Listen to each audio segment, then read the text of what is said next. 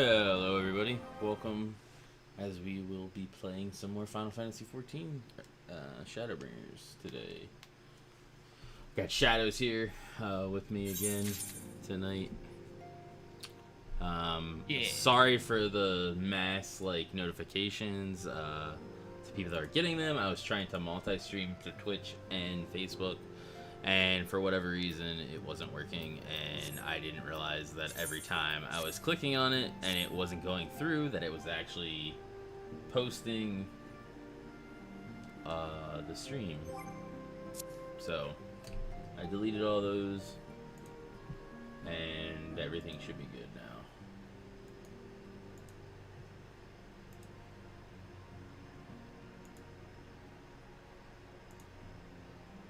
I guess I shouldn't try to fix things that aren't broken or try to do things that aren't broken. But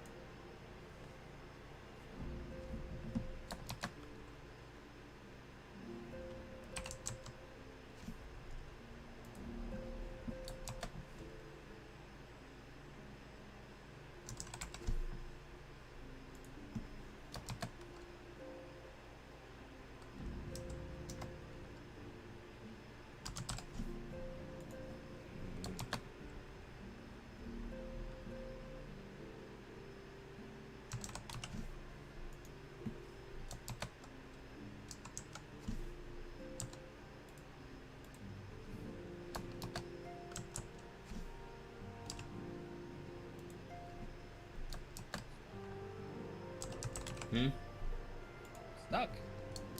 doing what? Tried to fly and it wouldn't let me fly. Oh, that's weird. Got stuck in Mordona. Take the easy way out. Like, nah, fuck you. Yeah.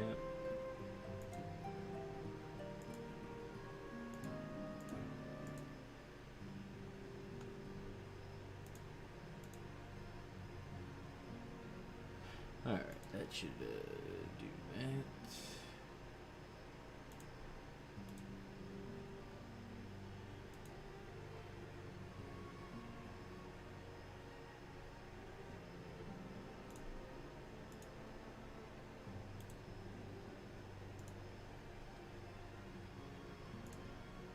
Alright.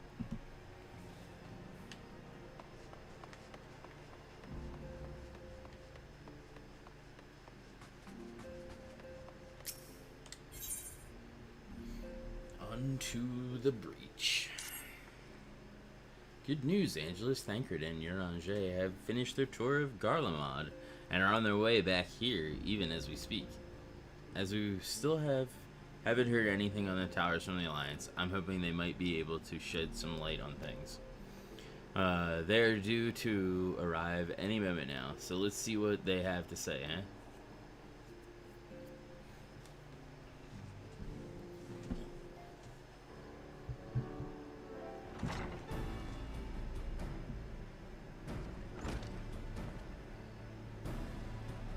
A welcoming party. You needn't have gone to the trouble.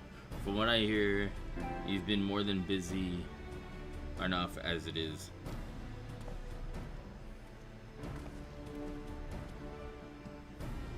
Honestly, you might have waited for me to return before discovering a cure for tempering.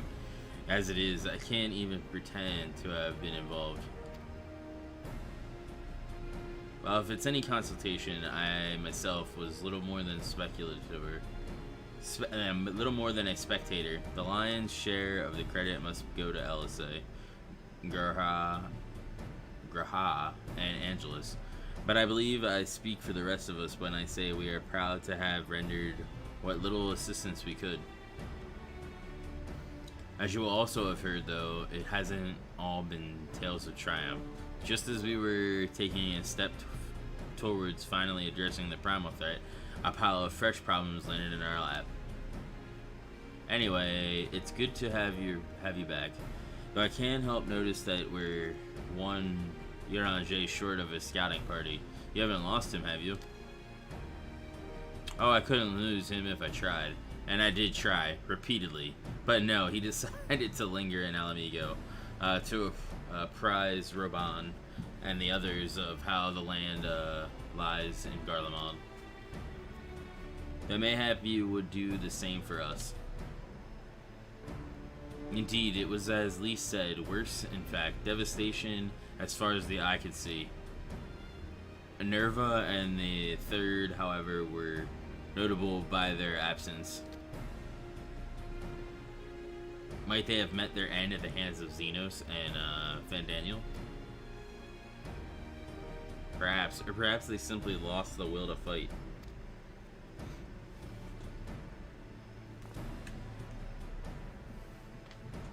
You see, the capital has plunged into a deathly silence, with one exception, the Imperial Palace. It was a busy place before the war, but it has grown busier still, with the throngs of soldiers and civilians working their day and night to rebuild, or rather transform it. Transform it into what? That is a difficult question to answer. The construction is vast and unsettling to behold, like someone from a nightmare. According to Uranger, certain aspects of its design were cleverly devised with the manipulation of Aether in mind. Magitech, in the other words. Yet as unnerving as said edifice was, it was nothing next to the sight of its builders. They swarmed the place like so many insects, working with nary a word exchanged between them. No one overseeing construction, no one barking orders. It was as if they were possessed or tempered. We wanted to investigate more closely, but given our suspicions, it seemed wiser not to take the risk. If Fandaniel could bind Bahamut to his will, might we have done the same to the people of Garlemald? Whatever the truth may be, this information is certain to prove valuable. You have our thanks. Well, be sure to save some for Uranger. Which reminds me, I have a message for from Alamigo. Raban is hosting a meeting to discuss the latest findings on the towers, and he requests our presence. Then why not leave that to us? You must be weary from your mission. No, I'm fine. Those towers have been on my mind since I first spotted one on the way back, and I'm keen to get to the bottom of this. In that case, I shall stay and begin looking into Aether matter as I promised. Kryl, we need not all attend. Very well, I suggest the rest of us make our way to Alamigo forthwith. The sooner we leave, the more time we have to speak with Uranger before the meeting.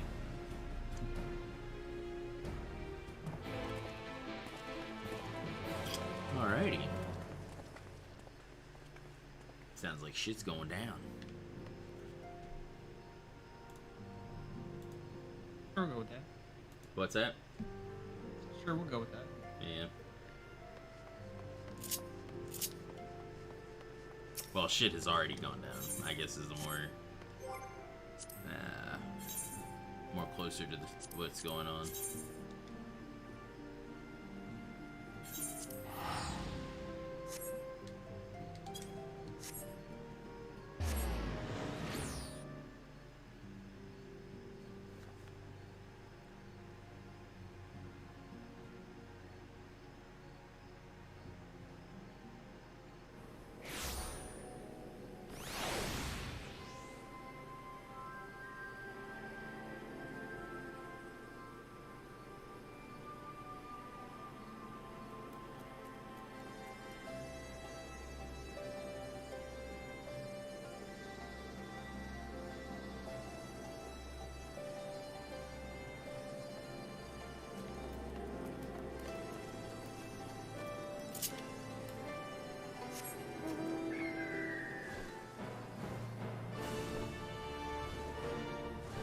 Why does it say that? Every time when I change jobs, it says land cannot be restored as the exact land. No idea. Looks fucking like all that work so I can make money and And what? look cool. Hmm. My friends, much and more have I heard of your travels in our absence. Uh, heartened am heartened am I to see you all hale and whole. As are we to see you safely return from your mission, Yorange. I trust Thancred made you feel welcome. Well, well, if it isn't Alphino and his merry band.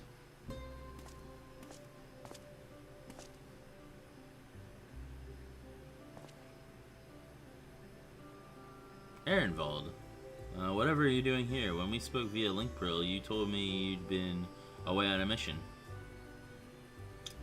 And who's to say this isn't part of it? But enough about that. It's good to see you looking so similar. I thought you'd have grown a bit taller after a whole year in another world, but apparently not. Wrecked. Huh? I said wrecked.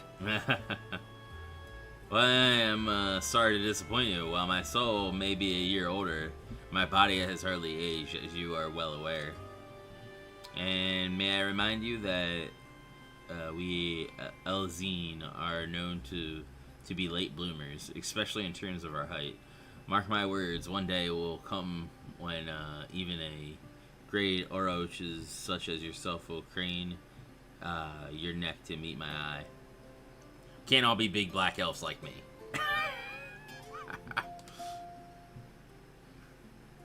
I'm giant. I think I'm taller than Yorange. I am taller than Yorange. Hey, it was not until my 20th summer that I myself outgrew my boyish proportions, though Moyenbreda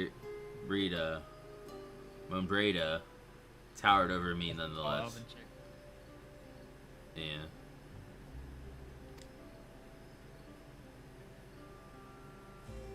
Ehrenwald brings out the best in Alphino, doesn't he? They both seem so at ease in others' company. It's almost endearing. That's the chick that Moonbreda is the chick that died, right?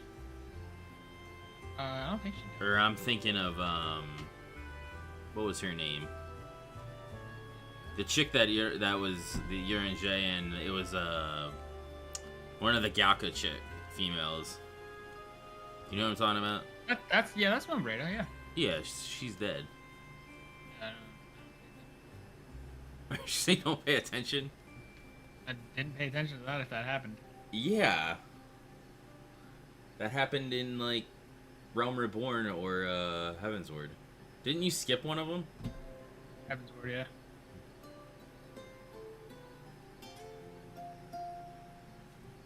Yeah, why? Yeah, she gets killed killing one of the Asians.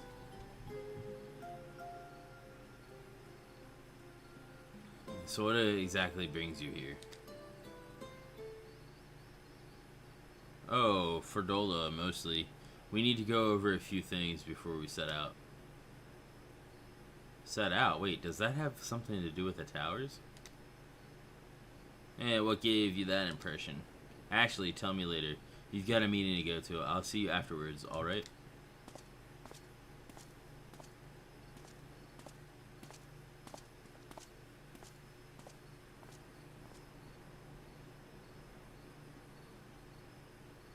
If Fordolia is going with him, that must mean...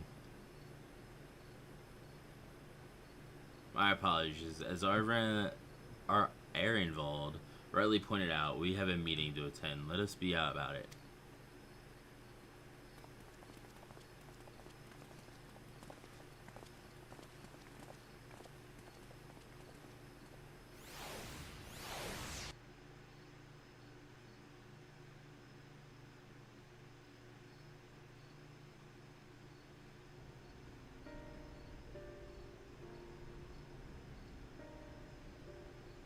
we begin, I would like to offer my gratitude to Masters Thancred and Urianger.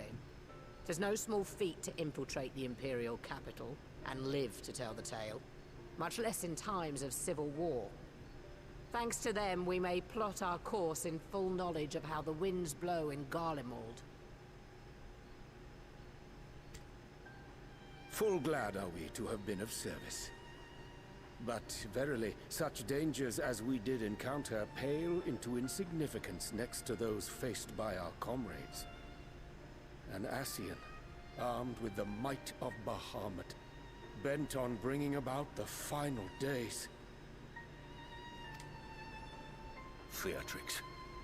He sought only to make a show of the power at the Telophoroid's disposal. But since then we have seen no sign of this Fandaniel or his worm. And while we've done what we can to bolster our defenses, there's no telling where he might strike next. You like hard on to try to finish the right Whenever now, or- and wherever it may be. What's that? We must use the Are intervening you hard on time to try to finish the learn MS2? more of our enemy. Yeah. Okay. And then, you know, after Twas that, with then this we can in do whatever. mind that we dispatched scouts to Fire gonna investigate be the on. Wait, towers. Hmm. He's got a doctor appointment tomorrow. Okay. At like 3 at A latest. checkup or whatever. Yeah. Yep. 6 Our weeks. advance party Okay. took longer than expected to return. And when they did, they tried to kill us. Luckily, I'd seen that sort of thing Didn't before, massage and you, we right? were able to restrain them before they did any harm. Then it was just a matter of letting the Porksies do their work. Are you saying they were tempered?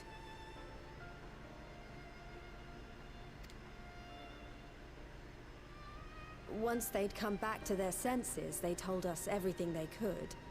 It seems that just as they were getting close to the tower, they heard an ear-splitting roar. And that was the last thing they remembered. But what worries me most is what they were saying right before they attacked. Glory be God to Garlemald. damn it.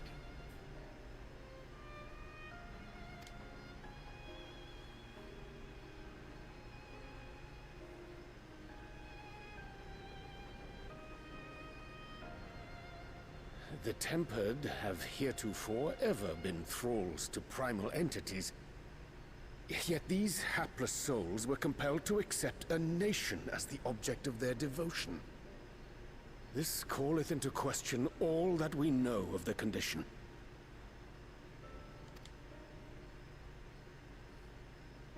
Would that the unsettling news ended there. Alas, there is more. Following the earlier reports of missing Amalja, we have learnt that other beast tribes have suffered similar losses. And we now have reason to believe that the abductions are connected to the appearance of the towers.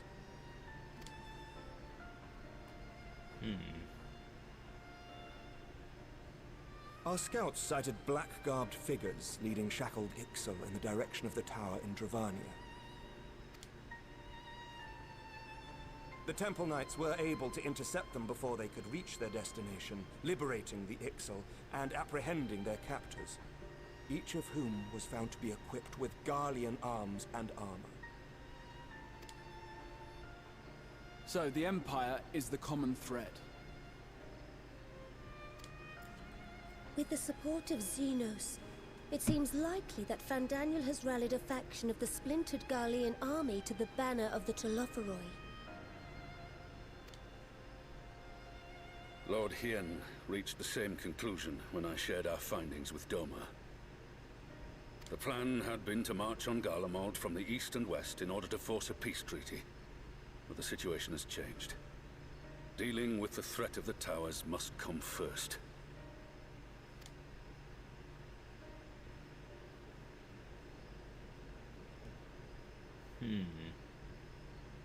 Given the nature of the enemy and the proven risk of tempering, I could think of few suitable candidates to aid in this task.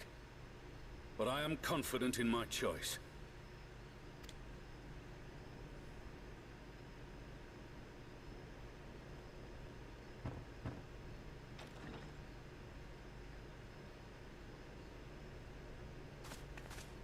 What?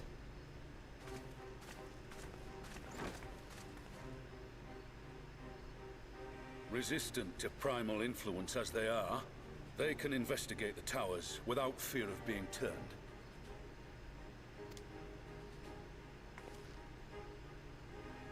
We are glad to put our gifts to use, Commander.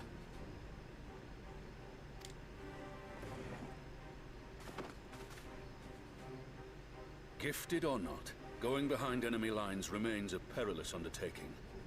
But we must know more if we're to strike back at our foe. I'm counting on you. If it would give us the upper hand, I'd do it 100 times over. We won't let you down.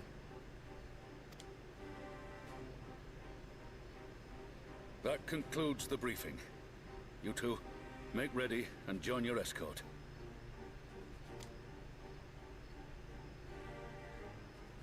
Are you certain about this, Arenvold?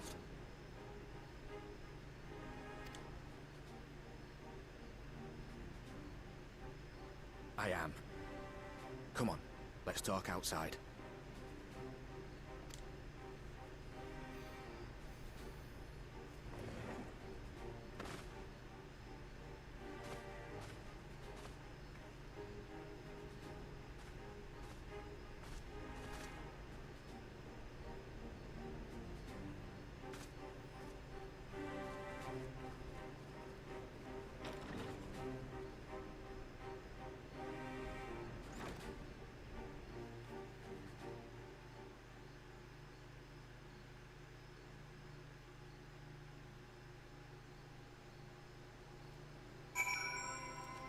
Interesting.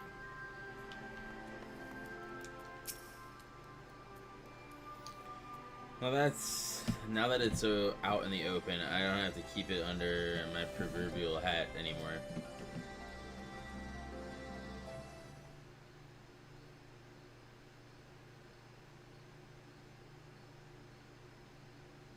So you know, I've already gone through all the formalities at the Rising Stones. Made sure to inform Jamoldvar and Vmar at Ralga's Reach as well.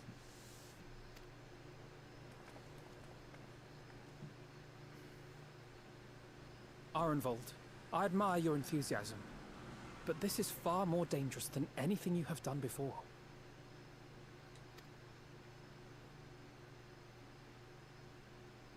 I know the risks. And I also know what's in store if we don't stop Fandaniel from carrying out his plan. With this power of mine, I can make a difference. If I stood idly by, I would regret it for the rest of my life.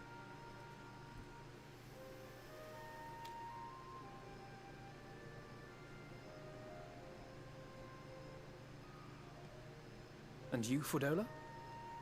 Is this what you want? What are you asking me for? It's not like I have any say in the matter. Don't pretend. We both know Commander Eldin gave you a chance to refuse. And you didn't.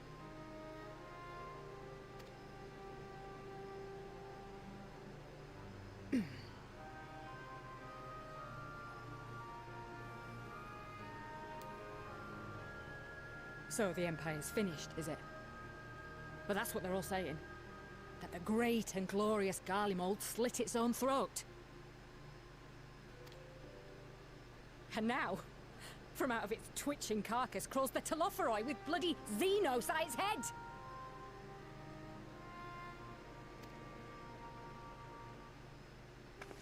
I fought for Garlemald.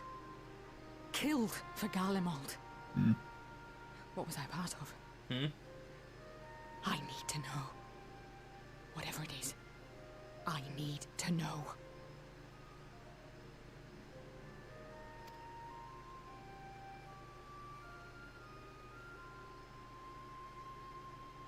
Very well. If your hearts are set on this, I shall not stand in your way.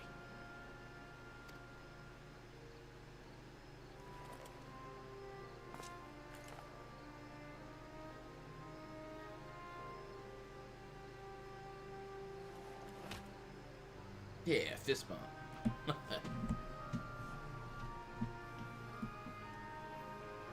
If you've finished with your touching display of camaraderie, I have a question. Which tower are you planning to investigate, exactly? Well, the one in Girabani is said to be tightly guarded. It's patrol after patrol out there, apparently. We'd be spotted before we got anywhere near it. Which is why we've set our sights on the one in Pagalthan instead. There shouldn't be anything like as many Imperials to worry about down there. Even so, I doubt the local Amalja will look kindly on it if they catch you sneaking around in their territory. Fordola and I had a chance to learn the lie of the land in our previous forays there. We might still find trouble, but at least we won't lose our way.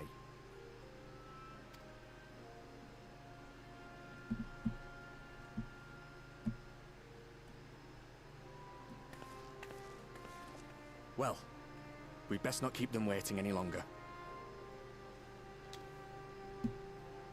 Mayhap when all of this is over, we could take another trip to Loxeld. I would have you know I've become a rather capable swimmer since our last visit. Ha! I'll believe that when I see it. Though, to be fair, getting into deep water does seem to be a scion's lot in life. Take care, eh? Fuck.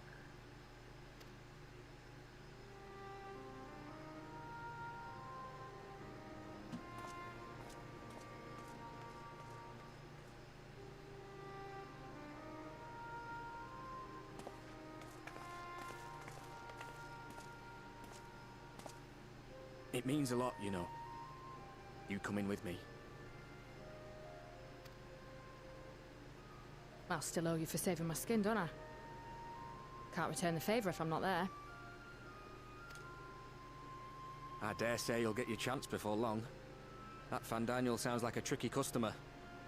Too much for the likes of me, anyway.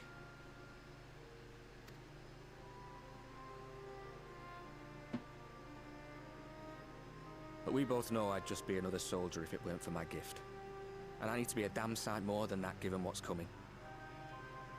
I realise I can't hold a candle to a hero like the Warrior of Light, or Alphino for that matter.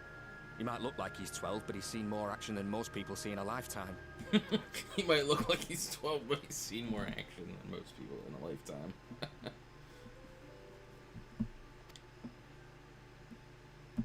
No. The fact is, I'm nothing like them, and maybe I never will be. But I'll be damned if I don't try.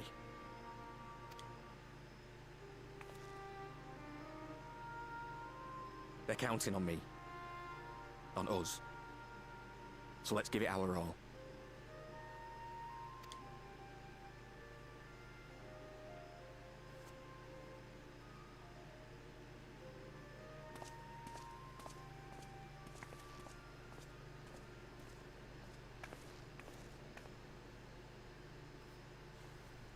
He does not want for conviction, that much is certain. So let us have faith in him. Him and Fordola both. While they see to the towers, I would attend to another task. Chasing down this lunar Bahamut.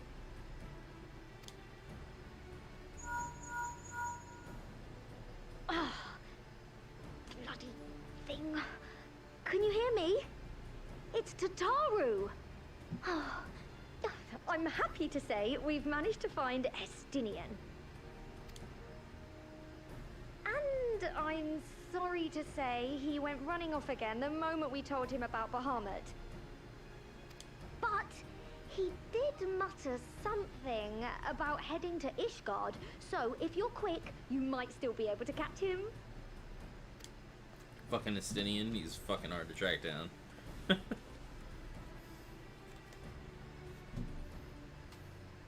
Even if we set out this instant, he may already have left by the time we arrive. Have her send the Bonanza to Ishgard. It may prove useful should we need to give chase.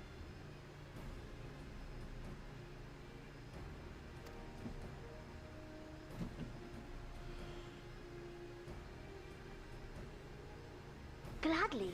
I'll see to it as soon as Kryl and I get back to the Rising Stones. Good luck. While you go off on your dragoon hunt, Urianger and I will return to headquarters. We have much to tell the others. I wish you every success in your search for our elusive friend. May we all meet again ere long.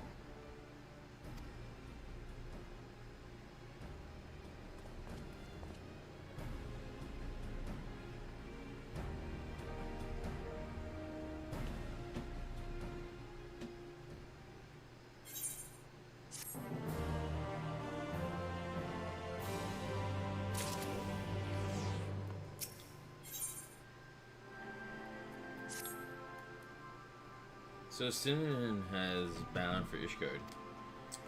Whatever it is that brings him home, we must hope it will keep him there long enough for us to find him. Come, there is no time to lose.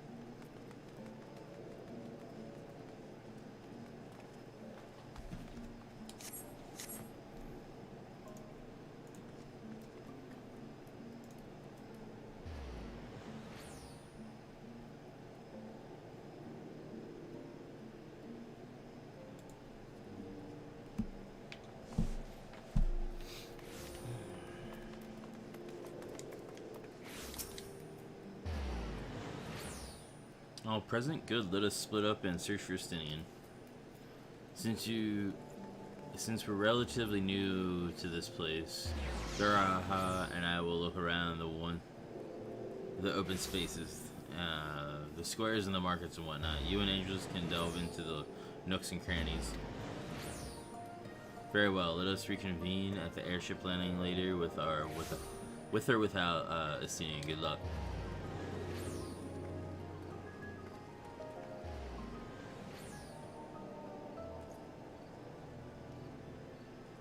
I think I should begin at the Sky Street Manufactory to perhaps you could try the congregation. Lucia may well have heard news of our friend's return.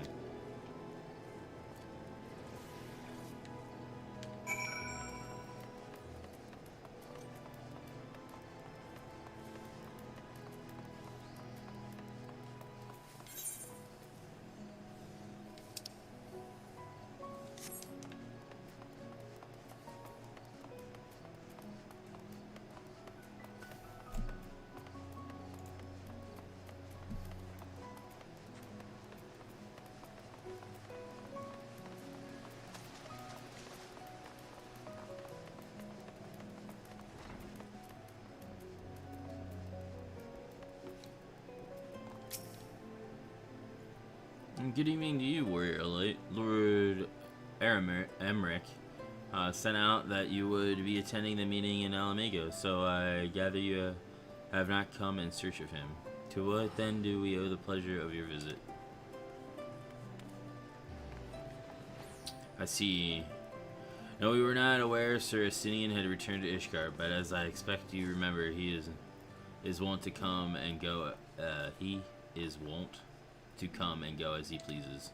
Mayhaps he came seeking an audience with Lord Emmerich, only to find him absent.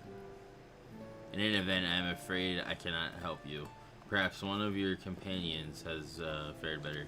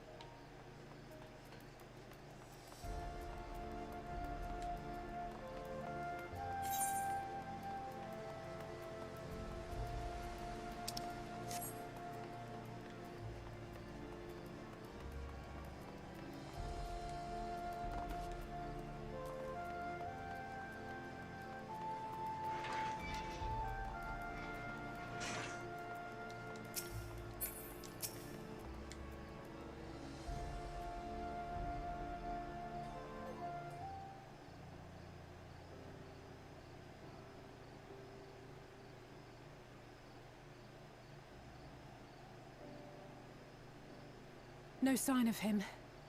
Not that I've ever met him before, but the way Alphino goes on about him, I'm fairly sure I could pick him out in a crowd. Speaking of which, it does seem awfully quiet. If the erstwhile Azure Dragoon had returned to Ishgard, would it not be a source of general excitement?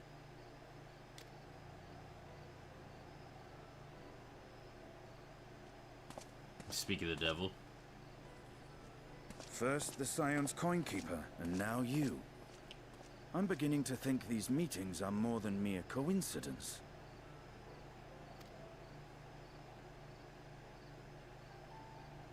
Not that I'm complaining. It's been too long.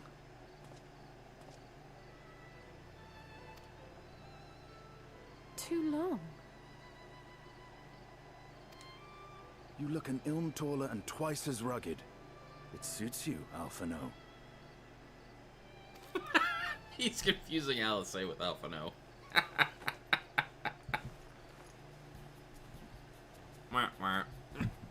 Quieter, though. Have you been giving him lessons on how to be the strong, silent type?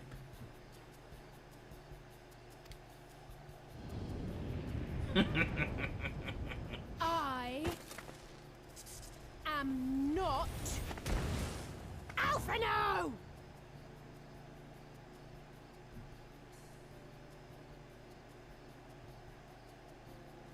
If the two of you are such firm friends, perhaps you should remember what he looks like. And what do you mean, rugged? Ugh! Had my brother mentioned what an oaf you are, I'd never have bothered looking for you in the first place.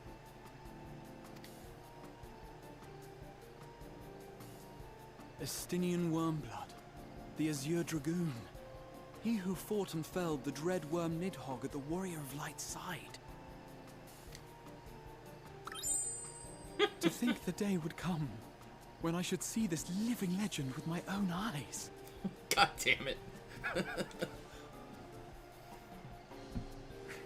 Would someone mind explaining what is going on? Is everything all right? I thought I heard Alize shouting.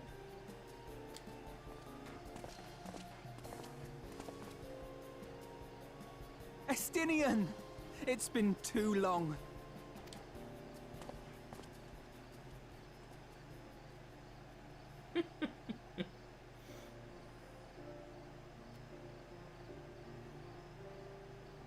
No, it's quite understandable. That was hardly the first time we've been confused for one another. Nor, I suspect, will it be the last. Well, I, for one, will not be making that mistake again. What I will say, for the second time today, is that you've grown. Inside and out. I can tell. One can't remain a spoiled little lordling forever, you know.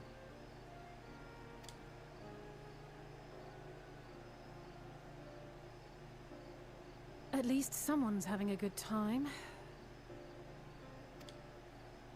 You know, when we were growing up, Alphino would never befriend other boys because he couldn't stand the thought of not being in charge. But maybe that's changed. He seems just as happy around Estinian as he does Arenvald.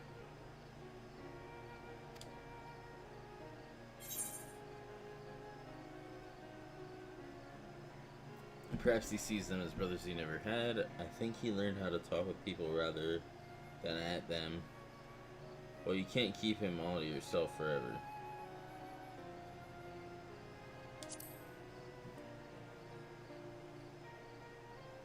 Huh. Good luck to them. It hasn't been easy being his sister, I can tell you that.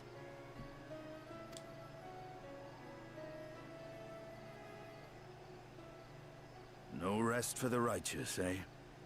Speaking of which, I was just on my way to borrow an airship to take me to Azisla. Azisla? How could I forget? The dragon with whom Bahamut shared the deepest of bonds.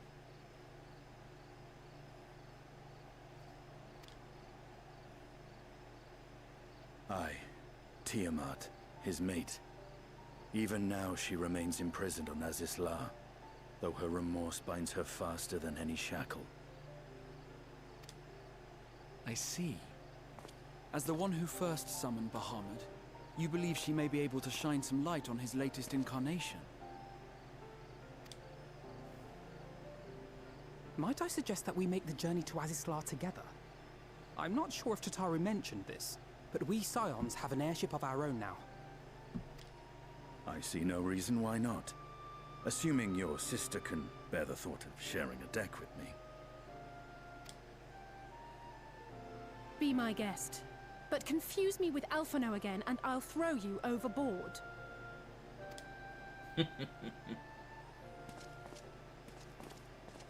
Ugh!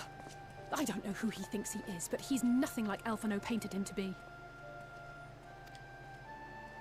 I will admit, he is not exactly as I imagined him either. Based on what I had read of the man, I think I was expecting someone a little less blunt?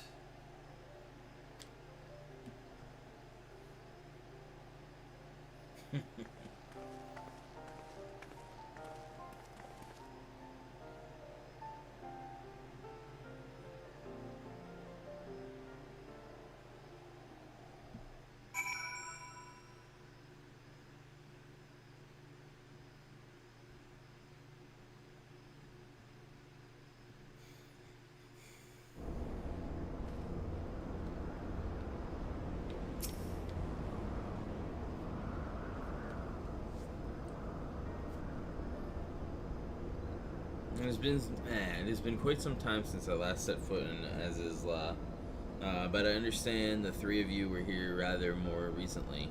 I don't suppose you chanced to meet with Tiamat during your visit? Last, not. We have no cause to set foot here in the Delta Quadrant, but I have studied the relevant records, which is not to say I wouldn't appreciate a first-hand account of your dealings with her. Well then, Angelus is the person to ask. As far as I know, he's the only one of us to have met Tiamat face to face.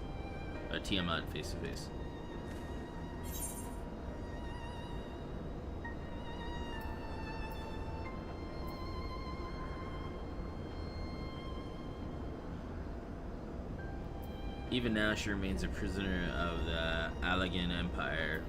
Let's just say it helped that Guardstormer was here to introduce me.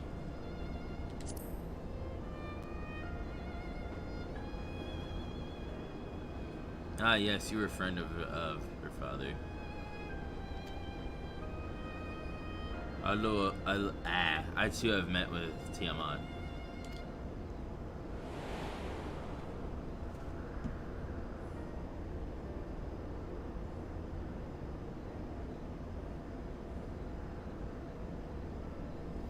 After the Dragonstone War came to a close, I came here to speak with her.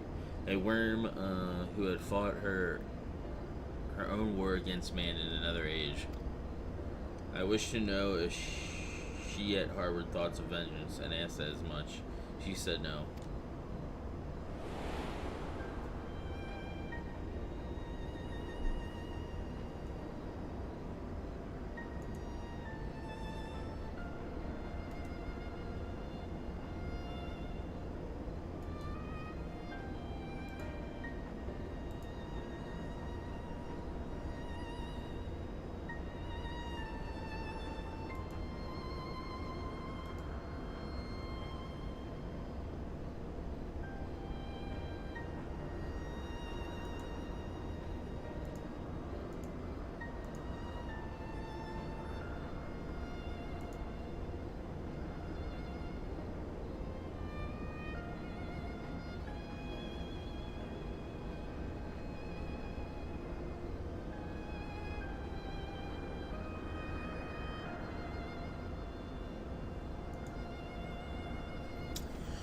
My hatred for your kind was extinguished long ago.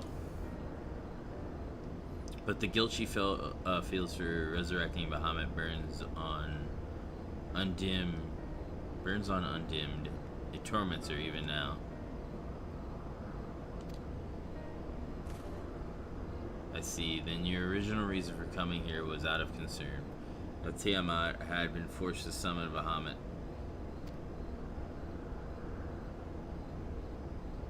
Nidhogg is part of me. I feel his emotions as my own, and I know that he would not allow his sister to be made a tool of evil.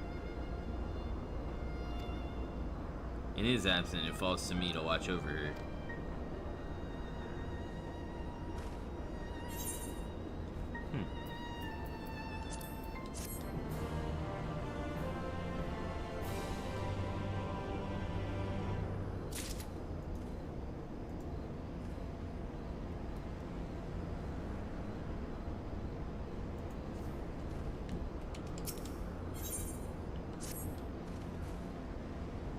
Tiamat awaits this way.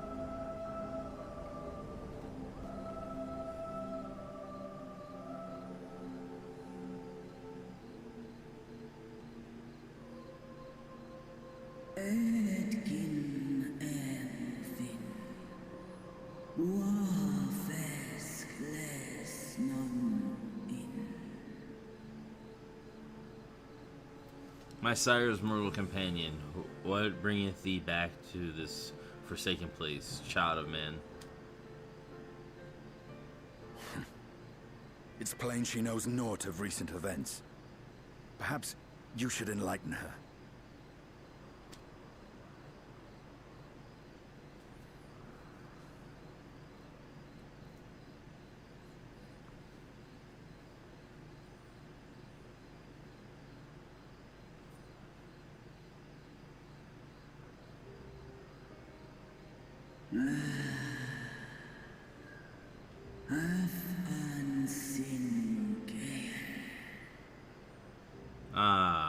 That my sin should be repeated.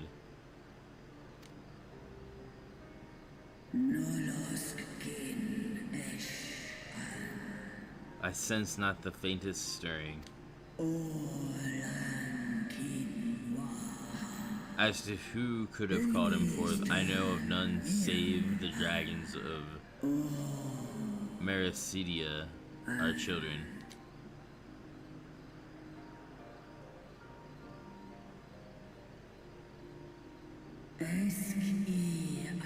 The Icon claimed their souls when first he manifested, and robbed of their will. They became tools of the Allagan's dark designs. Much like those held here in Asisla. If dragons who worship Bahamut are required to summon him, that must mean...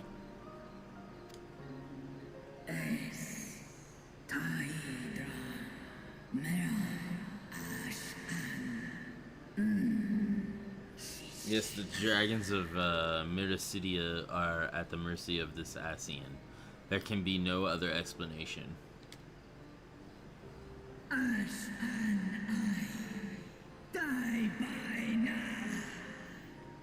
Accursed Asians, vile minions of darkness.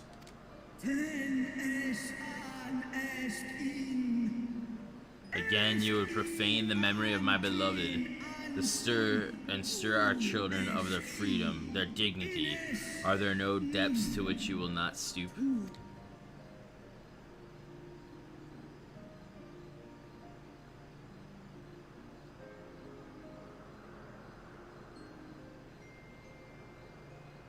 Your children's pain means nothing to them.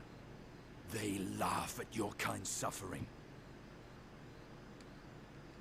But tears will not right this wrong, nor will lamentation see the perpetrators punished.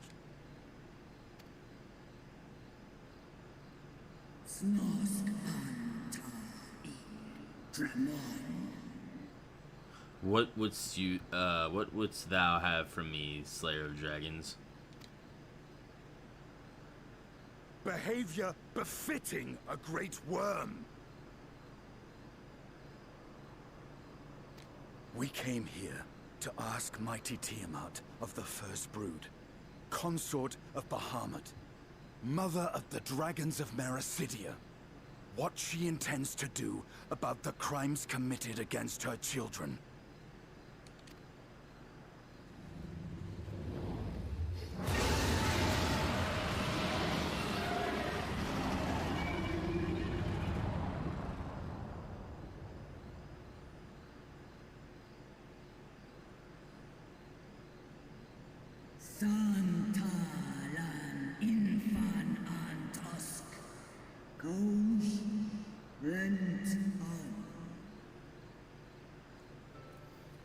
Were I free, I would answer thine insolence with fire, but words shall have to suffice. Recall, mortals, that it was I who did first summon my beloved, praying with all my being to bring him forth. You who contend with the icons cannot well be ignorant of the consequence. You too were exposed to his influence. That you are yet in possession of your own will is testament to the indomitable strength of your soul. But were you to meet with Bahamut again, you fear you might succumb.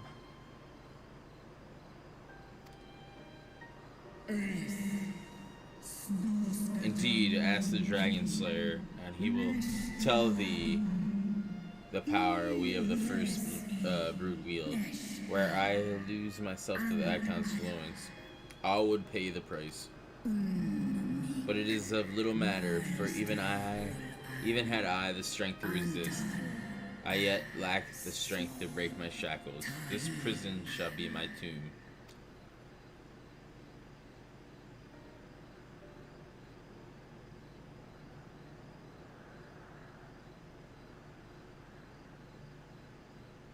On the matter of Bahamut's influence, at least, I believe we can be of some assistance. If you're afraid of being enthralled, don't be. We have a cure. And while we've never tried it on one such as you, its basic principles are universal.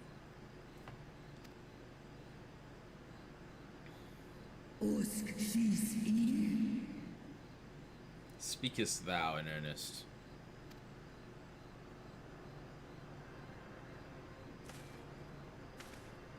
There is no future for those bound to the past. That you committed a terrible sin, I do not dispute. But if you feel remorse, you may yet make amends. We offer you that chance. Take it, or you will forever remain a prisoner. Not of these cruel shackles, but of your own guilt.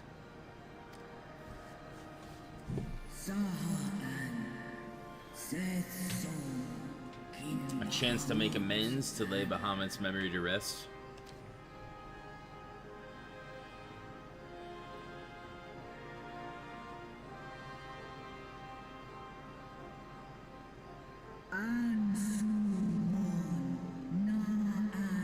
When our own star faced annihilation, Hydaelyn granted us sanctuary, and now your foes would bring about her destruction. This I cannot allow, for the debt I owe to Hydaelyn, and to all who have suffered for my sins. I shall fight with you, children of man.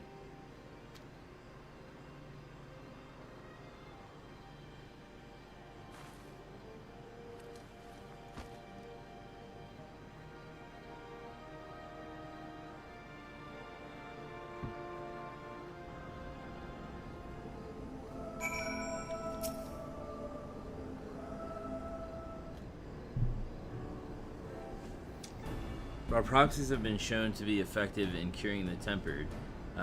Tiamat must be considered a special case. She is far, far larger and immeasurably more powerful than any subject treated thus far. Were we to remove her restraints only to find that the process has failed, we would be hard-pressed to contain her. That before going ahead, we should learn as much as we can about the exact nature of her condition. Do you suppose we can find that information here? Why, yes, we can. And we can indeed. The Allegheny kept detailed records on all of their notable captives, and I know exactly where to look. We shall leave that to you then. In the meantime, the rest of us can turn our thoughts to the removal of those shackles.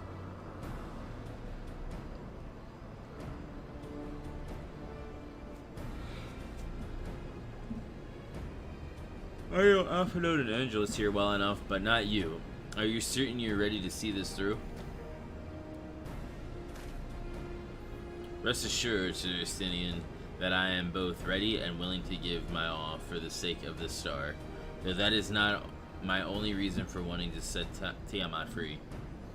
While I do not claim to know all of her sorrows, I too once found myself in a prison of despair, and I well understand how hard it can be to dare to dream of escape. It took the encouragement of a braver soul than I am to make me take the first step towards a brighter future, and now I would hope Tiamat do the same. I gather you are not as young as you look. Mayhaps when our work here is done, we could trade tales over a pot of Tataru's famous tea, and be indebted to her for the leaves and hot water. I think not. I see. Return swiftly to the task at hand, then. I believe the nodes governing Tiamat's restraints are located in the sector known as the flagship. Yes, we are familiar with it. The Aetherochemical Research Facility in particular. Oh, you may wish to take this, a spirit vessel containing a small amount of my blood.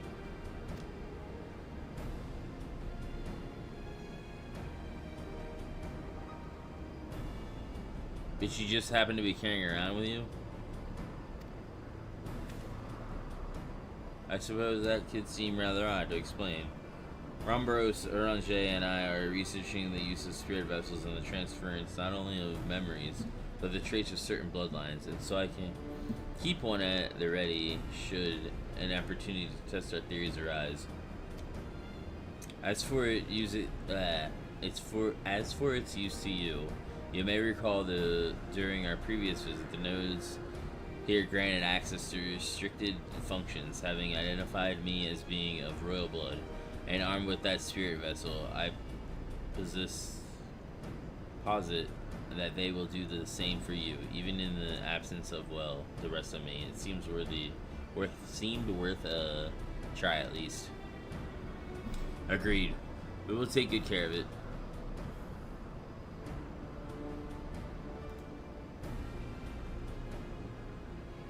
To the flagship then.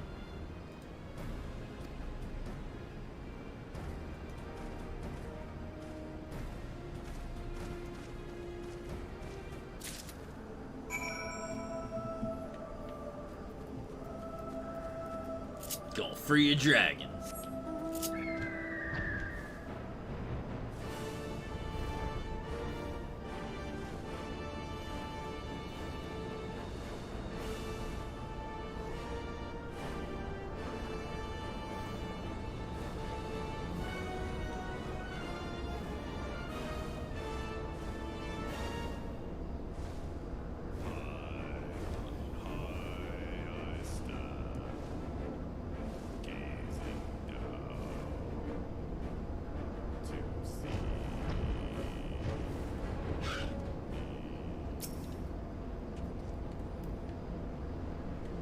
Let us split up and search the flagship for the nodes that control Tiamat's restraints.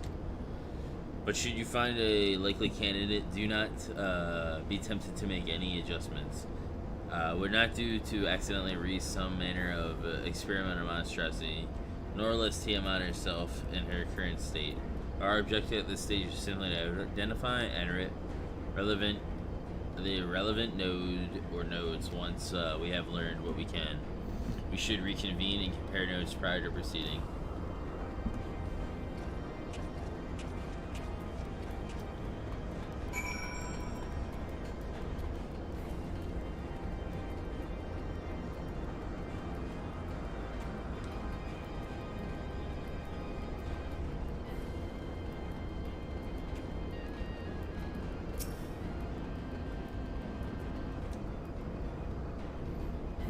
Friction between a metallic component directed. Temperature increased to critical levels. Please replace damaged part or retreat to safe distance.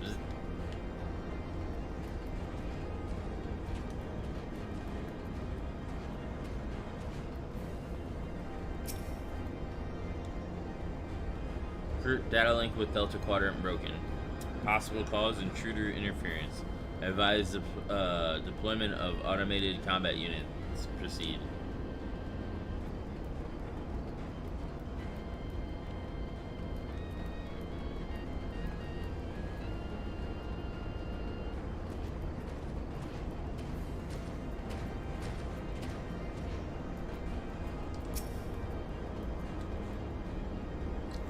Bloop. Warning. Scheduled dragon restraint maintenance due in negative 2,020 years. Failure to verify system integrity may result in unscheduled specimen release.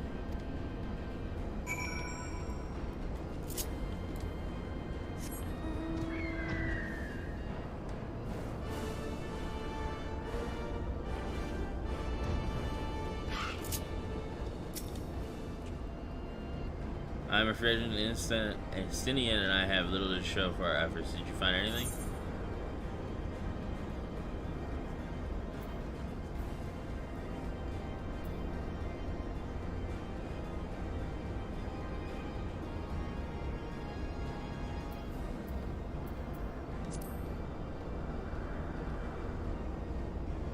I know this one, though I thought the stench more akin to a fire in a manure shed, but it seemed likelier to explode than grant our wish. Surely there must be another.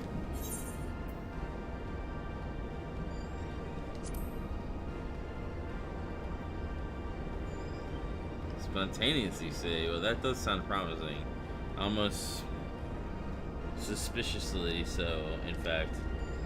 But then you are in possession of the spirit vessel. I dare say it is indeed the node of which Gara spoke. And it was chirping, you say. Very well, let us take a closer look.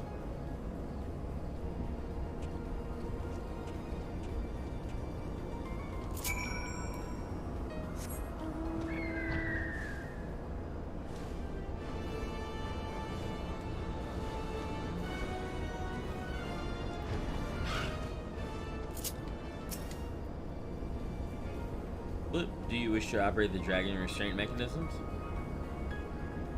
Blah. You do not have the required access privilege. Operation of the dragon restraint mechanism may only be undertaken by the chief technologist and member of the royal family. Or those with a vessel full of royal blood, perhaps?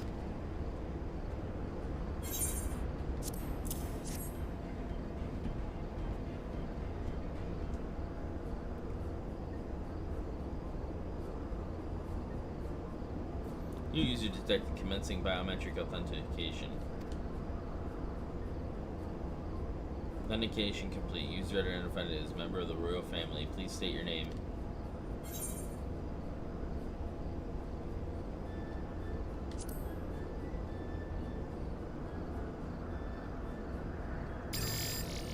Welcome, Angel Straven. You may operate the dragon restraint mechanisms when ready.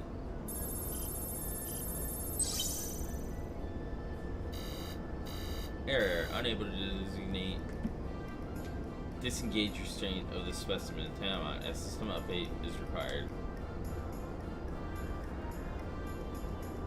System up? What do you suppose it is asking us of us?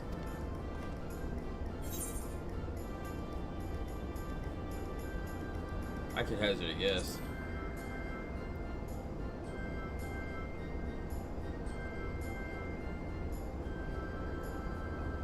That's more than I can say. Can't find a bloody thing. User agitation detected. Initiating guidance program. In order to operate the restraint mechanism, I require access to the central control system. However, I am unable to establish a link to said system due to the obsolescence of my own software. This issue can be resolved by applying a system update using the corresponding terminal located within the flagship. So can this thing release the restraints or not? It can, but only once it receives a requisite system update, as far as I can tell. Until which time it'll float there spewing nonsense. Utter dissatisfaction detected. Initiating application protocols loop. I'm here to help. Rest assured that I will be on hand to guide you through every step of the system update process. How gratifying, but I dare say we will far better with guidance than without it.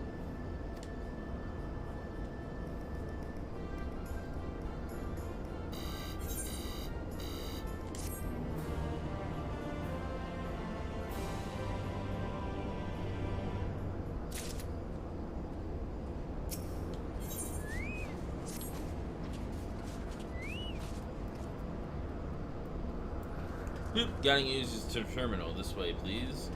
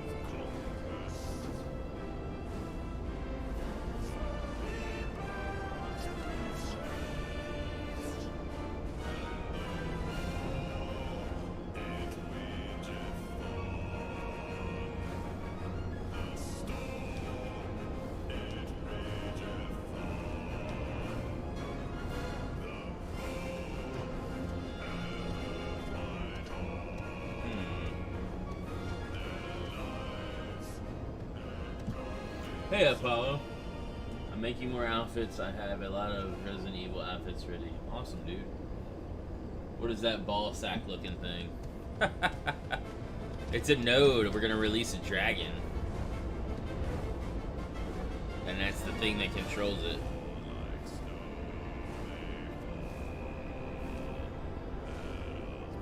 I'm just trying to figure out how the hell to get to where I need to go next.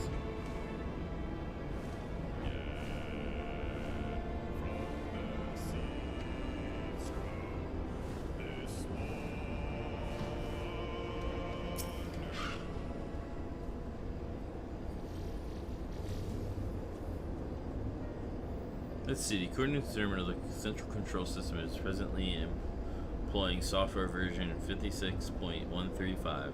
Dare I ask which version you are employing?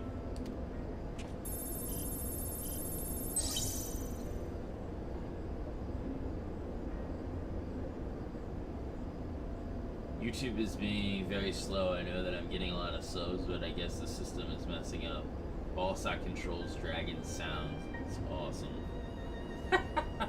It controls the nodes that are holding the shackles for the dragon. Well, I just lost the sub like before I started this, so I don't know. YouTube's being screwy. My software version 42.002, of course. Blip blip warning, error detected in the data management system. Estimated time required for update: 5 years, 1 day. The fuck? That is rather long than we were hoping. Aren't there any other options? For instance, using this terminal to operate Tiamat's restraints instead? The proposed method is indeed an option. Please be warned, however, that the procedure may have changed as a result of the system update, and my instructions may no longer be accurate. Well, I can't imagine it will have changed all that much. As long as we pay due attention to any discrepancies, I dare say we shall be able to muddle our way through.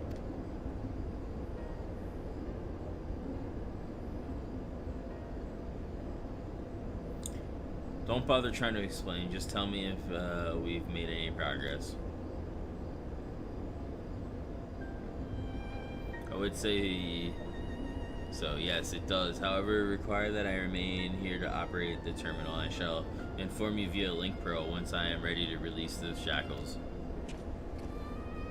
It might be best if you left the spirit vessel with me. I may yet have use for it. Rest assured, I will be certain to return it to Garatia once it is over. This is over.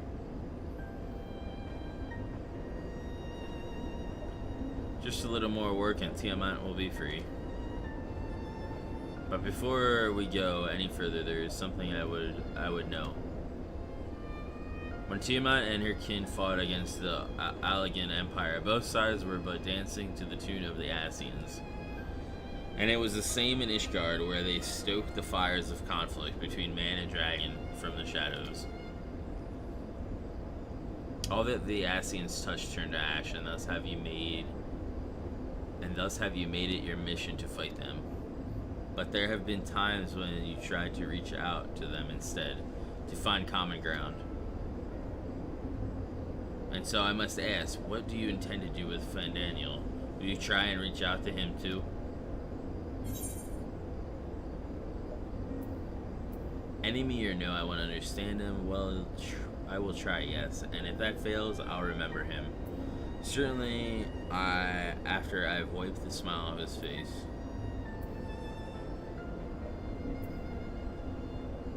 I will try, yes. And enemy or no, I want to understand him.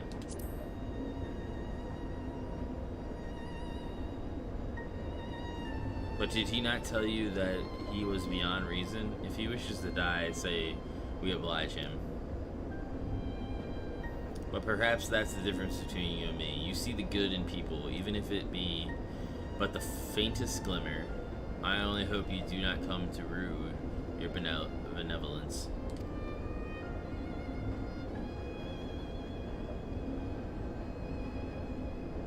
I know how to fix that ball sack, throw the blind cat lady on it. Do you think us unwise for viewing the world thus? Far from it. That has ever been your way, as I learned when we journeyed together with Iceheart. Yet the fact remains that there are some who view compassion as a weakness to be exploited, and there may come a time when you extend the hand of friendship only to wish that you had dealt the killing blow. So save your mercy for those who deserve it.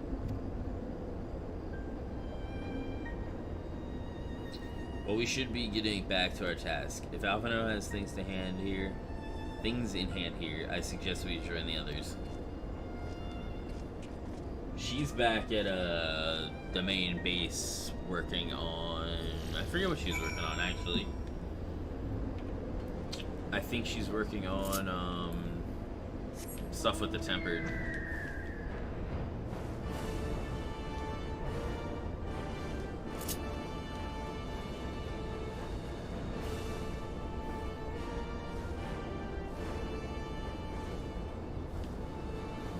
Crisis getting a remaster, that's lit.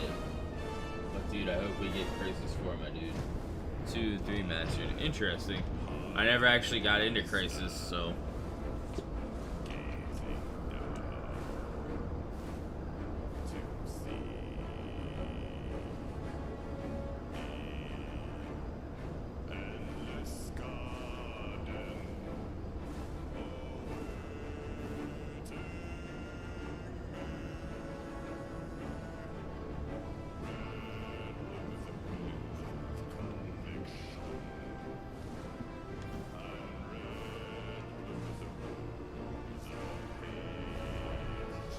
But here's the dragon lady that we're gonna free.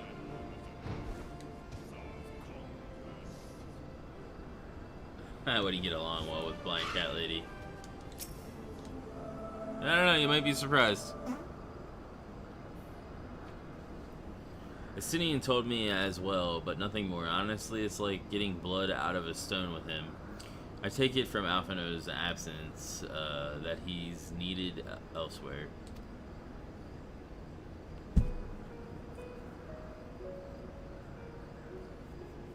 Well, this all sounds rather frustrating, but you got there in the end. While you were off talking to nodes, Garaha and I were learning as much as we could about Tiamat's condition.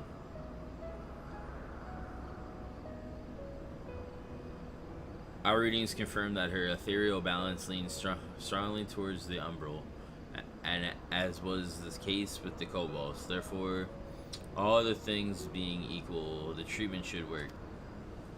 The difficulty lies in the sheer quantity of aether, with which we must contend. Multiple applications of the treatment will inevitably be required if we were able to reverse the effects of the tempering completely. Meaning, I'll need all the aether I can get. Thank you in advance. Although this endeavor will ask much of us, we do have one reason to be optimistic. Namely that Tiamat shows no signs of fanatical devotion, suggesting a milder case of tempering than that's suffered by the kobolds. Tiamat saw Bahamut as an equal rather than a god. Might that have made a difference? Now that you mention it, it is very well might. She would not have believed it necessary to defer to his will. But enough talk. It's time to put our theories to proof. Tell Alphino to disengage the restraints. Ethereal dampers.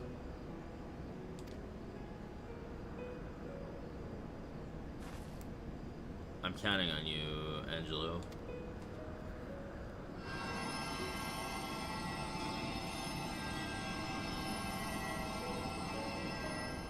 That cat dude looks like the underworld. Ah, such warmth. The frost that shroudeth my soul doth begun to thaw. But what are these visions of days long forgotten, of war with the men of Alag? Wherefore to such baleful memories return to me now? Could it be that the process of restoring her soul to its pre-tempered state is awakening ancient memories? Or might the opposite be true? If so, by helping her to recall the past, we may be able to speed up her recovery. Angelus, she trusts you. Speak to her. Ask her to tell you of times past.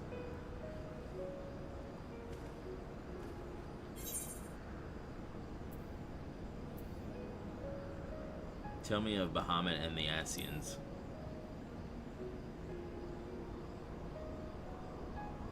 Ah, Bahamut, my beloved. Would that the peace we found in Mericidia could have lasted for eternity, but alas, it was not to be. The Ascians saw to that, and in all creation I know of none more wicked. It was at their behest that the men of Alag first call into Mericidia unto our home.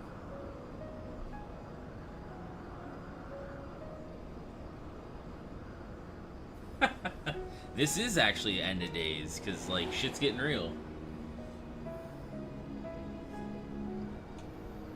The tale began with Bahamut and I left our father's side. We took wing in search of a place to make our eyrie. Beyond the Scion's ocean, we discovered a lush and fertile land. It would come to be known as Mericidia by the children of men, though many years were to pass before they crossed the seas. Upon our arrival, we were welcomed by peaceful people of the forest kin to the trees, surrounded by nature's bounty. Bahamut and I had found a place to raise our young.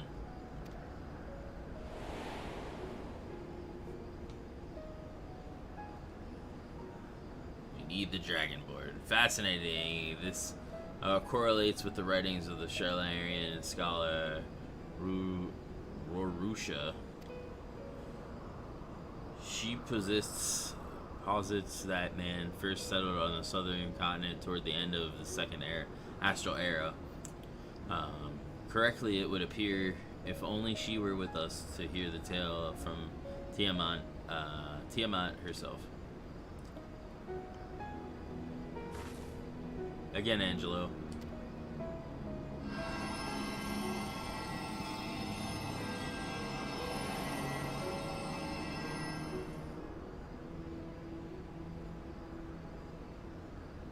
When first the children of man arrived on our shores, no foot did they set in those places over which we held dominion. Such was their fear of dragonkind, and as they kept their distance, so did we let them be. Yet as the days went by, ship after ship appeared upon the horizon, bearing ever more of their brethren, who divided the vast land amongst themselves. For a time they knew peace and prosperity, but as their numbers grew, the smaller their share came to seem, and soon they began to covet the territory of their fellows. Ere long, man fought man. Blood was answered with blood, and none could see an end to the strife, until one day they came to us. Spider Pig. Recognizing our wisdom, they entreated us to intercede in their conflicts. Bahamut agreed, and with him presiding over the affairs of man, the land knew peace once more.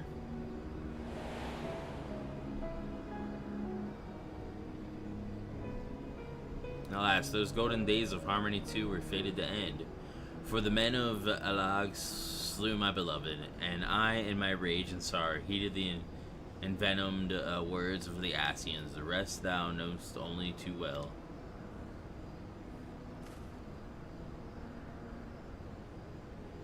But the tale doesn't have to end there.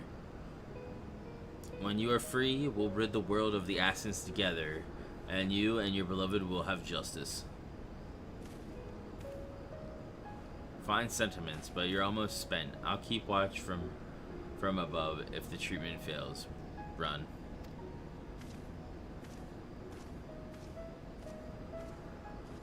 Thanks for the vote of confidence. I swear when this is over. Keep going, Alice. The magic is working.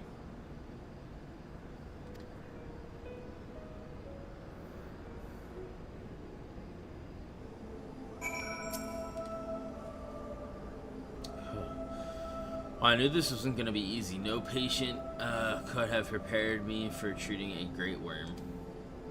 But we're close, I can feel it. And while I've only got a few more drops of aether left to give, with yours in Garaz, this will work. Then I believe I speak for both of us when I say that you may take us as much as you require. Careful, I might hold you to that. Alright, here I go.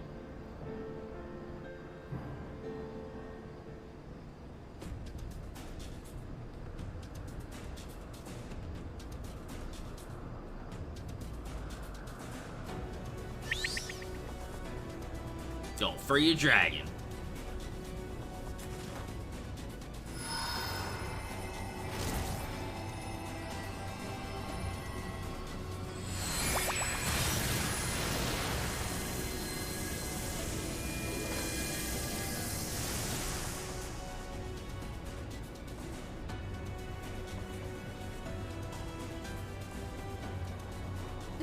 No. I'm almost there.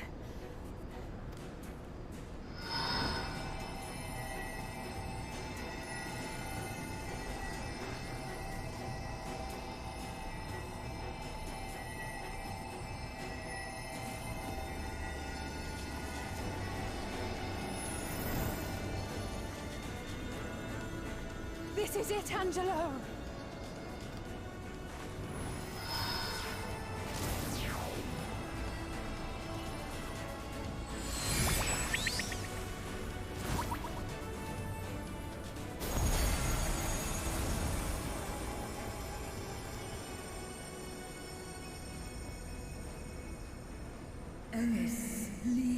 Yes, I feel the icon's grip growth weak.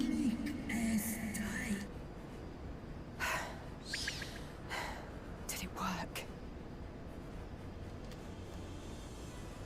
We won't know for certain until the shackles are removed.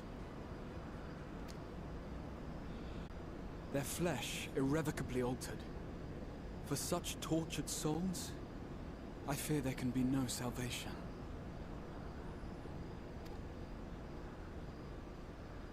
My children.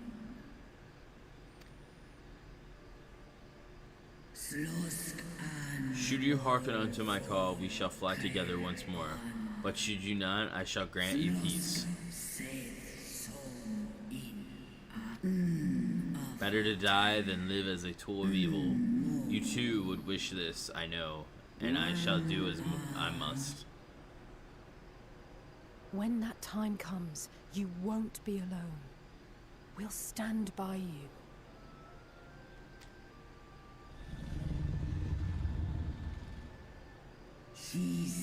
Thou hast my gratitude, little one.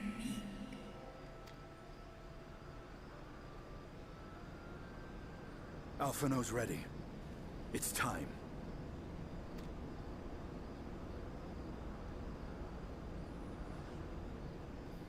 Gonna release a dragon. Do it. And let's hope the treatment worked as it should.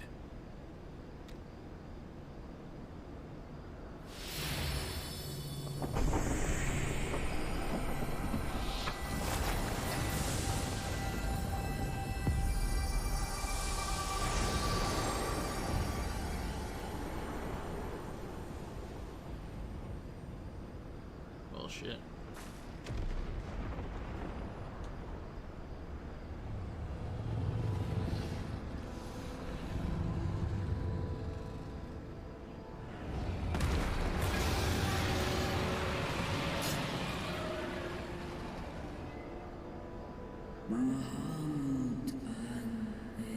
Bahamut, my beloved.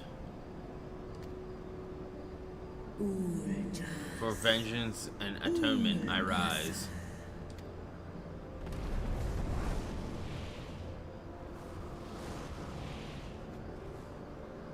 By the gods! Yeah.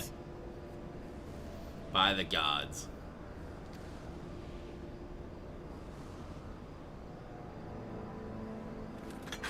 But he is a dragoon. Urianger, your timing could not be better.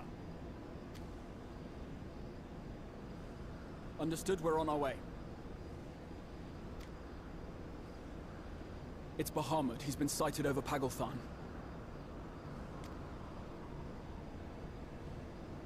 He flies for the largest Amalja settlement in the region, at the head of a vast host, including dragons.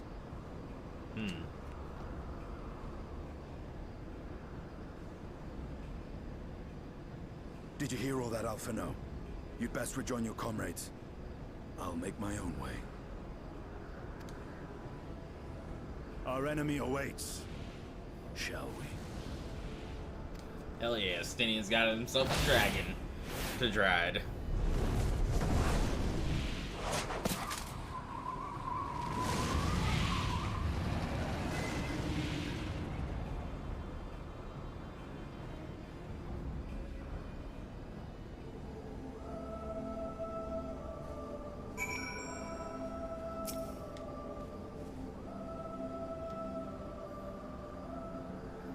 Well, I'm sure desperate to join Estinian and time out in battle. It would be wiser to gather the full strength of the science first. The foe we face demands no less.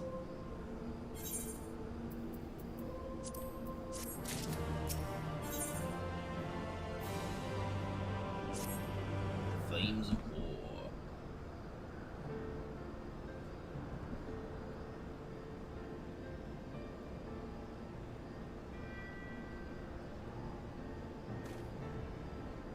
I have already sent word to the others. We are to rendezvous in Ul'dah at the Hall of Flames. Let us collect Alpha Node and be on our way.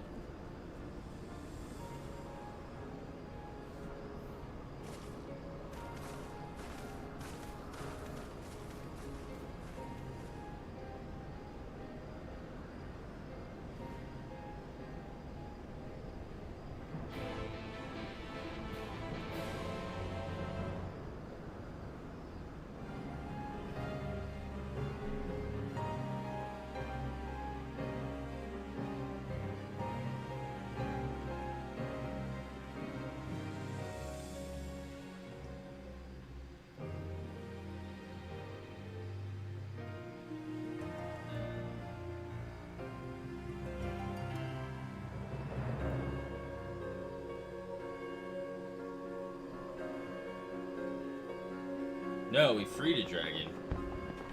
We didn't kill it, we freed it.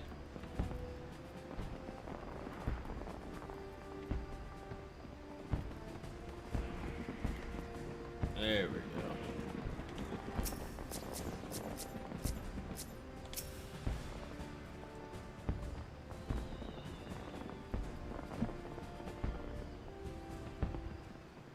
No, we freed her because she's gonna help fight Bahamut.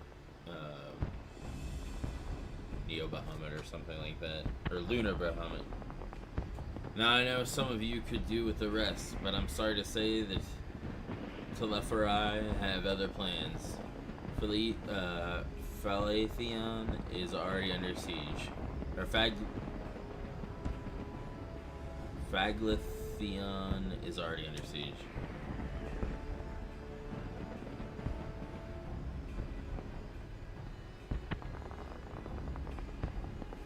Happily, the Immortal Flames arrived just in time to join the defensive effort, with Marshal Torpin at their head.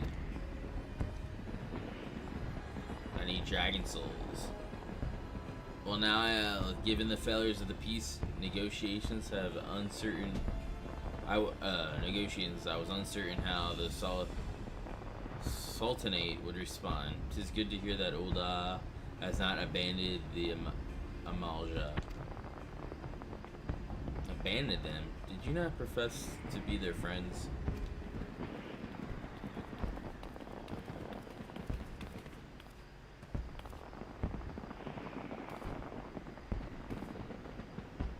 Your Grace. Marshal Tarupin had made provisions of such an exigency and was ready to depart at a moment's notice. All that was required was the agreement of the syndicate, each of whom voted in favor of intervention.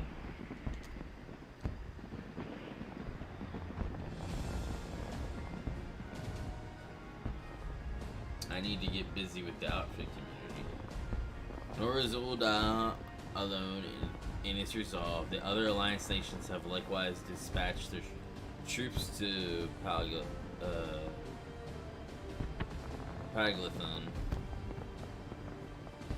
Yet even with our combined strength, we shall be sorely tested, for we face not only the might of an Imperial Legion, but Lunar Bahamut and his draconic horde besides. Tiamat's children. Fight as we may, victory is by no means assured, but not all of the omens are grim. Our force reports that despite the proximity to Lunar Bahamut, none of the Amaljas show any signs of tempering. Strange. What primal would turn down a chance to claim new thralls?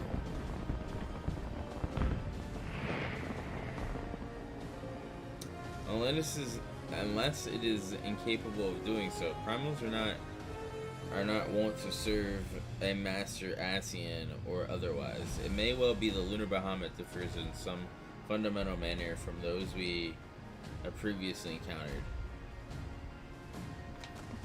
If that were true, anyone could fight him, and Angelus and others like him wouldn't have to shoulder the burden alone. Be that as it may, Lunar Bahamut remains an incalculably powerful foe whom our soldiers will struggle to best through mere force of arms. With the aid of the science, however, I believe they will fare rather better, assuming that is you are ready to take the field. An airship awaits to bear you to the front. Pray let forth as soon as you are able.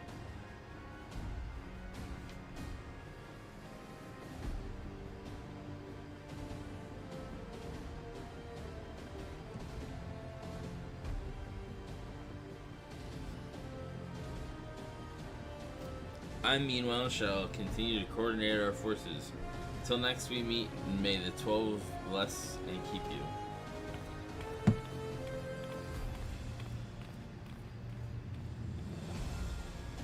It's kind of her to speak with us personally. You may be certain she has no shortage of other responsibilities. Well, I for one am inclined to do as her grace requests. Lest we forget, Arenvald and Fordola are in the Paglavins on reconnaissance. The sooner we save the day, the better their chances. Indeed, to the airship then.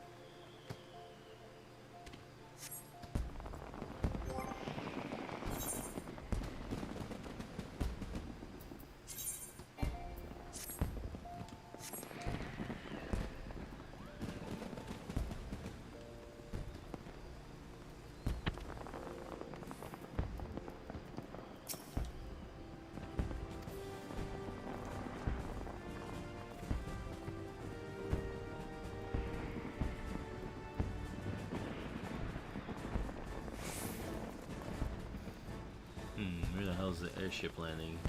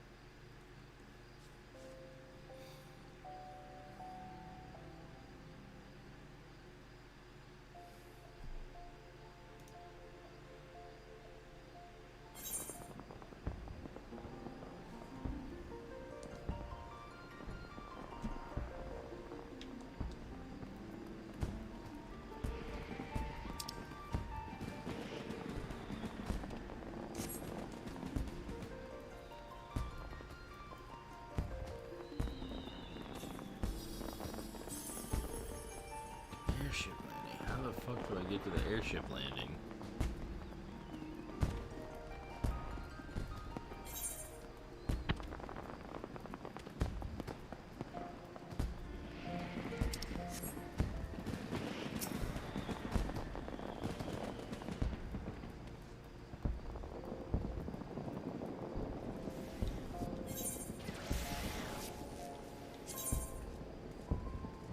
Oh, there we go.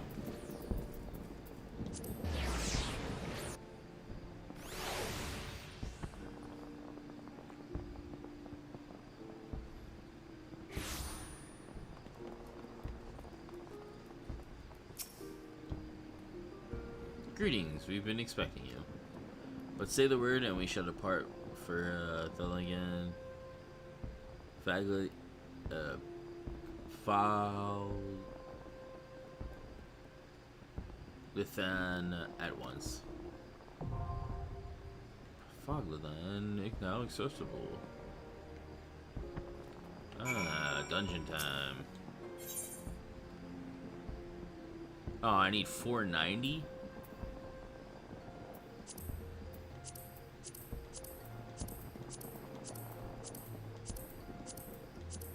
Well, shit.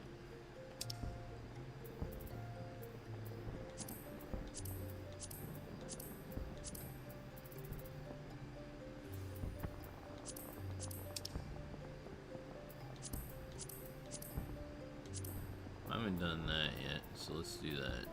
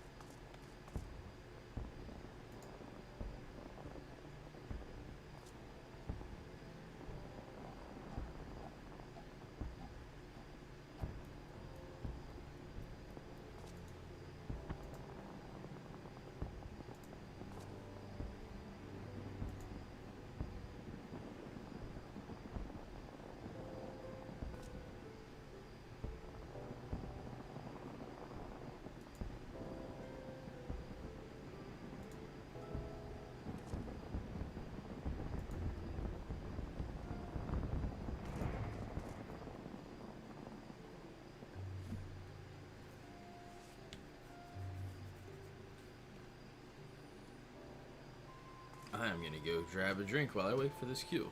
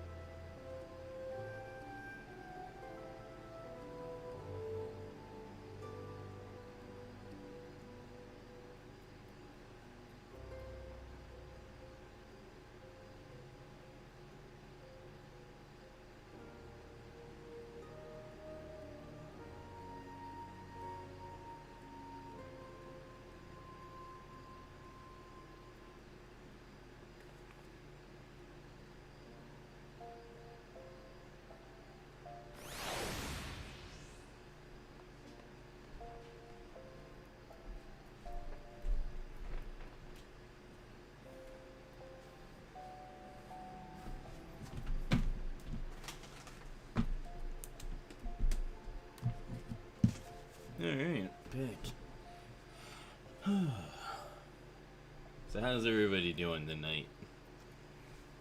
Hope everybody's doing well. Looks like we're getting close to the end here.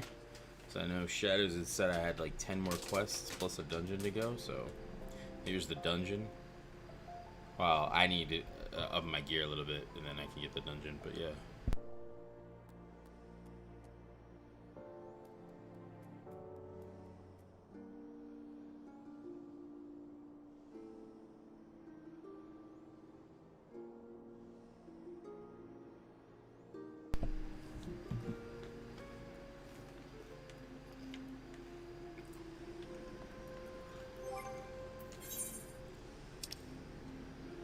Actually, I might have enough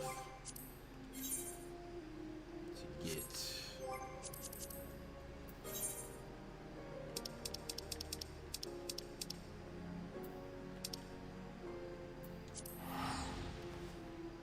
let's check heal more.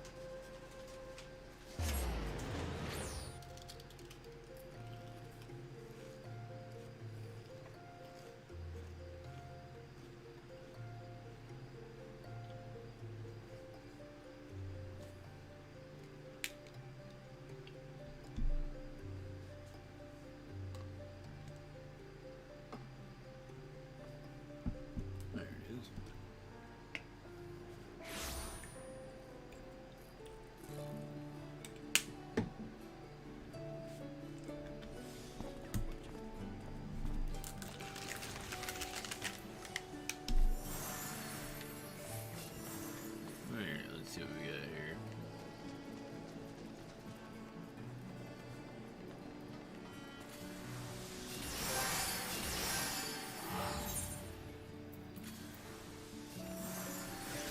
That's 510 shit. Gloves and head are the only thing that I didn't have is from that set.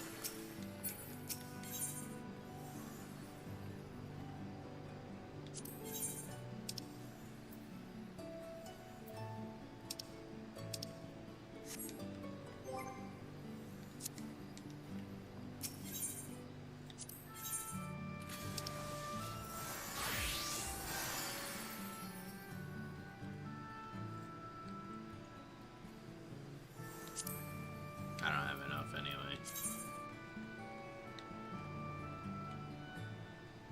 It's super weird.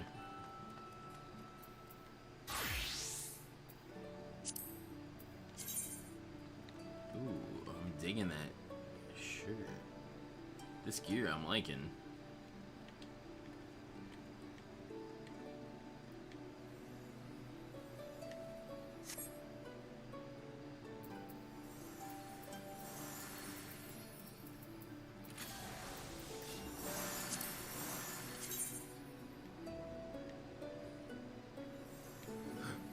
I'm digging that stuff.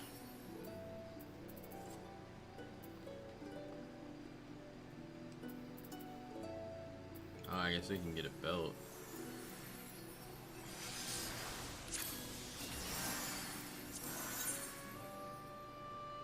Oh, my belt's better. Never mind. Dude, why are pants 800?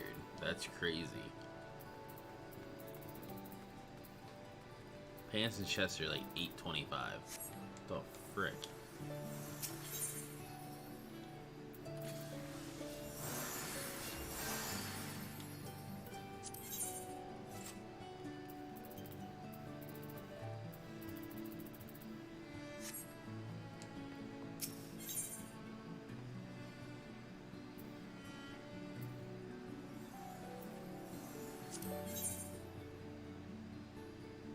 $520 stuff. Ooh, do I have enough? I do have enough for a piece of this.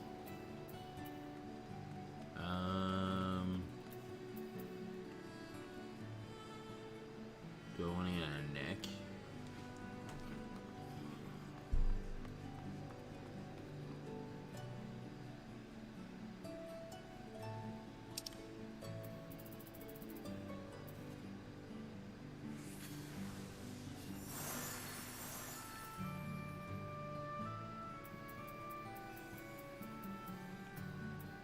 I could get a belt too, or a belt.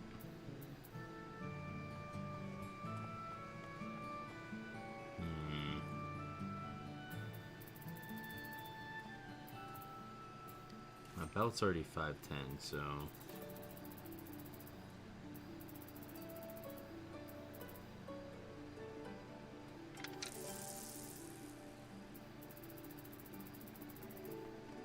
my belt is the only option, or an accessory.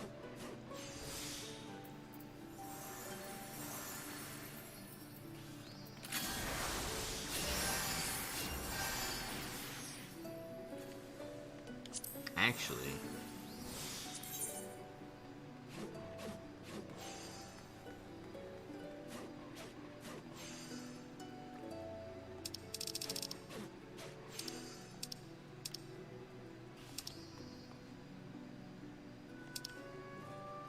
I could get this ring and replace the lower ring that I have. That should help.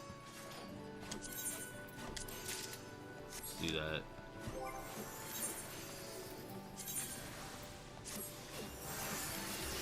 That should do it. I needed 490 something. So let's duty finder. Draw, clear selection.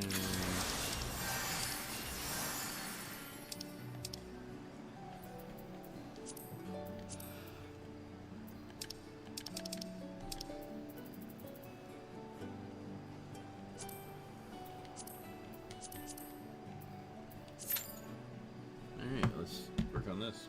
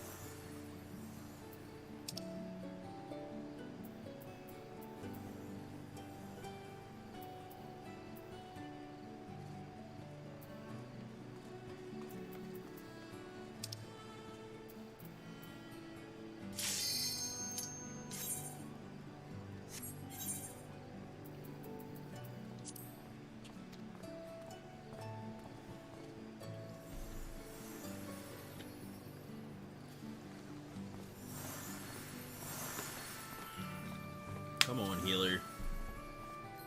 Why even Q if you're not going to accept the commence? There we go.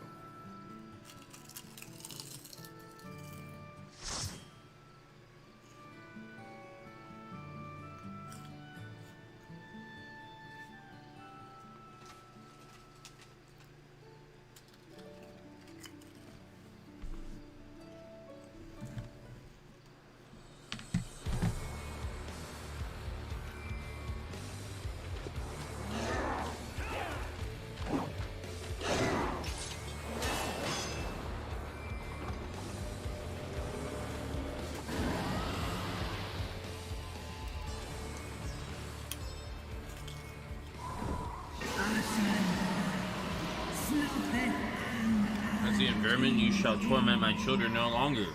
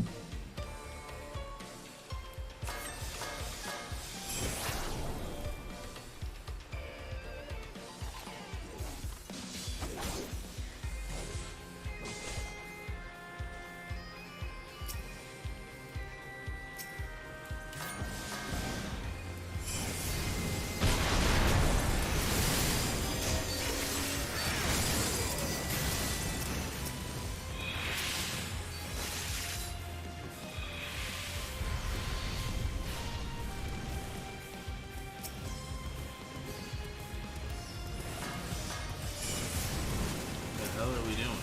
Going at all? The whole dungeon or what?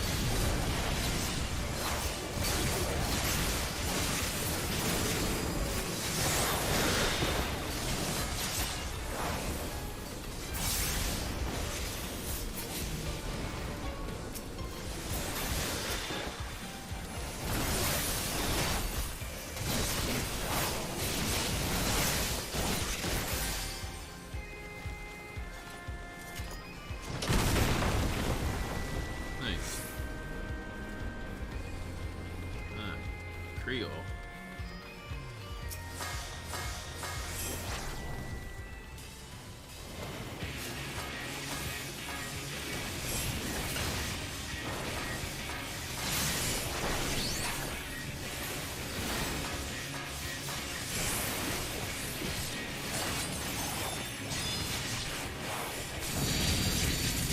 Oh shit.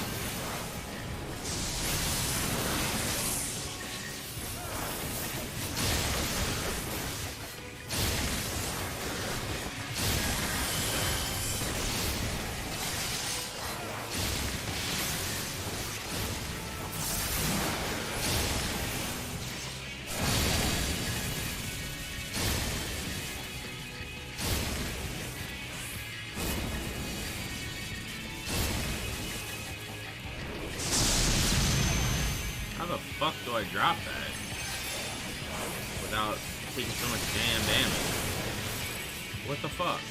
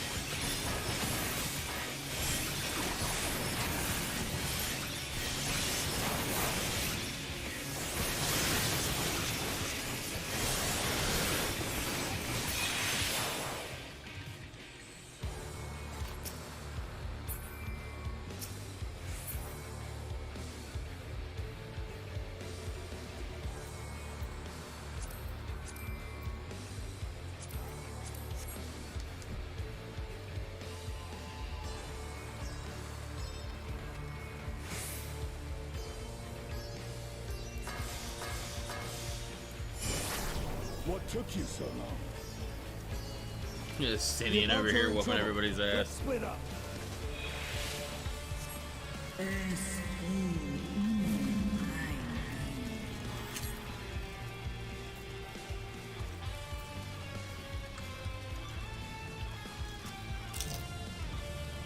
Wrong way, guys.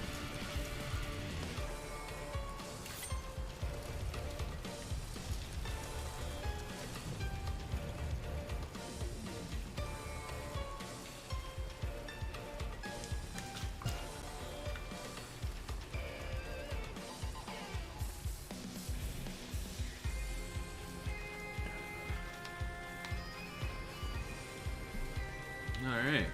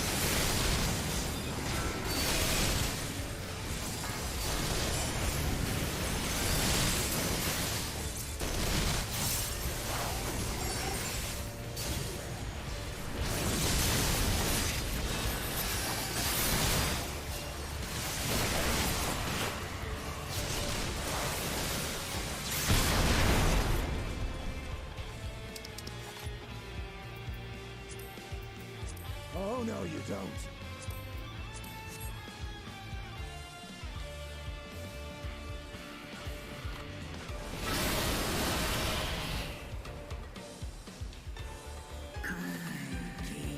Oh, yeah.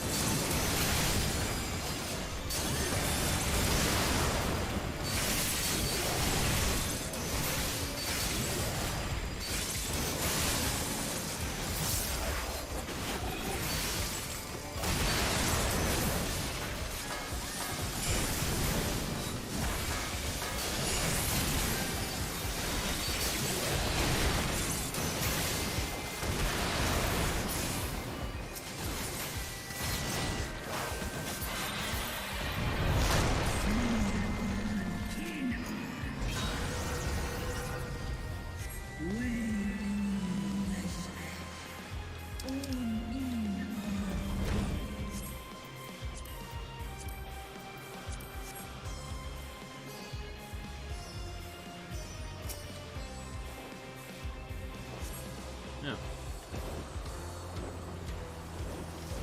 I was confused there for a second. Like, what the hell am I supposed to do here?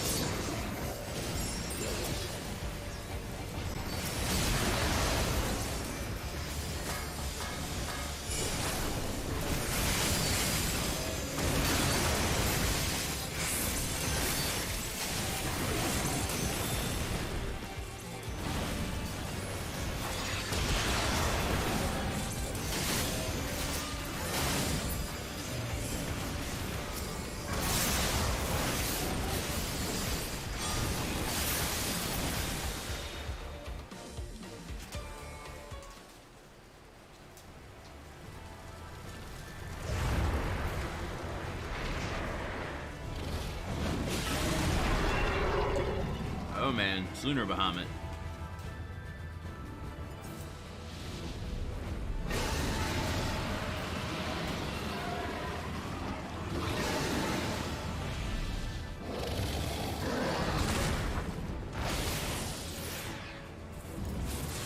Hell yeah, Sinian, whoop its ass.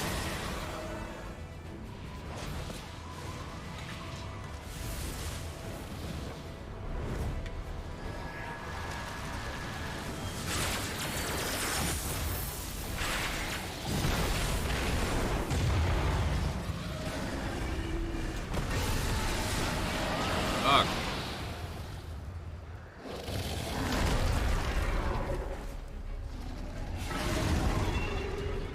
Alright. Let's fuck this dude up.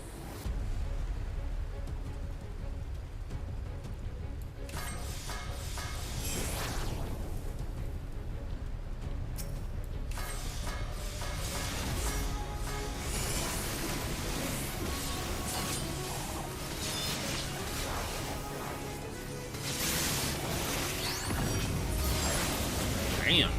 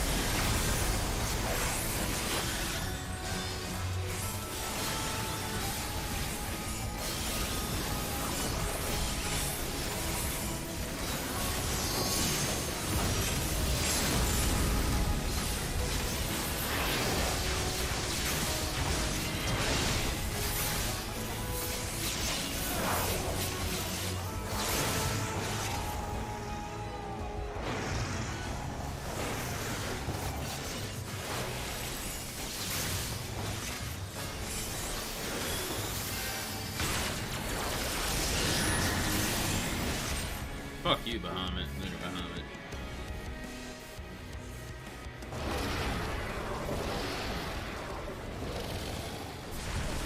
You ain't shit.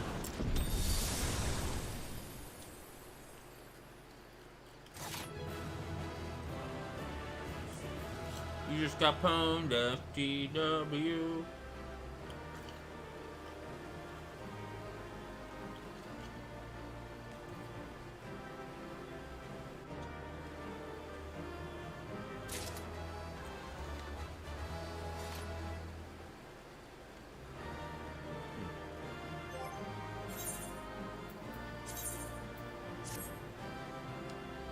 The hell? That's interesting.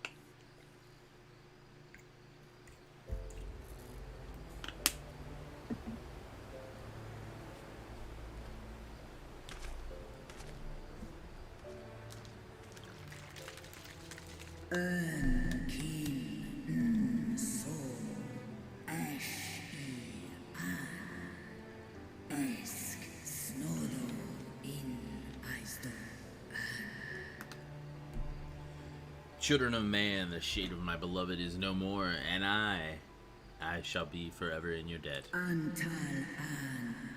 By your deeds are we set free, and free we shall remain, as long as I draw breath. Never again shall the dragon of Mericidia hearken to the lies of the Asians, this I vow.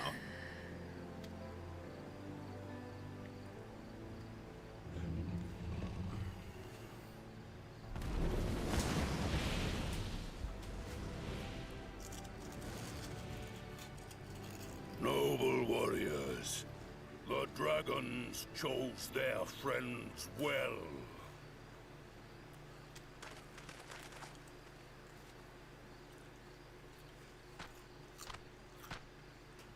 Long have our peoples waged war, but no more.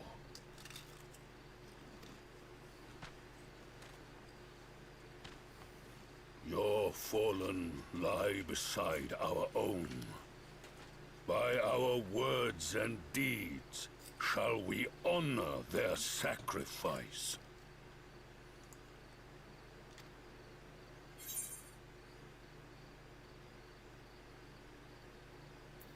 We would be proud to call you our allies.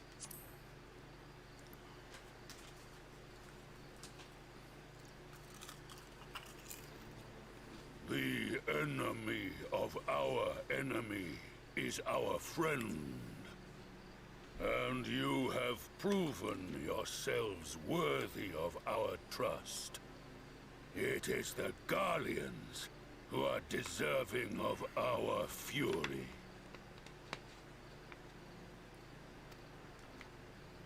True that. I shall see that my brethren learn the truth of this day, and rally as many as possible to the cause, till we meet again.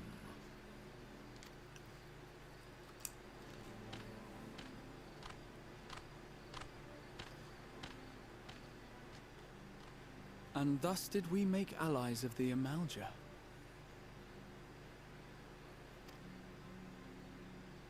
Indeed. It would certainly seem that way. The Sultana will be pleased. Let's go and give her the good news, shall we?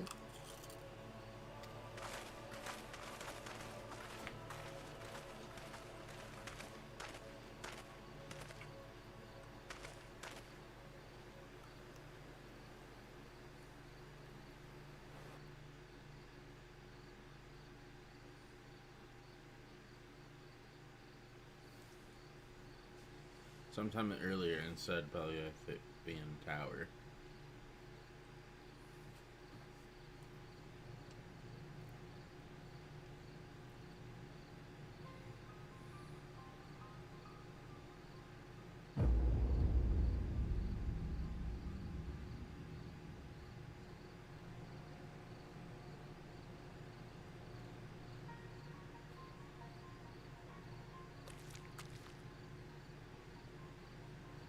What in Ralga's name happened here?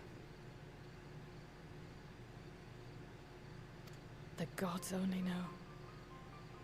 But you can bet these poor sods aren't here by choice.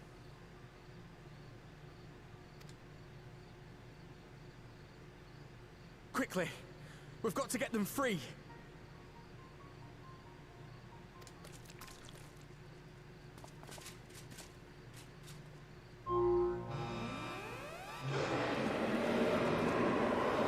Get back!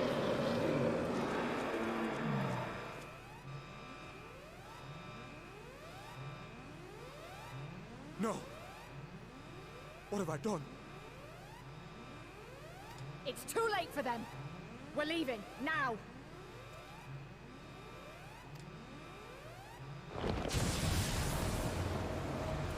What the fuck? They're using them to power some... whatever the fuck this shit is.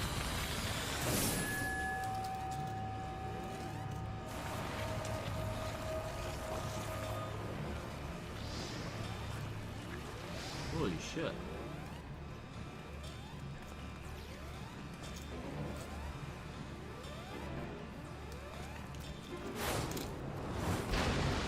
Oh, what in the fuck?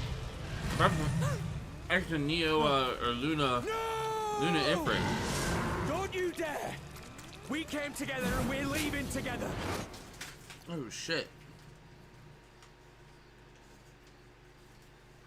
It's like a Luna fucking Ifrit. At least that's what it looked like.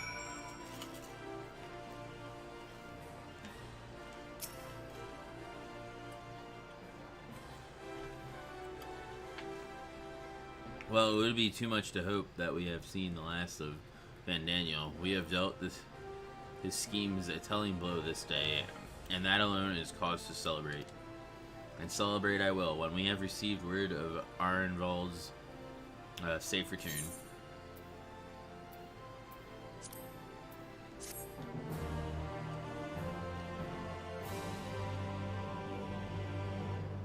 We now enter a battle with them avatars, okay. Dust symbols.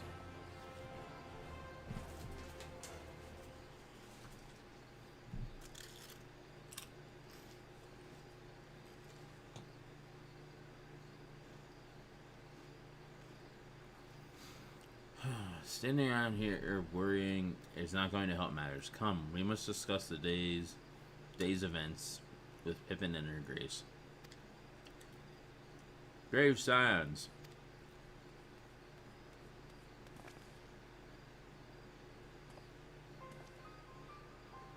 Would that I could treat you to a hero's welcome, but I bear urgent news from the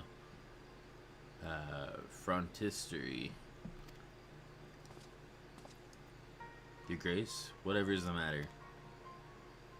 As our troops withdrew from Falagon, back to Falagon, they came upon the 2 scouts sent to the nearby tower. I have yet to hear a full account, but it seems that one of them, your friend, I believe, had been wounded and was being dragged away by the other. Oh no. I must go. Forgive me, Your Grace.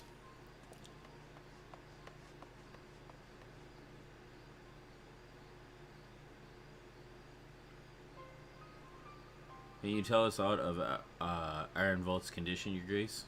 The wounded scout? Not, save that it is grave. The Cherugians tend to him even as we speak.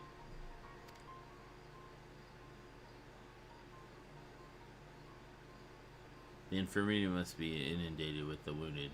If all of us go, we'll only get underfoot. Angelus Justinian, would you mind going after Alphanode? He may need some support from someone other than me.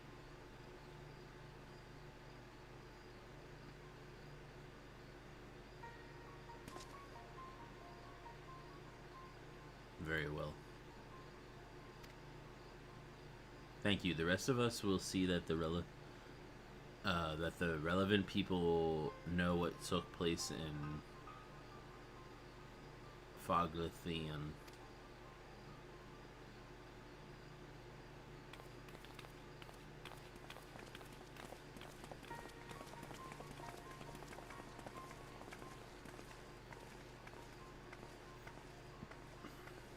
come on then.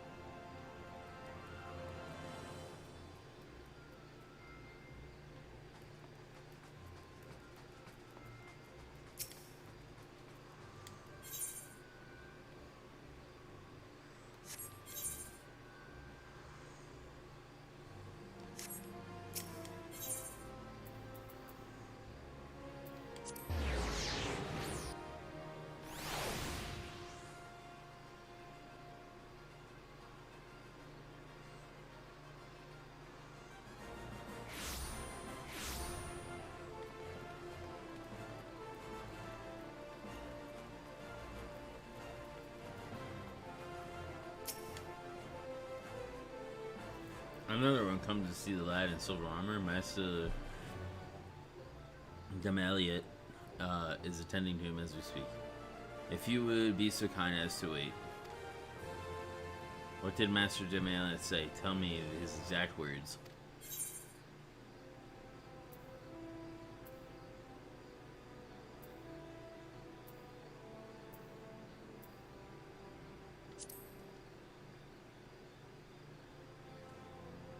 But you're right, forgive me. When we said our farewells to Arvindale, I was afraid that something like this might happen. But now that it has. And we can do it, all we can do is wait. Yep.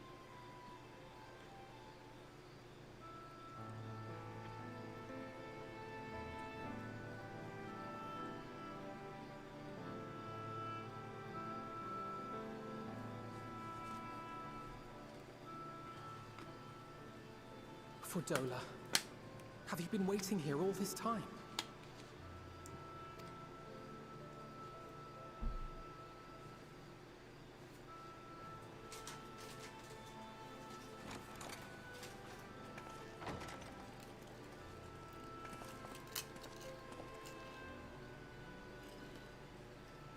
We have done what we can. The rest is up to him. May we see him?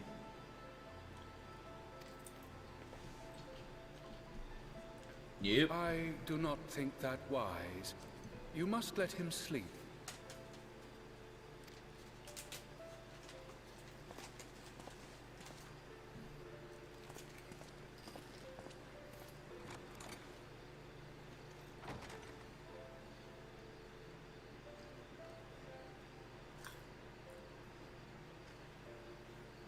Thank you for bringing him back. He owes you his life.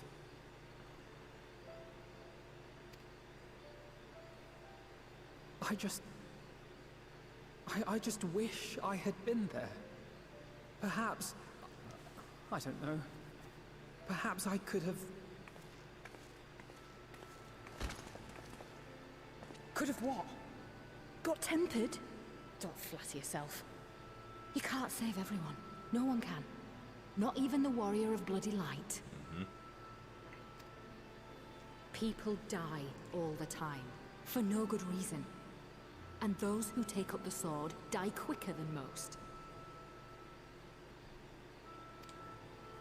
If you're going to shed a tear every time a soldier falls on the battlefield, you'd best stay away. It's no place for the weak of heart.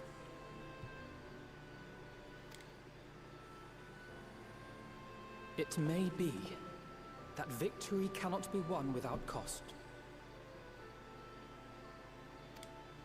But all life is precious, and I refuse to shrug at its loss.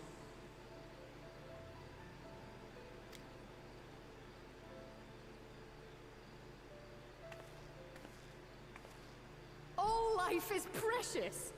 Oh, you need to grow up, little man. Before your sparkling ideals get everyone killed.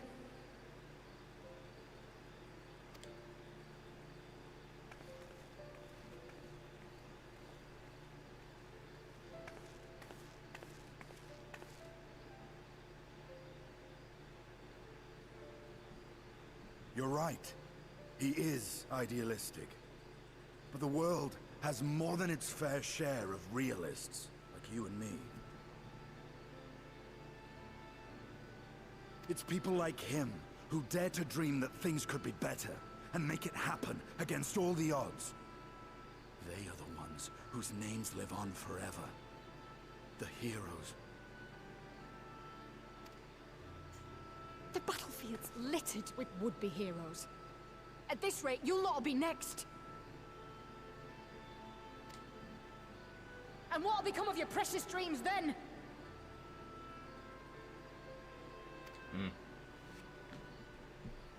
They'll be gone.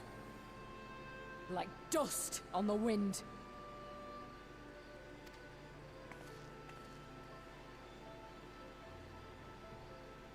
She's not wrong. Dreams worth fighting for don't die so easily.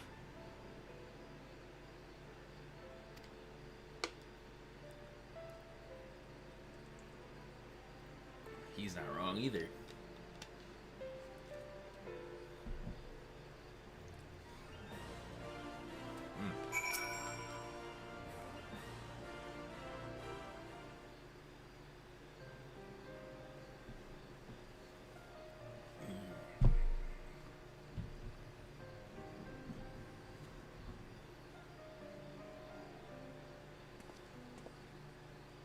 I know. There's nothing more I can do here. Come, let us rejoin the others. Her Grace invites the Science of the Seventh Dawn to join her in the fragrant chamber. Your comrades have already arrived. Will the three of you be joining them? We will.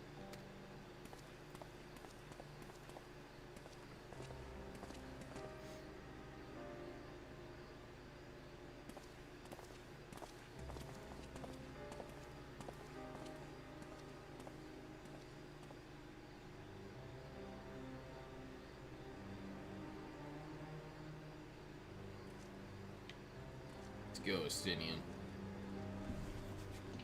My dude.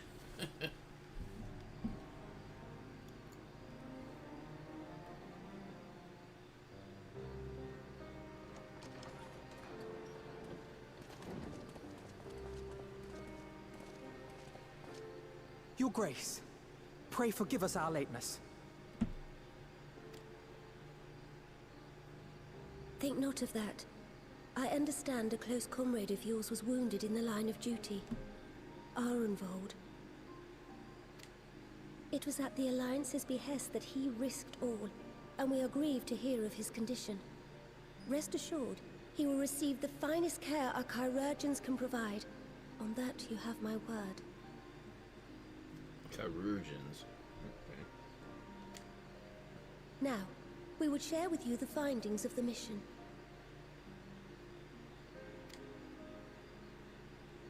Pippin, pray relate to our guests the details of Fordola's account.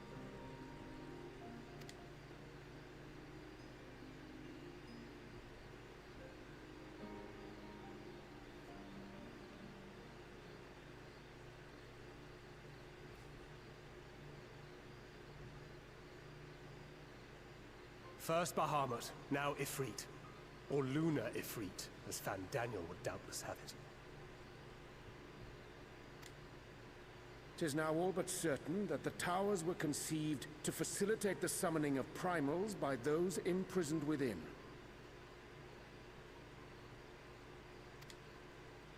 Less certain is the means by which the Telophoroi constrain the wills of said entities to enact their designs in defiance of the pleas of their victims. Mayhap they do not. If mere proximity to the towers is enough to make loyal servants of the Empire's mortal enemies, it stands to reason that the same is true for those held captive. They invoke their gods for the good of Garlemald, and in their disturbed state of mind, summon a primal whose form reflects their own alteration. It all begins to make sense. Upon closer inspection, I realized that the towers bear a striking resemblance to a much larger structure which Urianger and I observed from afar during our visits to the Imperial capital. Assuming it too is capable of tempering those in its immediate vicinity, it would go some way to explain the swiftness with which the Telophoroi managed to rally so many Imperials to their cause.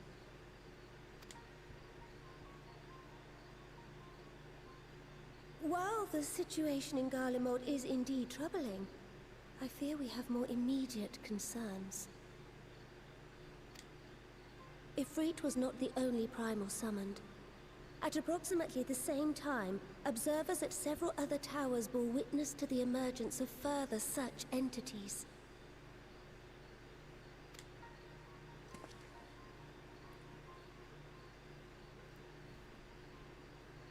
For a blessing, none appear to wield aught approaching the destructive power of Bahamut, and the Grand Companies are moving to deal with the threat even as we speak.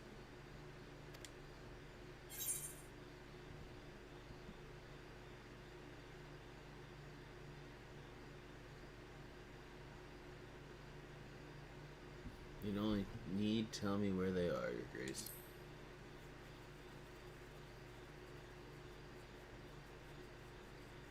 Though we are aware that the task will not be easy, we would call upon the Scions only as a last resort. Pray, conserve your strength for now. After all, it was not so very long ago that you rid us of Bahamut. On which note, I am pleased to report that our talks with the Amalja have reached an agreeable conclusion. They have pledged their full support to our cause. It is our hope that this historic agreement will encourage other tribes to join us at the negotiating table. And I know that I speak for all of the Allied leaders when I say that we will welcome them with open arms at such time as they do. Of course, this was only made possible by the feats of heroism performed at Paglafan. Moreover, we shall not allow the sacrifices of those fallen in battle to have been made in vain. As hope leads to victory, shall victory lead to a new dawn for Eorzea. May these words ever be our guide, Your Grace.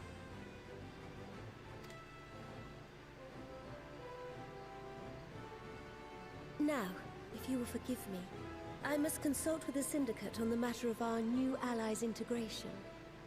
Till next we meet, my friends, I bid you safe travels and blessed respite.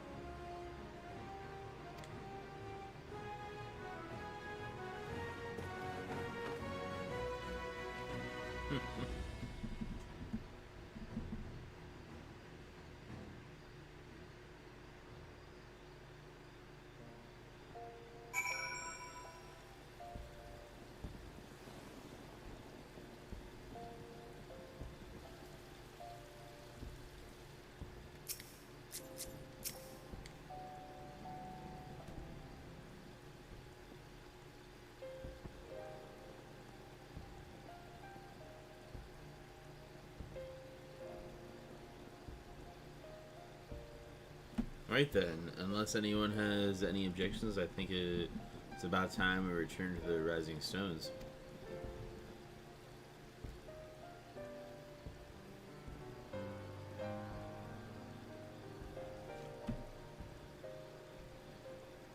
And that includes you, Alphanode. Ironvold is in good hands, hands here.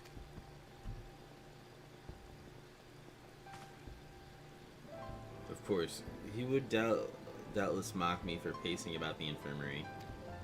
Let us retire, then, that we might regain our strength and readiness for the coming challenges. If all in agreement, then, I shall let Creel know to expect us. A hot bath and a hearty meal shouldn't be beyond arranging with the time available.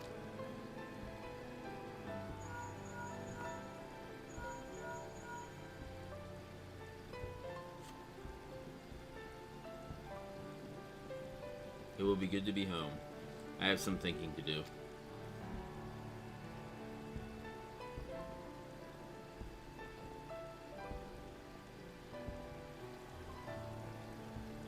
Yes, I'll try asking them. And thank you. I shall look forward to it.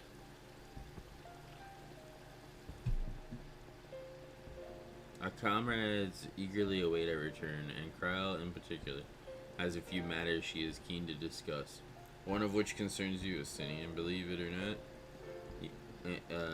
you will join us, won't you? Fine. Really? I thought you said you were avoiding that, Valdesian woman.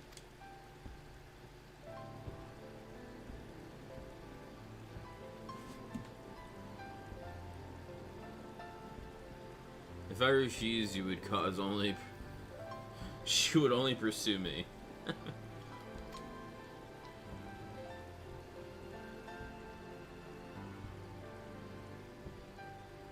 Let's get this over with, shall we?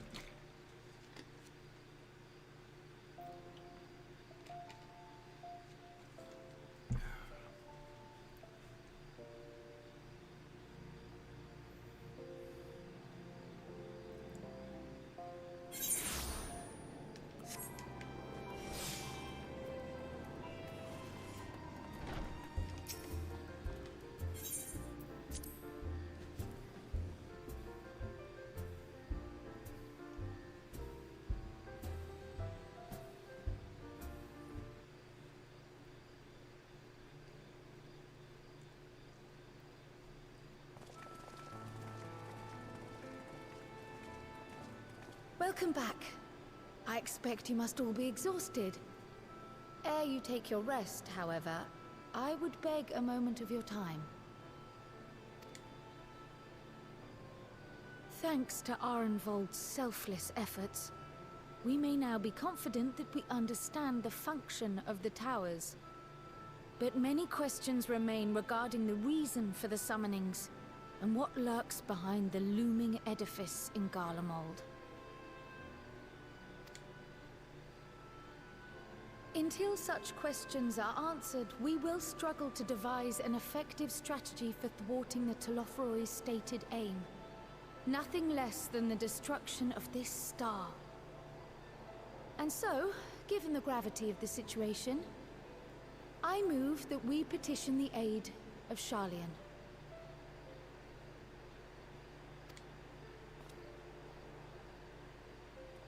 It is possible the ancient knowledge preserved within our archives may hide a clue to our enemy's methods.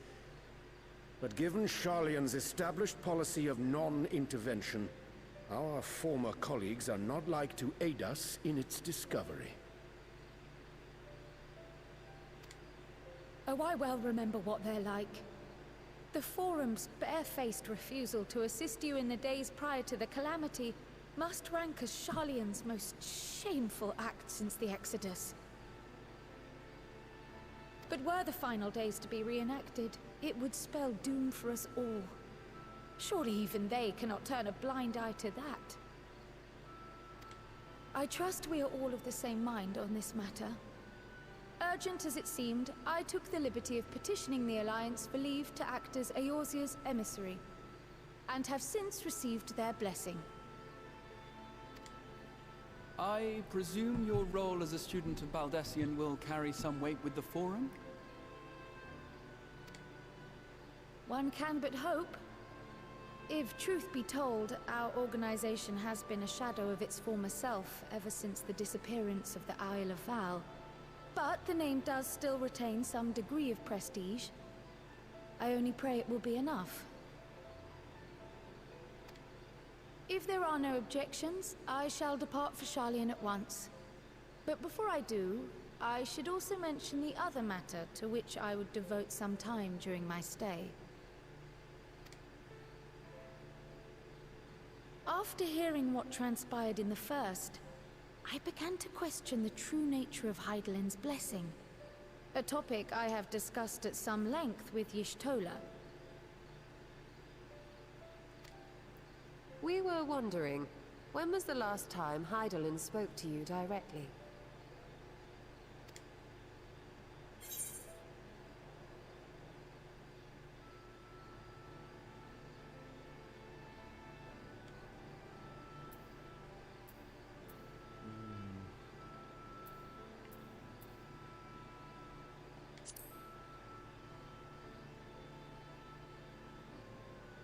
When you regained her blessing, was it not?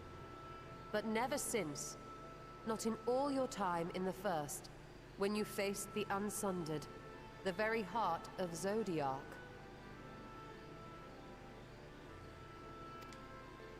History shows us that Hydaelyn is able to awaken the echo in her chosen, convey her will directly, and grant the blessing of light. To our knowledge, however, she has not sought to intervene in man's affairs for some considerable time. Might not the explanation for that lie with her choice of champion? Mayhap she is content to trust in his judgment.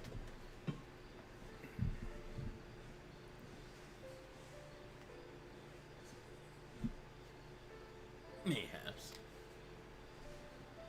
Mayhaps she is. But following my initial discussion with Kryl, I made inquiries of my own. And as far as I'm able to tell, Hydaelyn has not made her will known to anyone. During my time in the First, the Oracle of Light spoke to me through Reem. But that was not the will of Hydaelyn. It was Minfilia herself.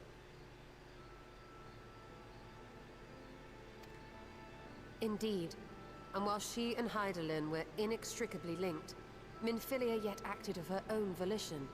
A messenger, yes, but one who spoke with her own voice. I wonder, could Hydaelyn's silence suggest the presence of some disruptive force, perhaps? Some obstacle to communication?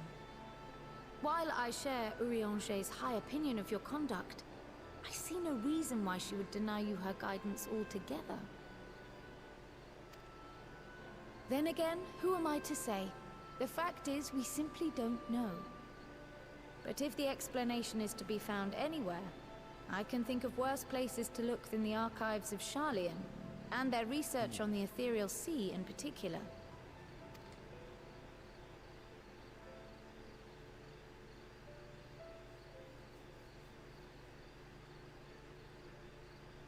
Resolved though I am to go, believe me when I say that I take no pleasure in the thought of leaving you a member short. Now of all times. Estinian, we stand on the eve of a struggle that will decide the fate of this star. One in which we Scions may play a telling part, yet we are but few in number. And so I must ask you again, will you join us? Come on, Astidian. You know you want to. You see the world the way you want it to be. I see the world the way it is. You are idealistic to a fault. But I know you would never turn your back on those in need. Never close your eyes to their suffering. And somehow, your deeds lend truth to your words, giving the lie to my doubts in so doing. I have seen others draw strength from your belief. In Ishgard, in Alamigo. You inspired them to stand up and fight. To win, no less. And even when you lost those you held dear, you carried their spirit with you and made their memory your guiding light. The burden of so many hopes and dreams would be too heavy for most to bear.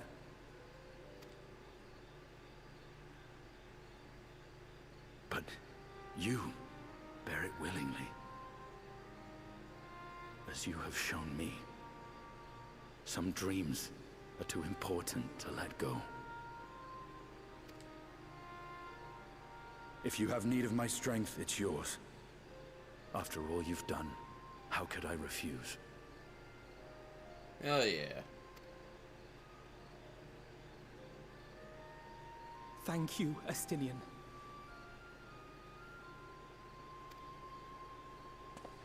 Whatever challenges await us, I shall not falter. You have my word.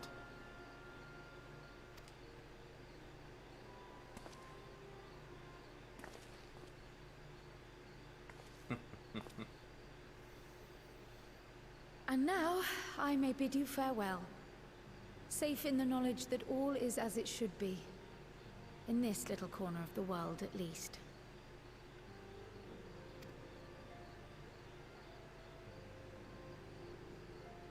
You will be sorely missed. Tread warily in Charlian, and do try not to let the Forum embroil you in their politics. A forlorn hope, I know, given the individuals involved. I shall do my very best. Farewell.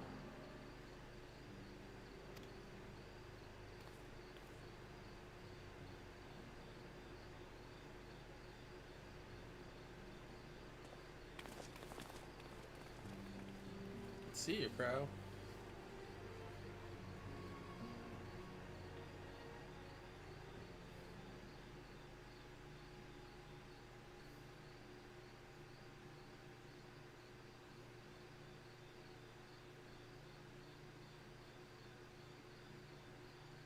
Meanwhile, in the Imperial Palace,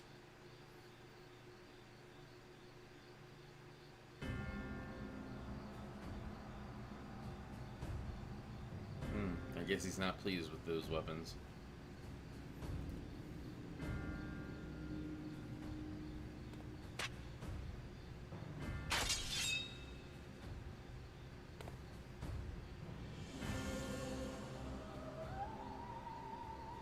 Well, does this one meet with your approval?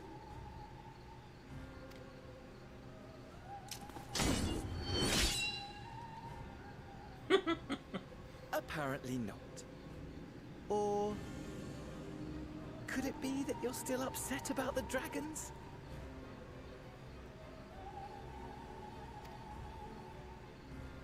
You are unwise to remind me of so costly a failure.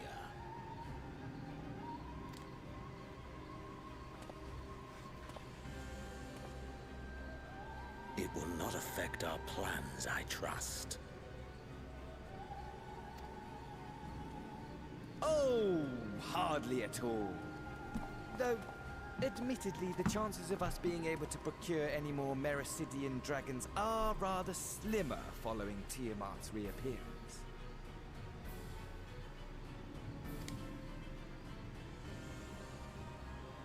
Oh, but the seeds have been sown, my lord. We have only to wait for them to quicken.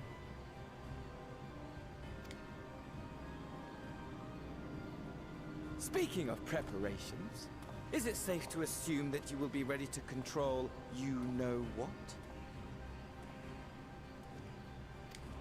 The hour draws nigh. This nation, forged for Ascian ends, will finally prove its worth.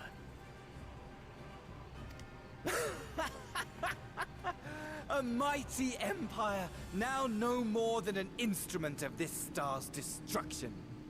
What a pleasure it will be to put it to use. Which brings me back to our earlier topic.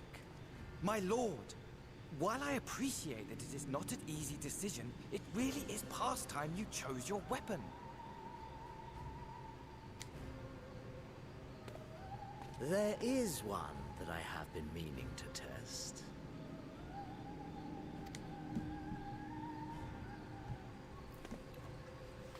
Oh yeah. Well, not quite what I was expecting, though I will say, it does seem rather apt.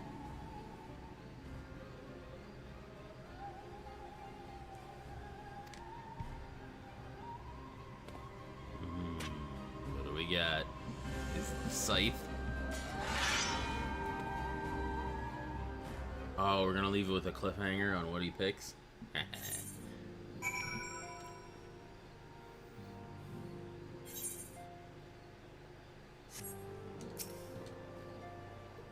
Well, it looks like I'm going to have a busy few moons. Not that they ever seem to be anything but. Thancred got me dispatching troops to every corner of the realm, which is not too easy. I don't trust the Alliance because I do. Not to say I don't trust the Alliance because I do, but when it comes to putting down primals, nobody does it better than us. Well then, you lot. More accurately, you won't catch me trading blows with a primal in the near future. But for every fell fiend you vanquish, there's countless meals to arrange, baths to fill, sheets to wash, stores to replenish, and the list goes on. Which is where I come in, and I gladly, mind you, it's the least I can do to support the science who risk life and limb, like poor Arenvald. I wish there was something we could do for him, but we'll just have to settle for saying the odd prayer and keeping a roof over our heads. It wouldn't do to have him come back to complete shambles, now would it? But that's enough of my rambling. Off you go and get some rest. If there are any developments, I promise you'll be the first to know.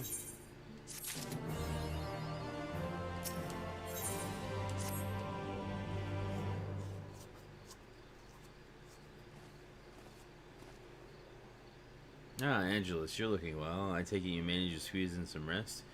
If you come hoping for tidings from Cryo, I'm afraid we're still waiting, but we do have some odd scraps of news to share. Scraps, she says. Lunar primals have been popping up all over the place, but the Alliance has the situation well in hand, thanks in no small part to Jorge Boulder and the others. Meanwhile, talks with the beast tribes are going even better than expected. Encouraged by Ulda's progress with the Amalja, Gridania has opened negotiating with the Ixal, believe it or not. All of which is obviously very encouraging, but with the Telephori still out there, it's not as if we can afford to lower our guard.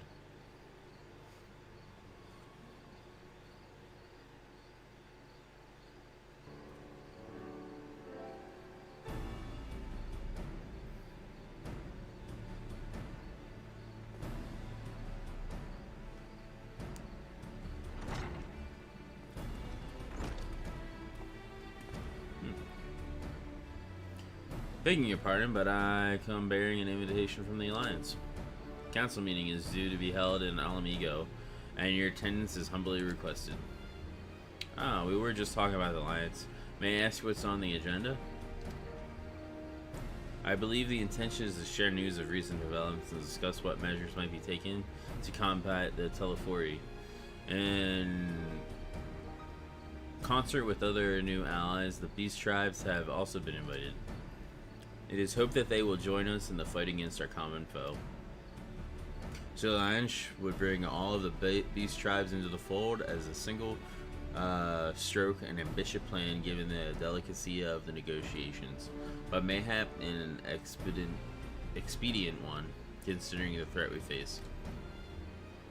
Indeed, my lady, and for their part, I am told that these tribes have agreed to attend if the science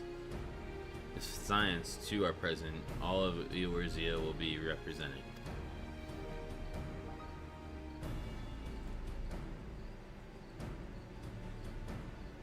To arrange such a meeting must have been quite an undertaking, not only diplomatically, but practically. Pray inform the Alliance that we would be honored to participate. We shall make for Alamigo without delay. Then I will bear answer thither with all haste. We look forward to receiving you at the Royal Palace.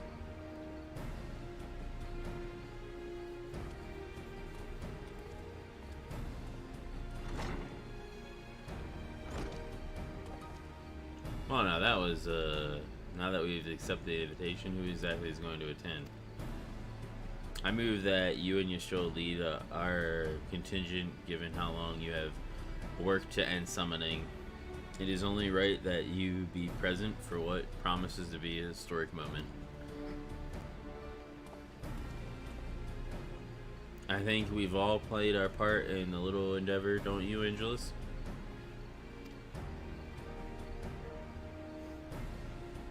All present may rightly claim a seat. I do quite agree.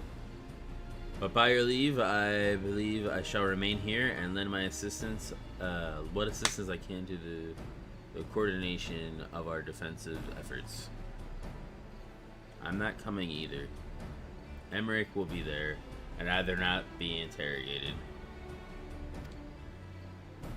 Very well then, while those when they mind to hold the fort get on and withholding it, I suggest the rest of us make for Alamigo, shall we?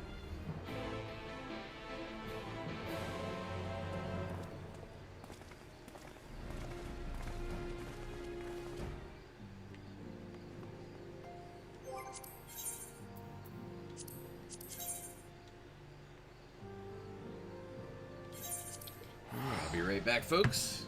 Use the restroom.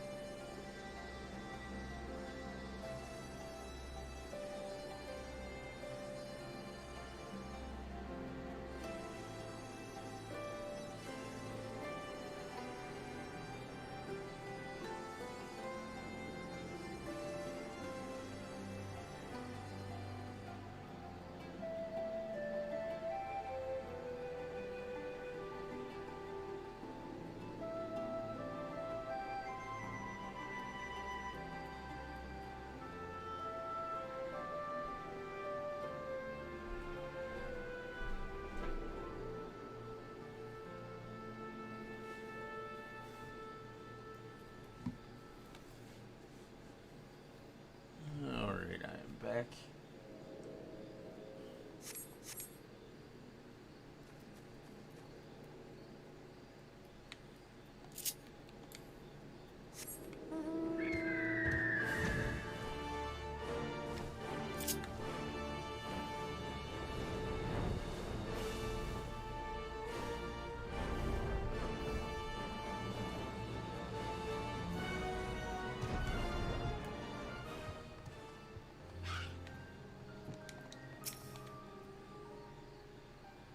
We have been expecting you.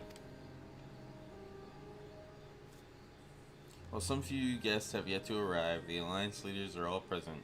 Shall I show you in?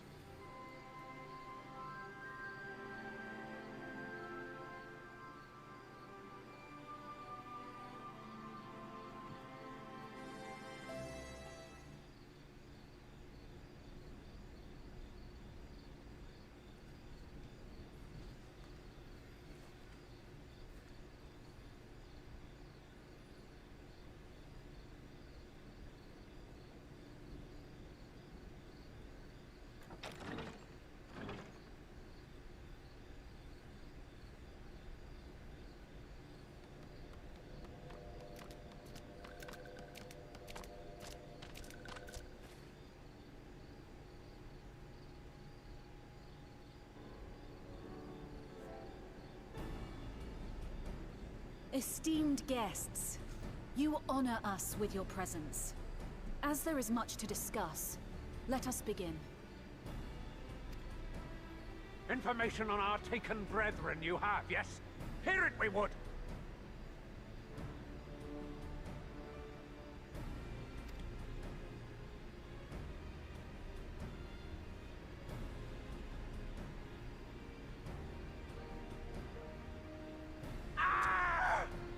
Beyond forgiveness these featherless ones are! With rivers of blood shall they pay! Freed our people must be! We too would see your kin liberated. But ere we attempt their rescue, we must first find a means to negate the risk of tempering. Without that, we will be unable even to approach the towers, let alone contend with their defenders. If all else fails, I've always found cannonballs quite effective.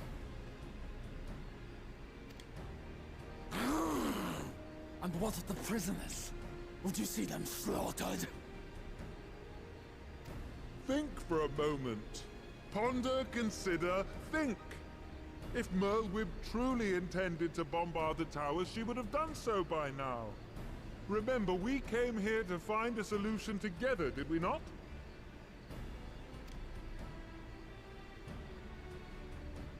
Y'shtola spoke of defenders. I but offered a means to clear a path, should you require it. Given the enemy's capabilities, we will all need to play our part if we are to have any chance of success. For if any here should give less than their best, it will be to the cost of every living being on this star. A paragon. The Empire. Our very gods. How can we hope to prevail against such odds? That our foe is formidable, none would deny. But our strengths are many and varied. In this chamber, I see masters of strategy, masters of magic, masters of the land, the air, and the sea. And together, there is nothing in creation we cannot overcome.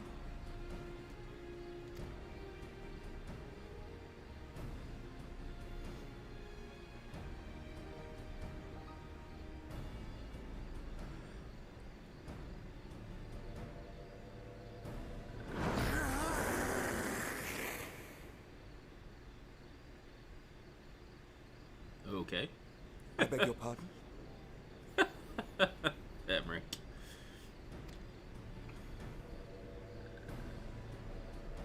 What is it, Soulwalker? Do not express your passion thus. A little tricky without gills, perhaps? Suffice it to say, I am proud to be counted amongst Eorzea's finest. We Sahagin will play our part. We kobolds have not forgotten the crimes the Overdwellers committed against us in the past. But today we look to the future, as allies united in purpose.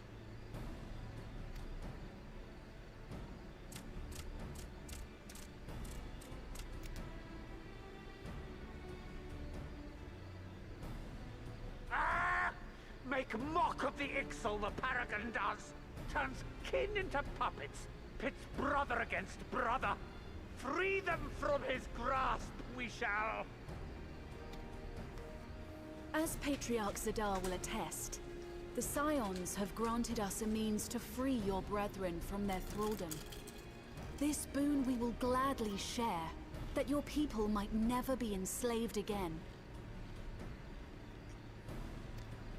We accept! We accept! Praise me!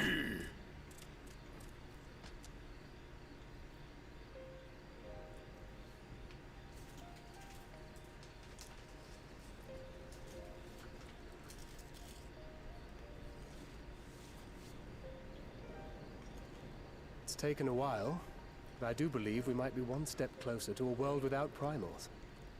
Would that Minfilia were here to see it.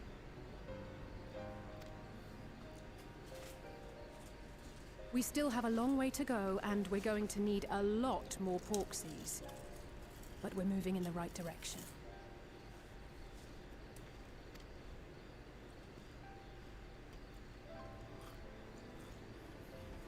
If I may have your attention, there is one other point I would like to raise. As we can all agree, freeing those held captive must take precedence over every other concern. But experience has taught us that none save those with the capacity to resist tempering can hope to enter the towers unscathed. And even once inside, a still greater threat may yet await them, that which we call a primal. Needless to say, if we are to succeed, engaging with such foes can only ever be considered a last resort. And so I move that we seek to prevent them from being summoned in the first place.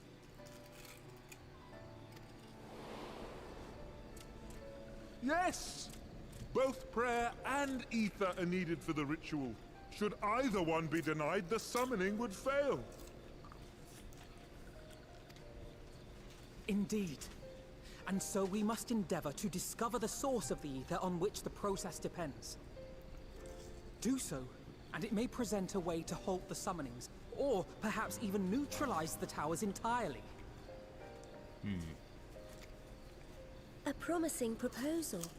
While you are conducting your investigations, however, we will need to remain vigilant, lest the Telophoroi commit further abductions and summon primals ere we have the means to prevent them. To stand a better chance of keeping our enemy at bay, we would do well to coordinate our defensive efforts, sending reinforcements to assist our neighbors when needed. We Amalja would have been overwhelmed were it not for our newfound allies. But say the word, and we shall come. Indeed.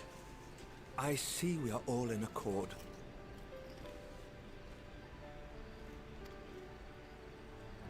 But what are we to call this proud fellowship of ours?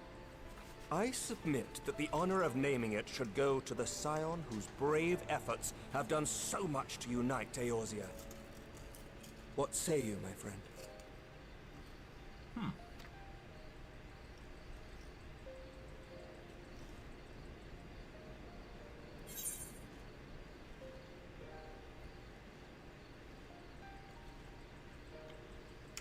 If you call it the Grand Company of Urza, I would call it, one moment please.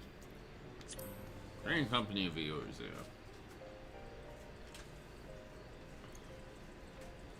But that's the name I...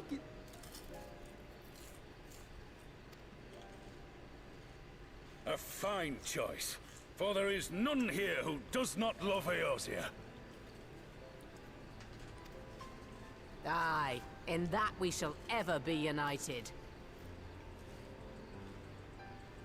United in our gratitude for the realm that gave us life.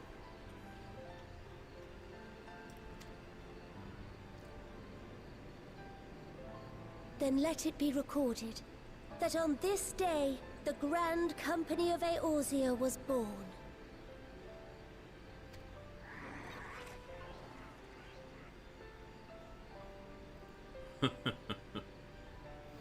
Easy there, Alphino. Easy.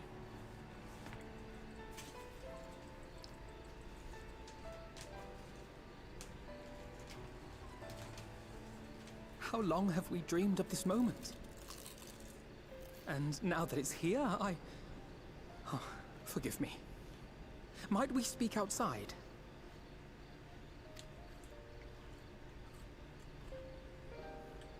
Sure.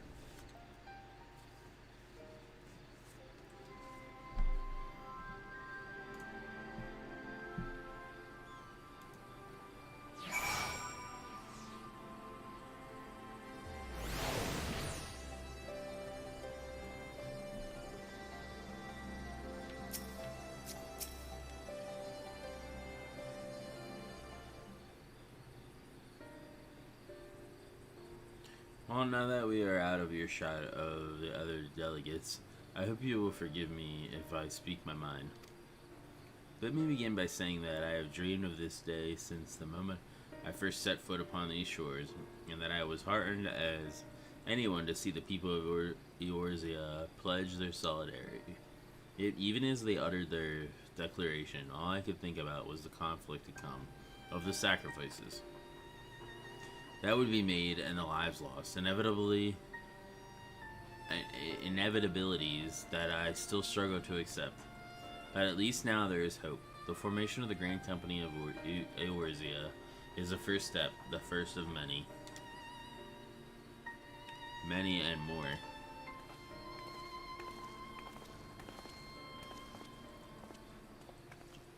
Elder Seedseer, how might we be of service? I seek Master Alphino's assistance in a matter involving Gridania's neighbors, the Sylphs. I know that you and yours have long kept a weather eye upon the crystal trade, the better to predict the coming of primals, and so you will be familiar with the Sylphs of the Ashcrown Consortium. Though their dealings, they have cultivated relations not only with the city-states, but many other communities besides. Communities such as the Beast Traps? Just so, it's our hope that we may use of the Sylphs to establish lines of communication to coordinate the efforts of our new fellowship. But there remains certain particular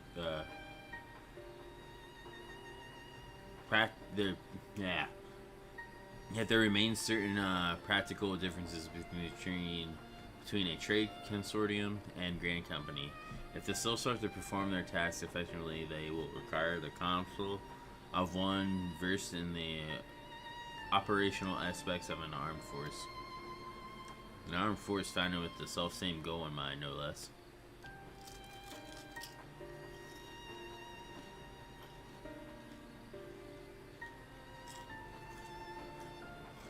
The Crystal Braves, yes. Forgive me, Master Alphino. I know that it was a painful chapter in your life, but the experience may yet be made to serve the realm. In my hubris, I plotted a course for the Crystal Braves which stretched far beyond the Order's initial conception. One intended to pave the way for the founding of what I intended to call the Grand Company of Eorzea. But my plans all came not.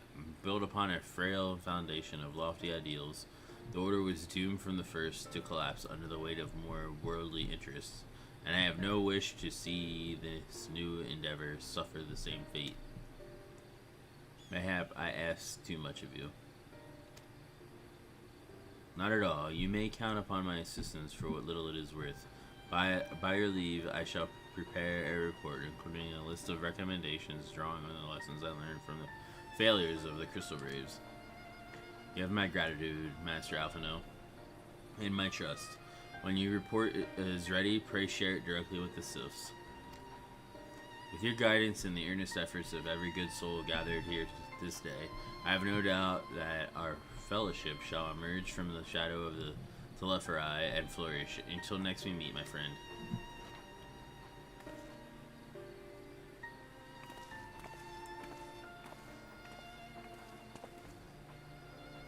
Before committing to anything to writing, there are a number of people whose thoughts I should like to hear. Former Braves, you understand. Might you join me in seeking them out?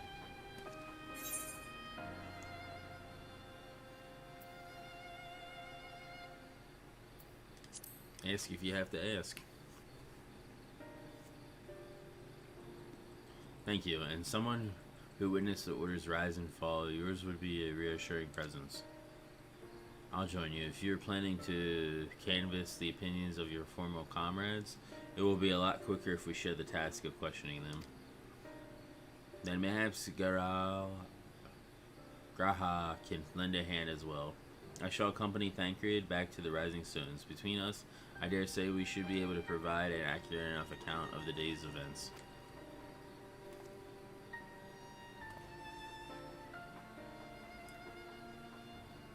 We should be glad of your company, Graha.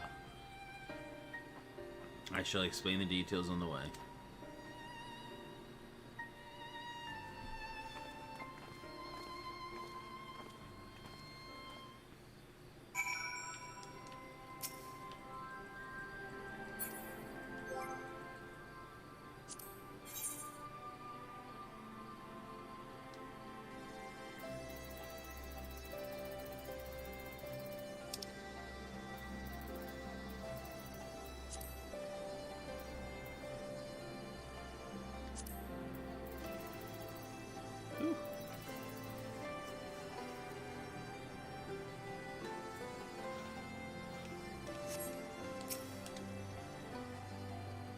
So what's the plan, brother mine?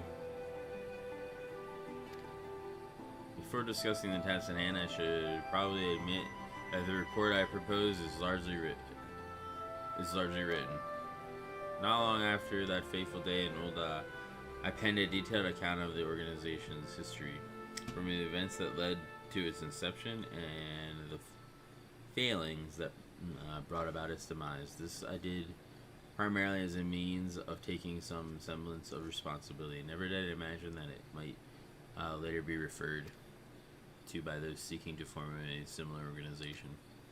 And while I made every attempt to be objective, the account was mine alone. Its events viewed from my singular perspective, for it to be of use. However, it must be brought in to encompass the viewpoints of all involved. Only then can it answer what seems to me to be the crucial question, namely why. After the Crystal Braves disbanded, did some members choose to remain with us while others did not? I see. You think the answer will tell us something about the nature of the ties that bind our new grand company together? And then this knowledge might help us to prevent it from falling apart once those bonds are inevitably retested. That is my hope, yes. But the question I would ask are uncomfortable to some. As the former commander of the Crystal Braves, I doubt that those who abandoned the cause would welcome my inquiries.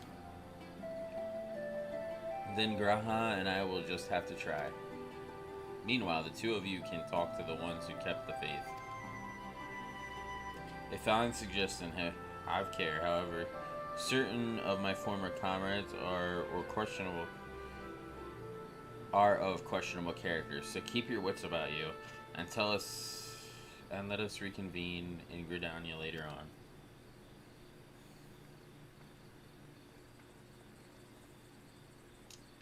If you have no objections, I have a mind to begin by speaking with Riol and Aliane. If memory serves, the two of them will be attending an intelligence briefing at Castrum Orions. Let us seek them out there.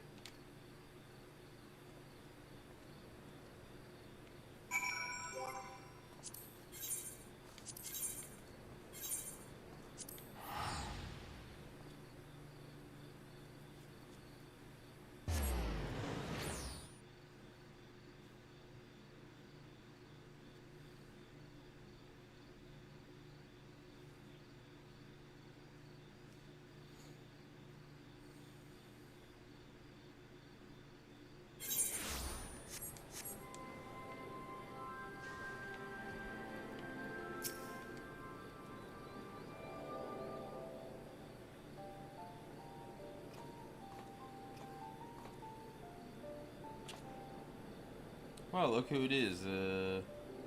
And what brings you two here? Wouldn't have anything to do with the big meeting, would it? In a matter of speaking, I have been assigned a task, you see, for which I require an assistance of former members of the Crystal Braves.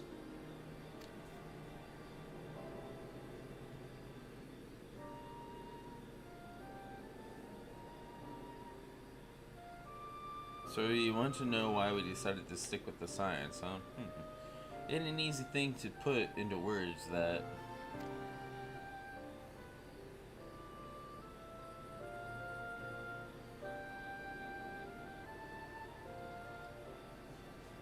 As Riol would attest, I spent a longer time agonizing over my failure to alert you to the traitors in our midst. For my negligence, I was captured along with many others, and we were powerless to prevent the tragedies that ensued. Not a day goes by that I do not think back to those fateful events. By joining the Scions, I hope to redeem myself, and I will continue to serve the cause for as long as I am able. But that wasn't my only reason.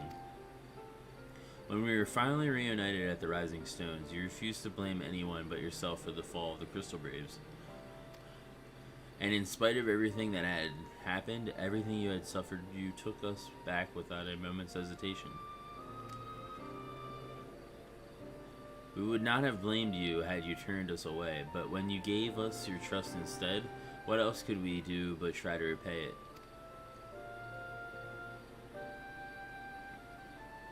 Nothing, that's what. As for me, me own tale, well, I've always felt the Scions have something in common with me old crew. The duty of the strong is to protect the weak. That was our creed, and I'll still strive to live by it to this day. But as time's gone on, I've learned that strength comes in many shapes and sizes. From Horay Boulder to Mr. Stataru, we've all of us got something to offer. And not one of us is doing it for personal gain, because we believe there's more important things than that, things worth protecting, which is what being a Scion is all about. I am at a loss for words. Thank you, my friend. To hear this from you means more than you know. Forgive me, angels, could you?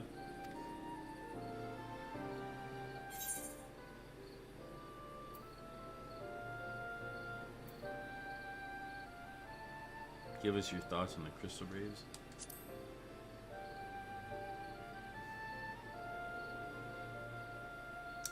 Well, it's found in ideals were something to be proud of, but ideals alone don't make a crew. For every swab who signed up with good intentions, there was another who was only in it for the coin, the glory, or both. Ours was quite a desperate band, and while I will never forgive Ilberd, the fact that we managed to function at all was thanks in large part to his efforts. Just a pity he was doing it for all the wrong reasons, eh? It only takes one bad apple, they say, and the Braves had a bereft-full of them. Not like the Scions. We might look like a ragtag band of misfits, but deep down we've all got that shared sense of purpose. And why? Because Sataru sifted out all the glory hunters before they made it through the door. Let's see. So while our ranks comprise a diverse range of people, each with their own individual strengths, we are all united in purpose. Thank you, my friends. With your permission, I shall make a record of our discussion and refer to it when drafting my recommendations. Until we meet again.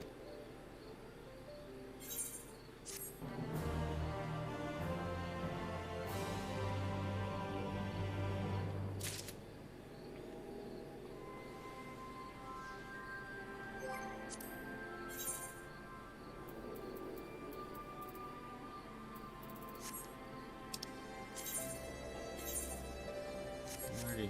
Oh, there it is.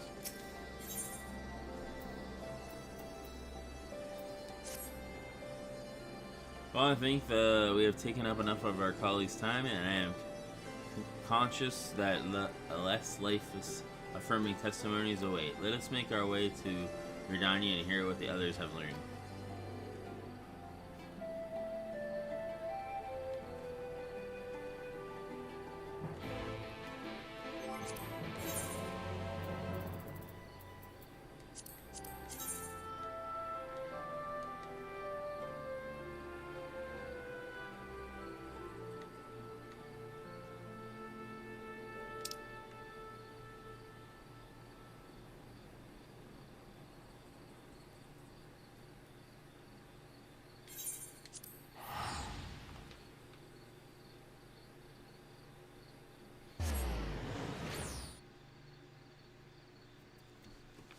Alright, folks, I'm going to be right back.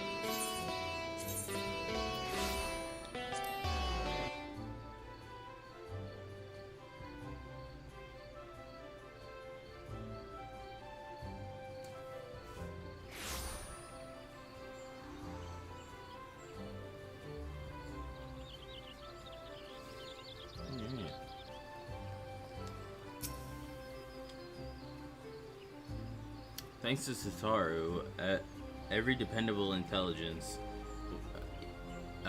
we managed to track down a handful of former Braves without any great difficulty. Some were forthright, others less so, but we made enough to form a picture. I must warn you, Alphino, some of their comments were harsh. I can well imagine, but their opinions are no less vital to my report. I seek the unvarnished truth.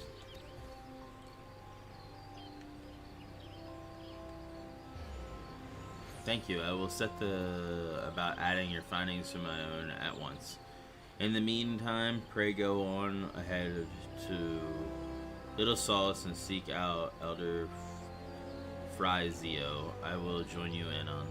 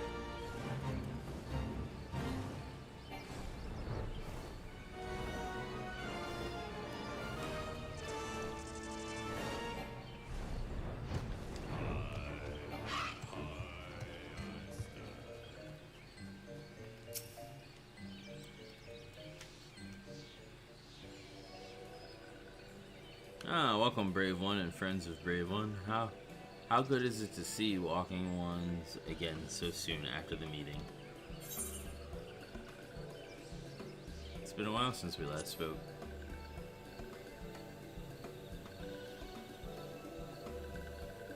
Indeed it has. Though the palace was very pretty, the meeting was far too noisy for this one. So many shouting ones and squawking ones and cheering ones, with no chance for carefree conversation. Still, this one is pleased. All ones can be friends. Honored one Kenny Cena said that walking ones would be coming to Little Solace. Imperial ones also invaded Siflands and abducted many of these ones, so these ones will be glad to bear a message between fighting friendly ones. This is that is heartening to hear, Elder. It will require all ones to work in unison to stop the Telephorai. These ones will try very hard, of course, but in matters of war, these ones have little experience. Any advice walking ones can provide would be most welcome.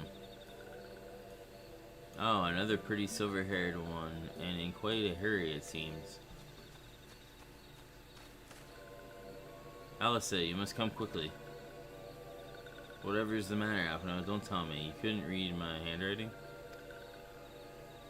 What? No, a twin adder officer accosted me as I was about to set out.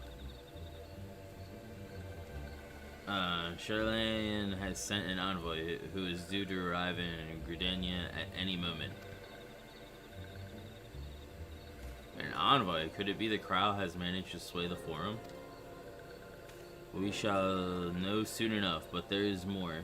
The envoy has requested that the two of us attend the audience with the Elder Seeds here. Really? I can see why they might want Scions to be present, but us specifically? Wait. It isn't who I think it is. It is. I could scarce believe it myself, but when I inquired as to the envoy's identity, I was told that it was one Forchanalt Levelier. Your father? Well now. The fact that a serving member of the Forum had journeyed here would be surprise enough, but him? Quite. I gleaned from this that they are taking the matter seriously. That may be, but why him and not one of the other 98 Forum members? Unless he volunteered for it. It has been some time since you last saw your father, has it not? Could it be that he is concerned for your well-being? Perhaps, but he has always been reluctant to discuss his work with us. Indeed, and whatever we write to our parents, it is invariably our mother who replies. Nevertheless, I welcome the opportunity to meet with him after so long, even if it is secondary to his true purpose here. Elder Frizio, loath though I am to cut our visit short, we must return to Gridania. Pray accept my apologies along with my report.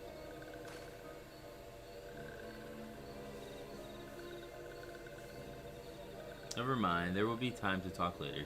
This one won't keep walking ones from more urgent matters. Go. The audience will be held at the Lotus Stand, where the Elder Seats here awaits even now. Let us be on our way.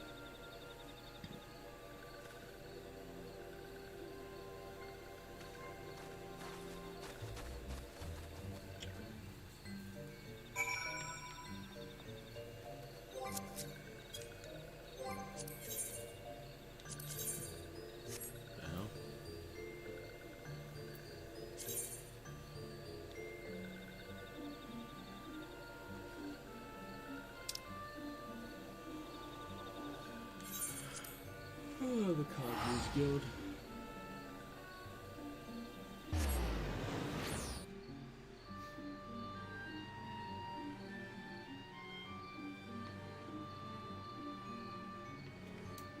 I was hoping to finish the rest of this up, but I don't know.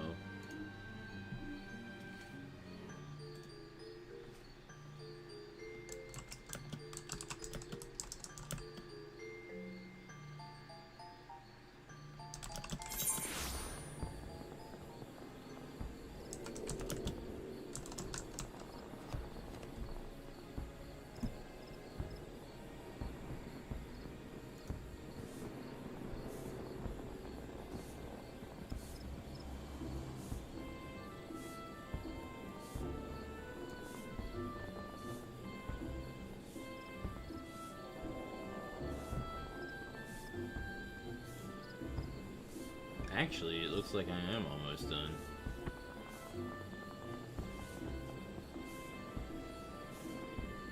So it's this quest.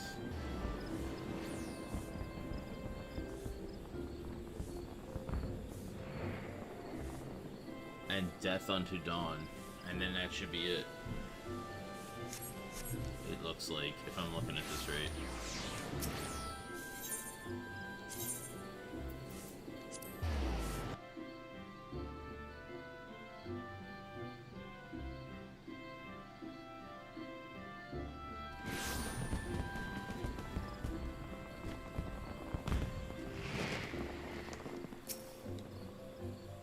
Welcome, Warrior of Light. The Elder Seats here, and your friends are waiting within.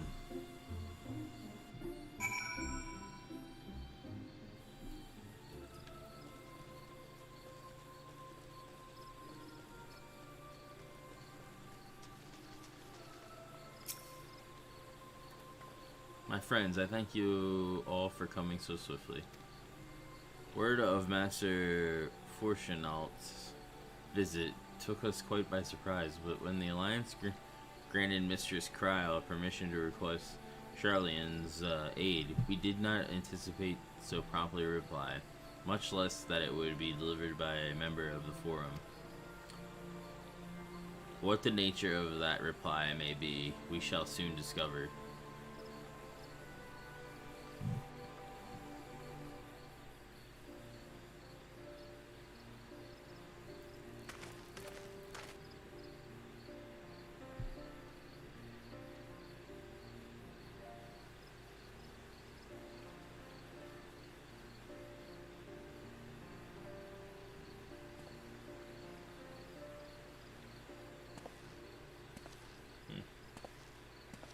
Elder Seeds here. I thank you for granting me this audience. I am Fortuno Levea, here in my capacity as representative of the Forum. It is I who should thank you, Master Fortuno, for journeying so far and so swiftly. Would that our first meeting could have been under happier circumstances.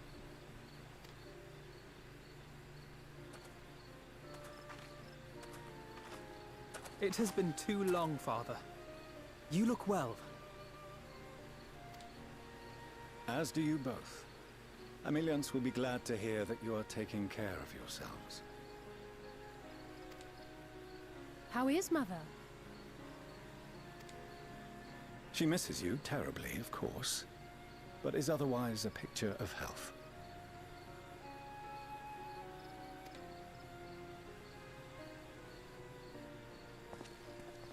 Circumstances apart, I'm grateful that our meeting has afforded me the chance to be reunited with my children at long last.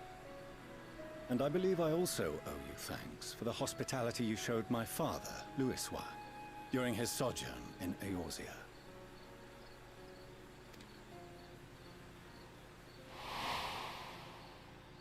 All thanks we owe to him.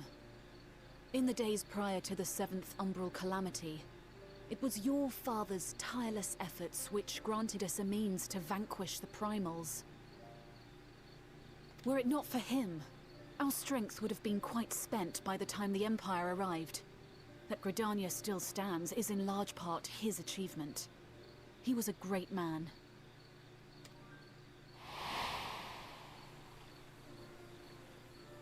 He would doubtless have been moved to hear you say so.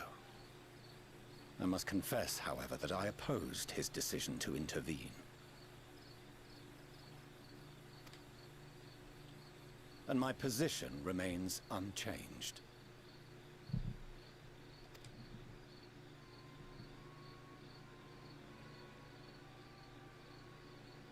To chart the course of history, not to change it. I am familiar with the Sharlayan stance. It is more than that. It is our way of life. Who we are.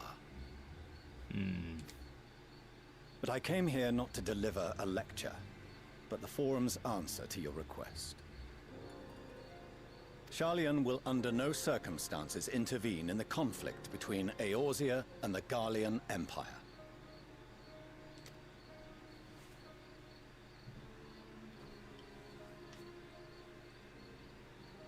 May I ask for what reason the Forum has come to this decision?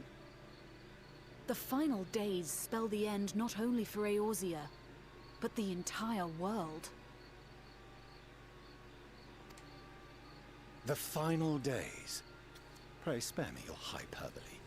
This conflict is no more than the latest in a series of petty squabbles between yourselves and Garlemald. One in which Sharlayan will take no part. If the final days were truly upon us, we would know. Father, you must ask the Forum to reconsider. You may feel safe on your little island across the waves, but if you imagine the Telophoroi will leave you be, you are mistaken. They mean to kill us all, themselves included. Alphino is right. We have seen what the enemy is capable of, the lengths to which they'll go. This is no time to turn a blind eye. If Eorzea falls, so too will Sharlayan.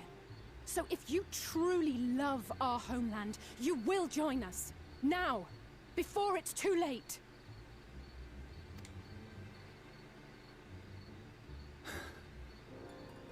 I thought you knew better than to raise your voice to your elders. It seems I was wrong.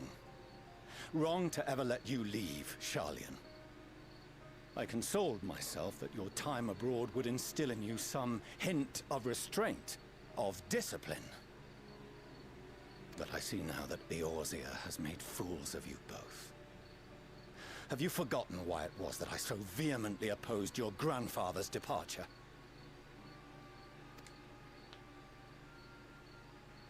For all his wisdom, his only solution was to go to war. Death, devastation, ruin. Even those who claim victory are scarred for life. What prize could ever justify such sacrifice? It is the duty of the learned to avert such tragedy. By fanning the flames of war, you forsake all you once held dear.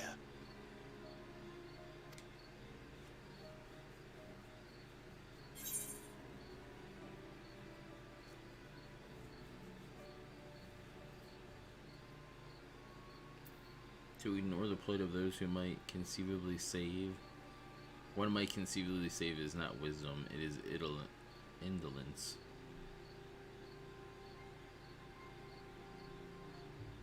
Better to fight and fall than wait for the axe to fall.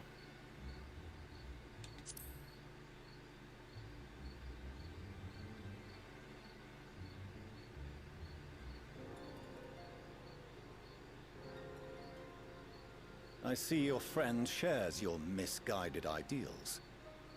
But unlike him, you should know better. By espousing such barbaric notions, you subvert the teachings of Sharlayan and place all we have worked for in jeopardy.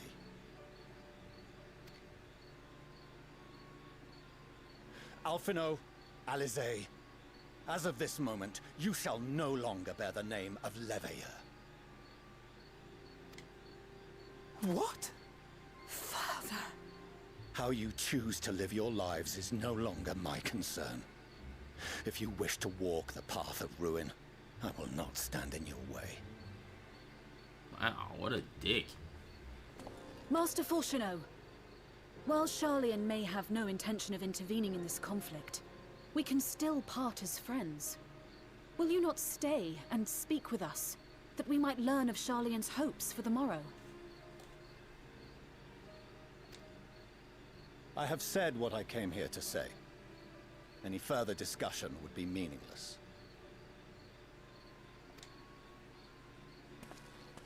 Damn. Father, wait! Don't bother, Alizé. How can you stand there and watch him walk away? How can you let this happen?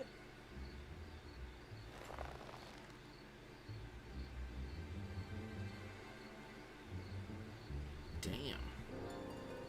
He just disowned his kids. Shit.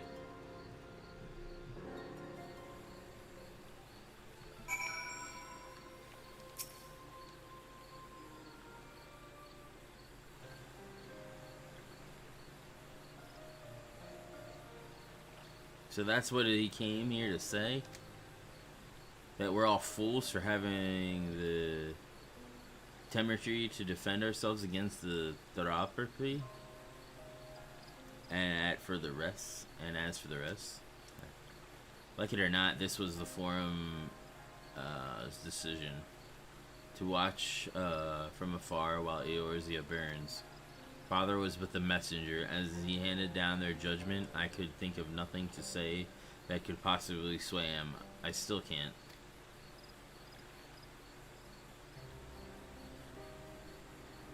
To have prolonged the discussion would have changed little, for it is only Master Fourcheneau who might be persuaded, but the Forum as a whole, their decision was made ere your father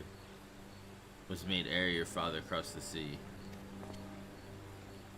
Nor is it like to change, and so we shall face the Theropathy without their aid. Forgive me, but if we had no intention of helping us, then why would they go to the trouble of sending an envoy in the first place? Why did they not simply keep their counsel as they are wont to do?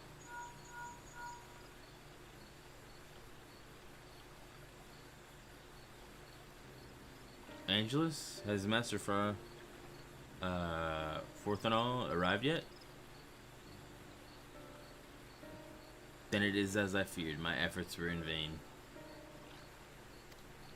I pleaded our case to as many Forum members as I could, but they flatly refused to discuss the matter.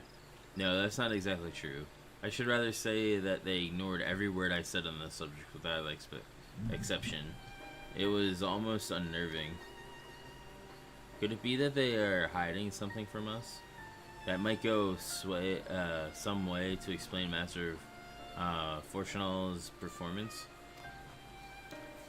When he said that they would know if final days were truly upon us, I dismiss it as pride. But what if they genuinely believe that they know how the world will end and simply disagree with us about the circumstances? Then I don't know, but something tells me they are not as unconcerned about the telepathy as they claim. If the threat weren't real, why else would they be so standoffish and secretive? I would very much like to delve deeper into this, but I'm afraid I've exhausted every avenue of inquiry. Nor have I fared any better with my other mission researching Hydaelyn and the Ethereal Sea. I tried enlisting the help of experts in the field, but it appears the Forum has forbidden anyone from cooperating with us. Obstructed at every turn. So it would seem, but don't lose heart just yet. With all the knowledge and acquaintances we have between us, we can still find a way forward. To that end, I would like you all to join me here. And when the time is right, of course, I am aware that matters in yours stand on a knife's edge. But with your permission, I can at least start making the necessary arrangements.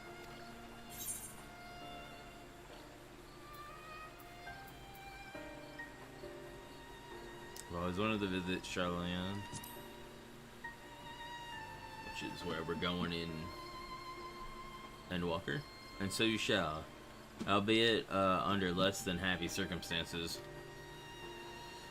It may take a while to secure entry for you all, but I'll let you know when everything is in order. Look after yourselves in the meantime, won't you? Your speculations give me cause to hope. Yet if these seeds will bear fruit, I cannot say while it is possible the Charlians hide some secret truth from us. There can be no certainty that its exposure will prompt in them a change of heart.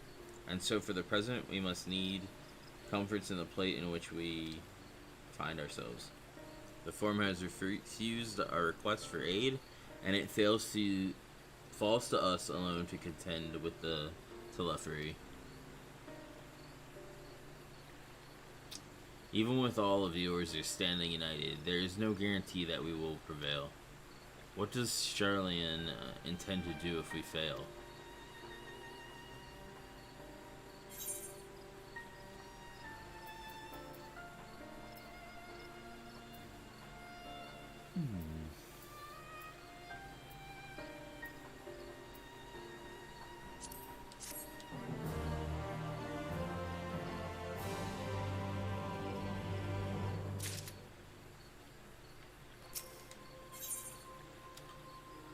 Death unto dawn. This is it, folks. While Charlian's stance is indeed disappointing, we cannot allow ourselves to be distracted from the challenge before us. There is much and more to be done. I shall begin by sharing the Forum's response with my counterpart in the Alliance. Meanwhile, I'll ask that the Scions... grave tidings, walking ones. Grave tidings. Calm yourself, my gentle friend. What has occurred?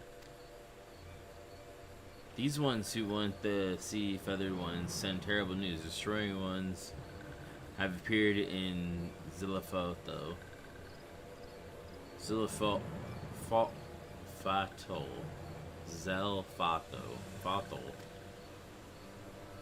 Destroying ones and captured ones and even frightful godly ones. Feathered ones didn't stand a chance and were sent flapping and squawking. When did this happen? Is it too late to help them? Too late, yes, much too late. But luckily destroying ones were only passing through and continued on west. For the feathered ones who did not fight were left unharmed. west. That would be Korthos.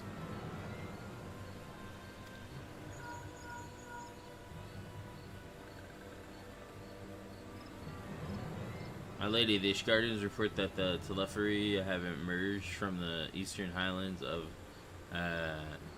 Kirathos and are marching at speed.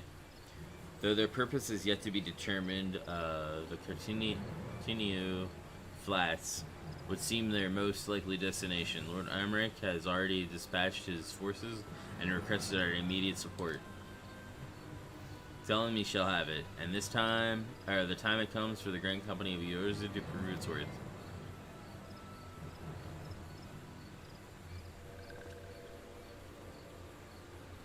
Well, mayhap it is a mercy that we do not have time to stew upon our misfortune. Come, my friends, let us make haste to Cartano. But wait, this one almost forgot. Destroying ones were said to be led by cackling robed one. This one must see that all walking ones know. Farewell.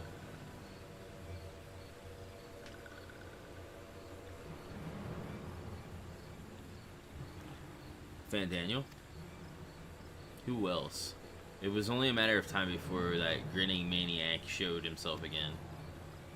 I shall have an airship ready to bear you to Cartano. Pray see to your preparations and report to the landing with all haste. At once, my lady, let us away.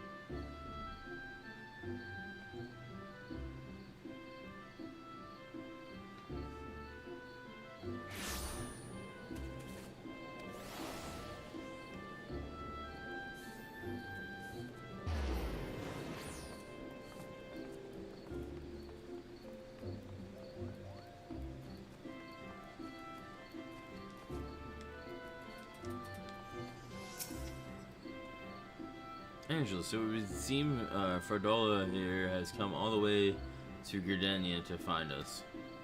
I have explained the situation, but she insists her business is urgent. Alright, it'll be over sooner if you shut up and come with me.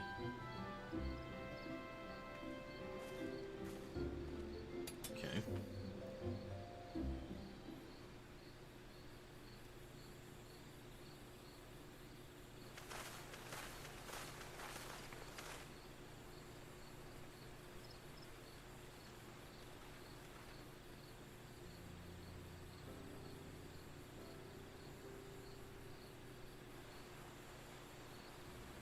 Arenvold!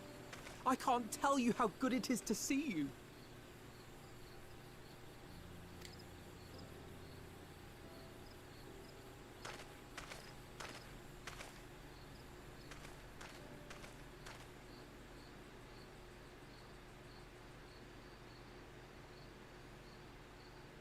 It arrived a lot sooner than expected, eh? The day I craned my neck up at you.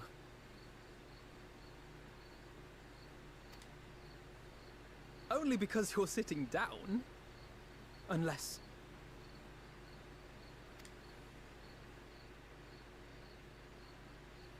Afraid so. The Chirurgeons say I may never walk again.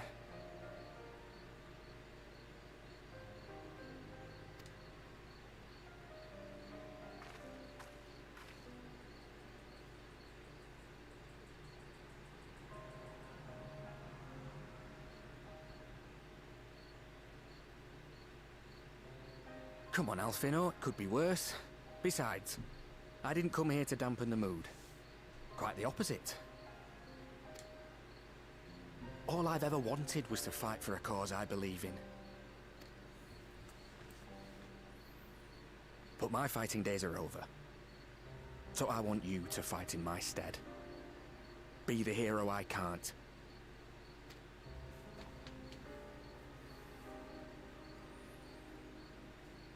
I am no hero. That's what they all say, though. No one ever calls themselves a hero. Even the ones who eat primals for breakfast. It's for others to decide.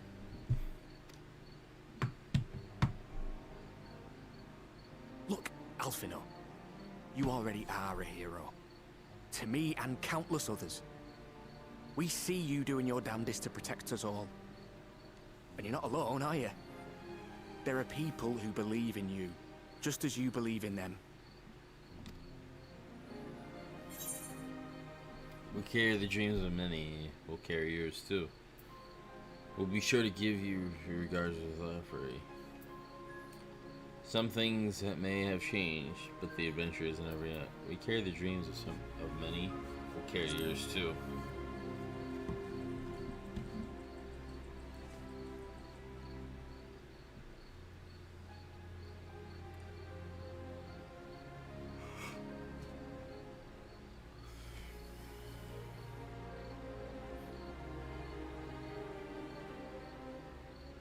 I know what's at stake, and how many people are depending on you. But I believe in you. Believe that you'll see it through. That's why I'm entrusting my dreams to you. Like Albert and Owley once entrusted their dreams to me.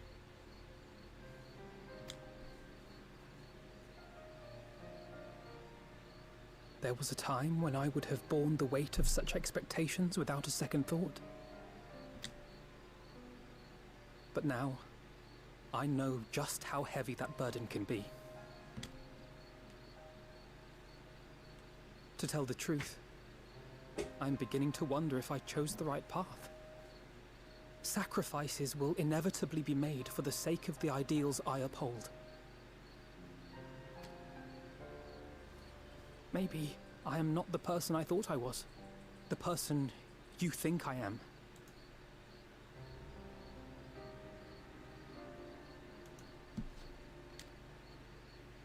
I wouldn't presume to tell you. But I will say this. In spite of everything, you've come this far. Indeed. The road ahead might not always be clear, but you've never been one to give up or take the easy way out. And everything you do for others. For a brighter future. I'm proud to call you my friend. Well, I've said my piece, so I'll let you go.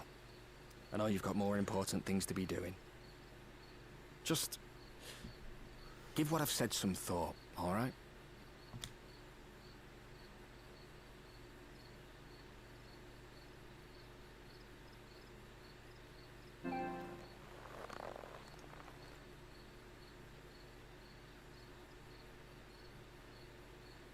I shall, my friend.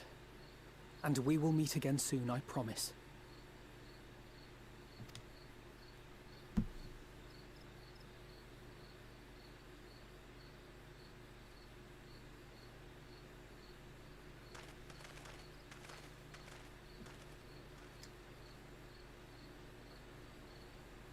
Nothing left for me to do but wave and smile.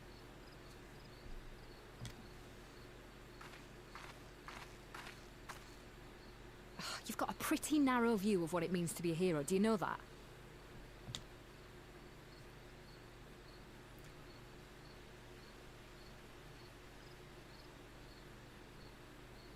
You think they're all forged in the fires of battle? That it's all about being brave and killing villains?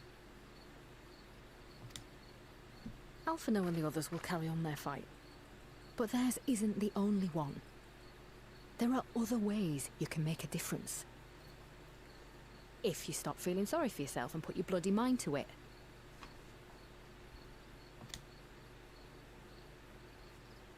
He has it wrong. There's not much chance of me living the quiet life with you around, is there?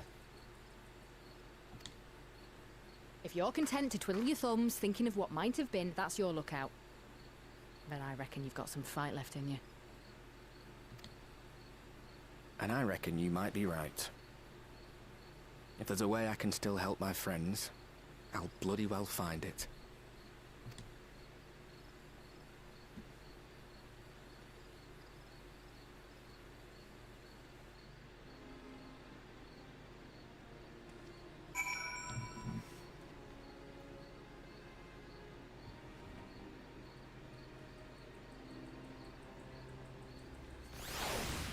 Come on.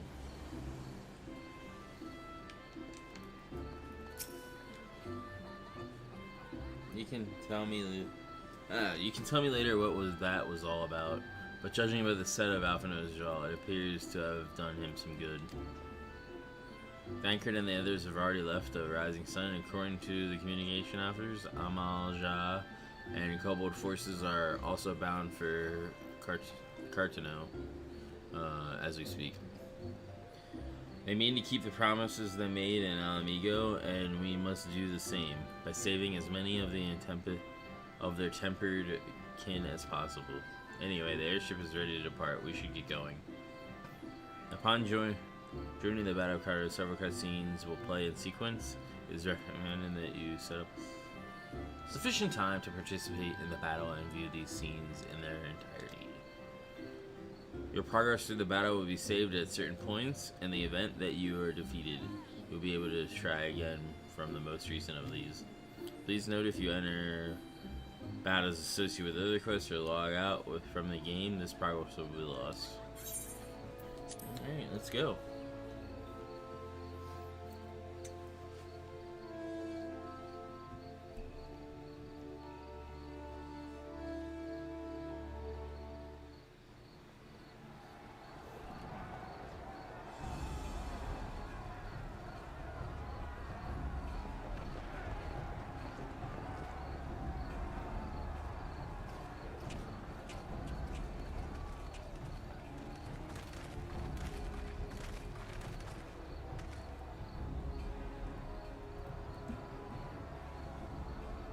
My fellow Scions, as I am sure you will have heard, we can expect no help from Charlian, nor are we any closer to discerning the Telophoroi's grand design.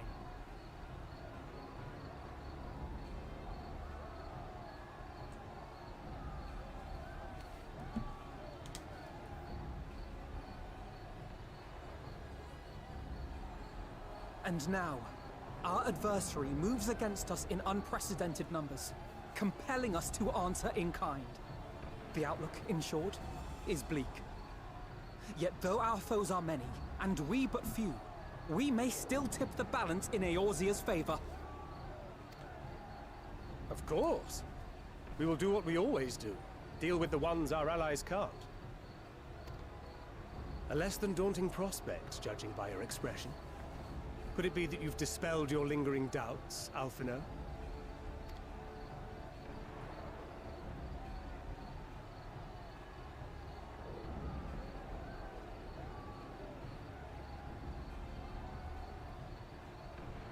Oh, I doubt I ever will. But as my friends have kindly reminded me, I have come this far, and that must count for something.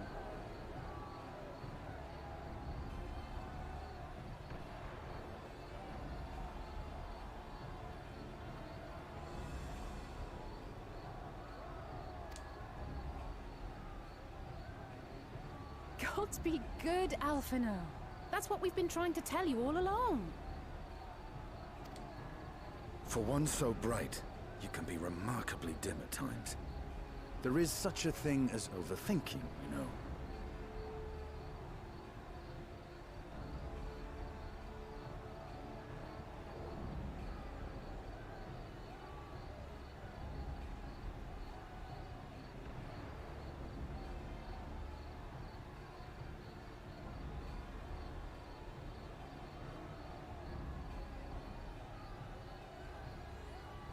For one so bright, you can be remarkably dim at times. There is such a thing as overthinking, you know. Might I suggest that we continue this conversation after the battle? It would appear that Telophoroi have already arrived. I'll do what I can to cure the Tempered, but they'll have to be incapacitated first. Have care, my friends, for none can say wherefore our foe did choose this fateful field to be our battleground. Whatever may transpire, pray grant him not the pleasure of deterring you.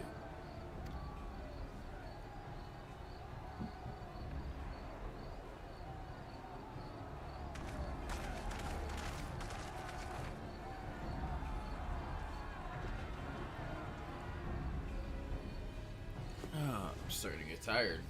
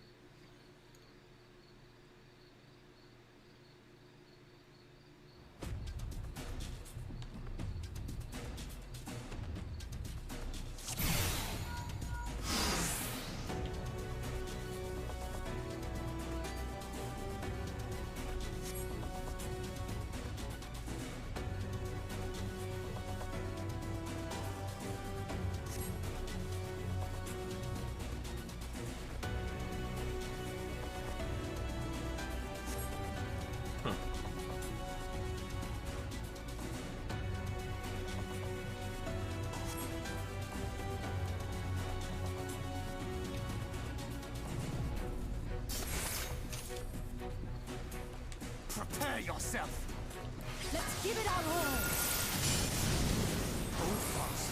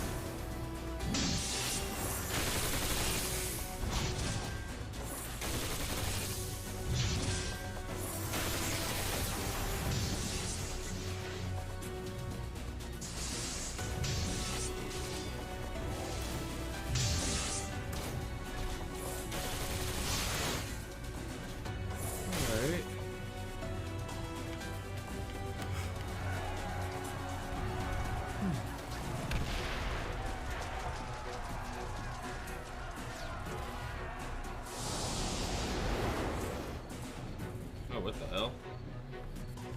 As the signs spread out across the field, Alisane and Gara take the fight to the Telophoroi.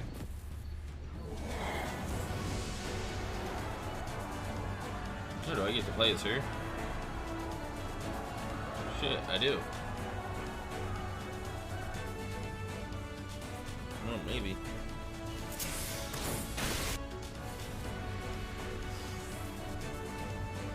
I do.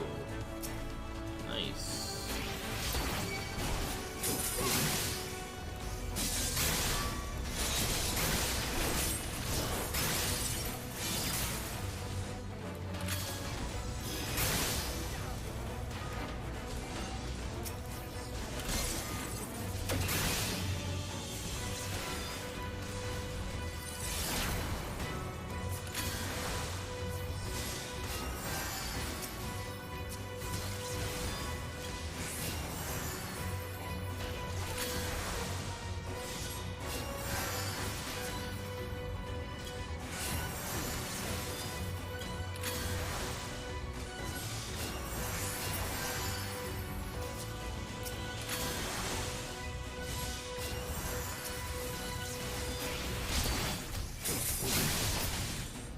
Allow me.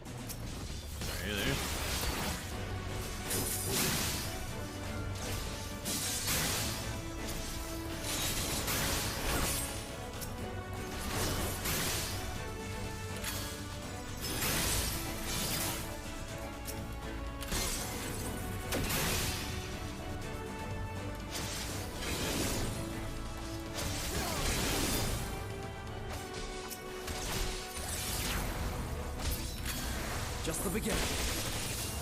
Right behind you.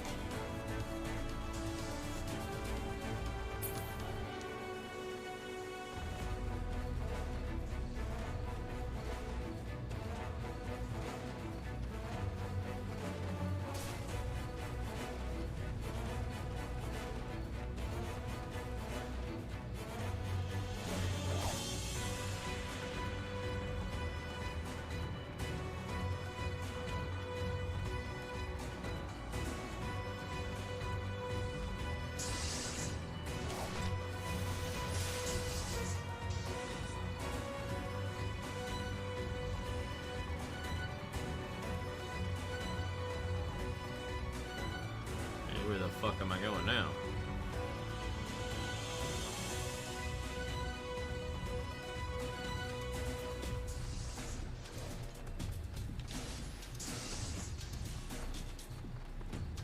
Huh.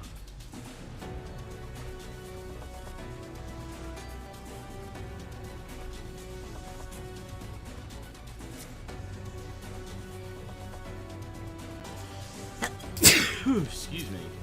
Oh, I didn't see Angela there.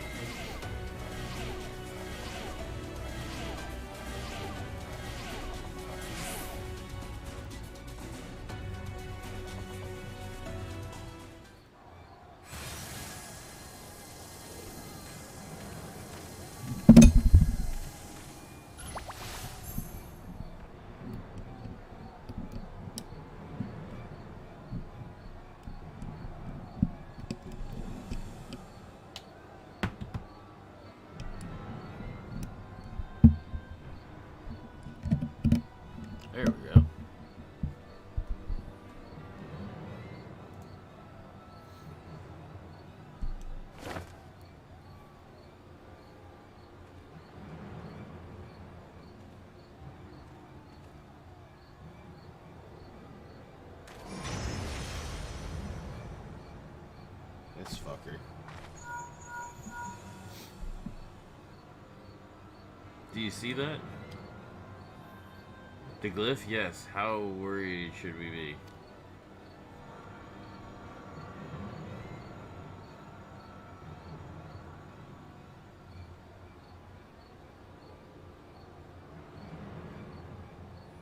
Listen well and judge for yourself, though I can see aetheryte currents. I had not thoroughly examined those that flow through the heart of Carno, but now that I am here, things have become clear.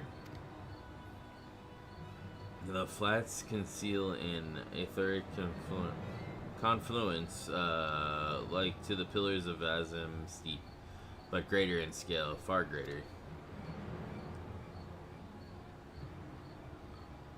Glyphs that Fandaniel has conjured reach into its very midst. And I believe I know their purpose. Should the lunar primals destroy them, it would spark a chain reaction with the potential to obliterate the confluence entirely. The resultant disruption to the flow of aether would sow chaos among the elements, prompting earthquakes, floods, and tempests large enough to lay waste to the realm.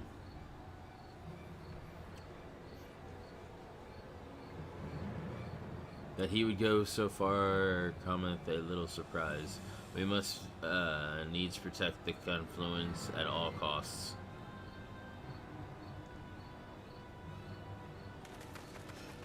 Let us be off.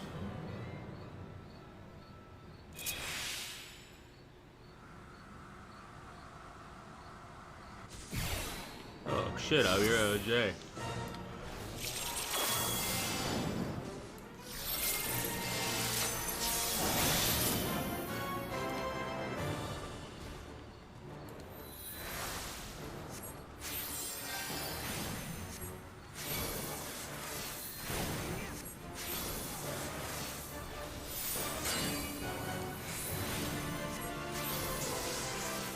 Lunar Odin.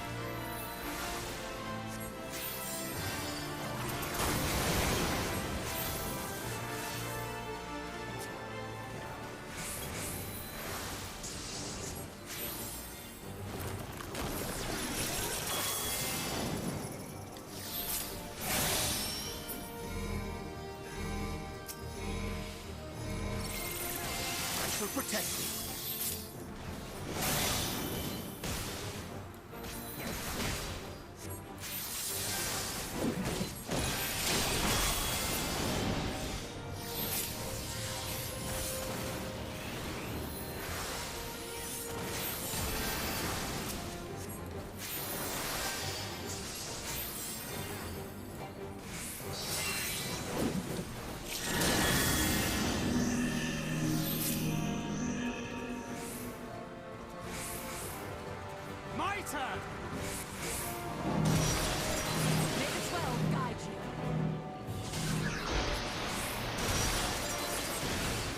Damn.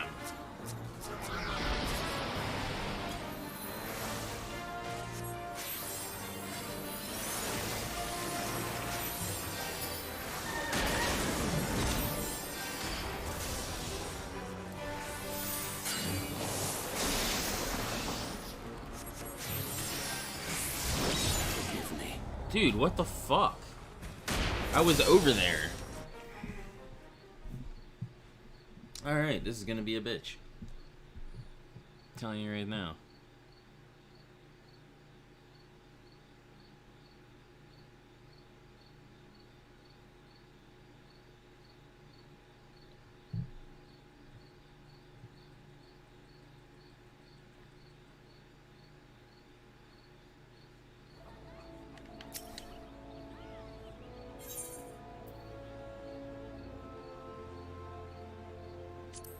Zoom from where I was. Yes.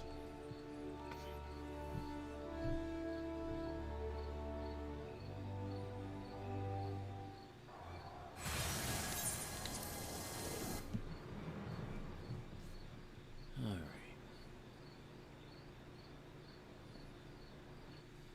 I really don't know what I'm doing as far as like this class. That's the problem.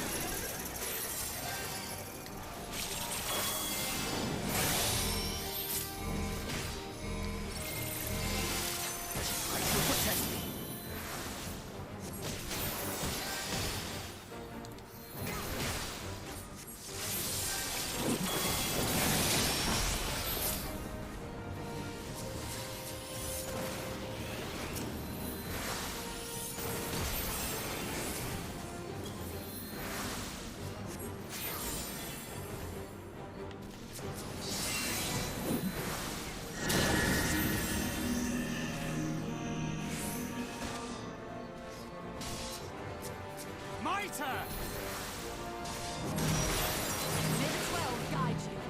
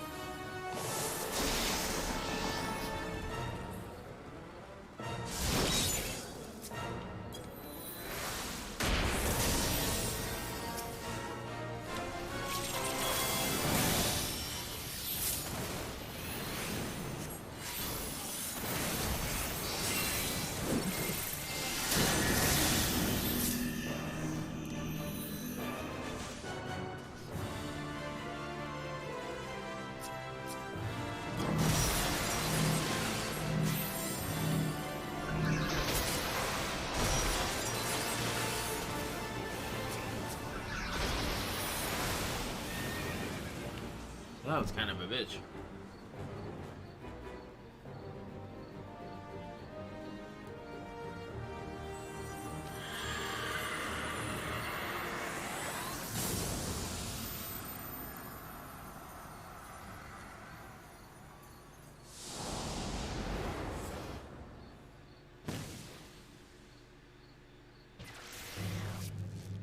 Meanwhile, Tia and LSA prepare to lock swords with Luna Ravana. Damn. So I get to play as all these guys. This is interesting. Bitch, but interesting.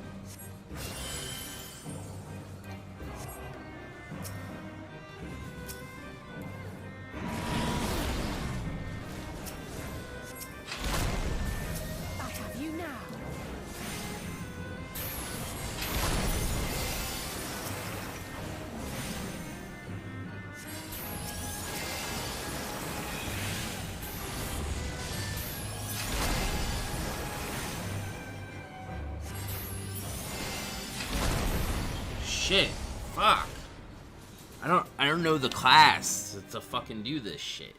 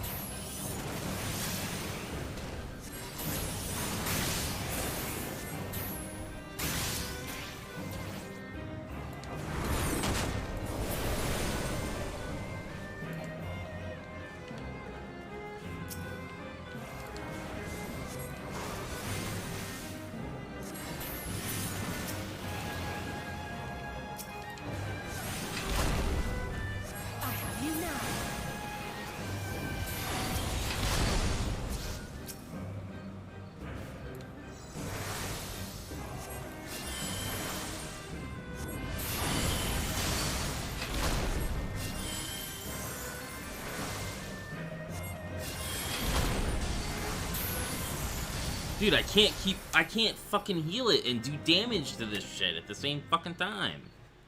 The fuck?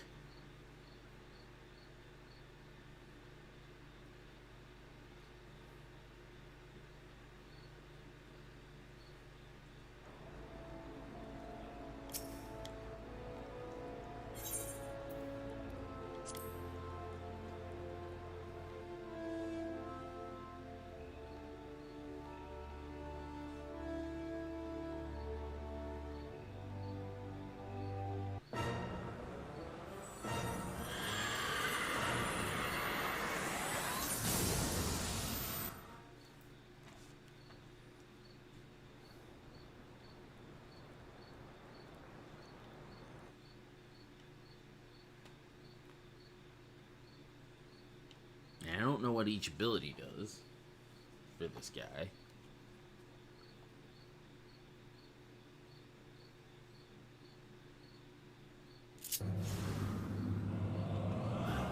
Etiquette 2, which is probably...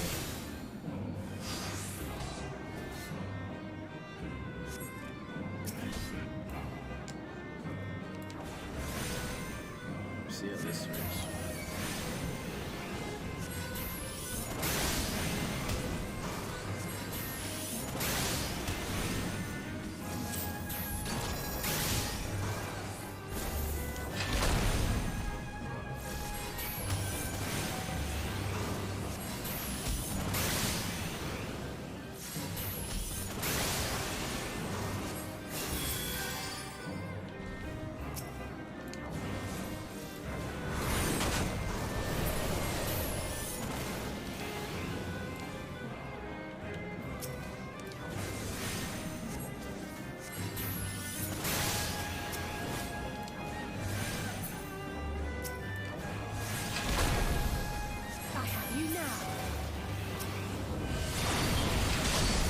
Dude, what the fuck? How am I supposed to...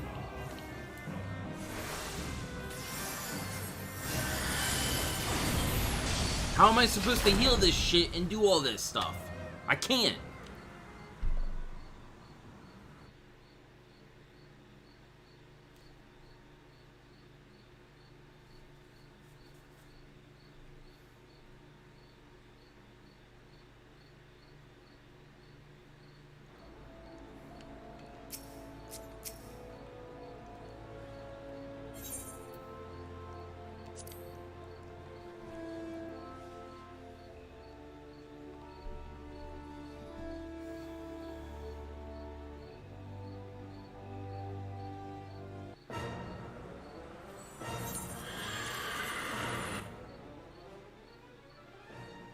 I might have to look up how to fucking do this right.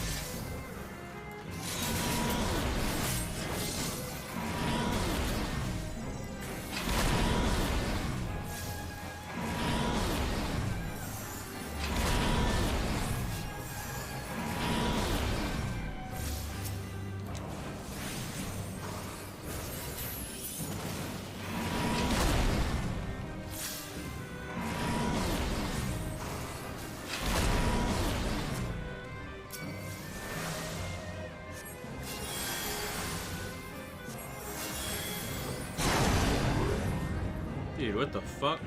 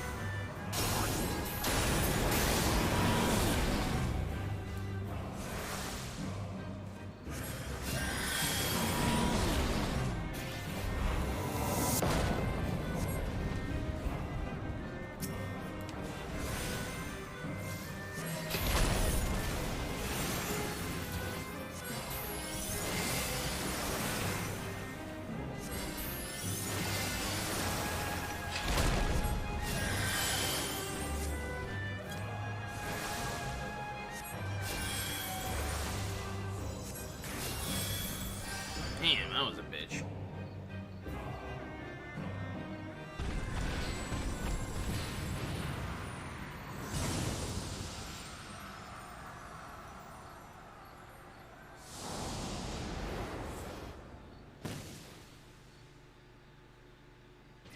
At the self-same moment, you stand shoulder to shoulder with Avenant and Estinian, resolved to lay lunar title.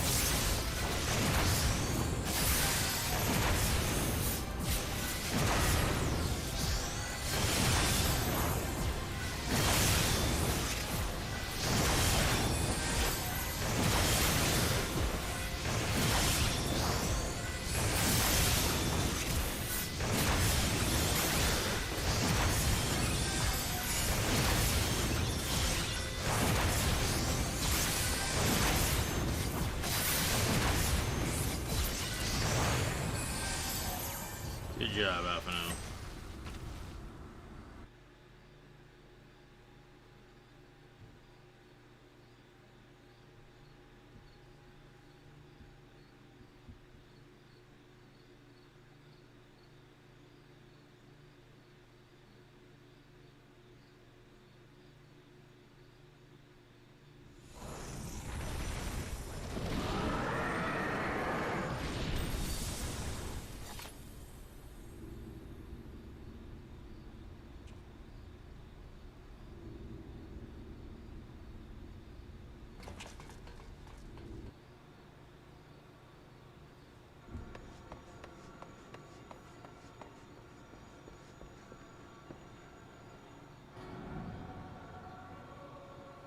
And thus another plan went up in smoke. I am beginning to see why Lord Xenos thinks so highly of you. Not that this changes anything, you understand. You have merely earned yourself a stay of execution.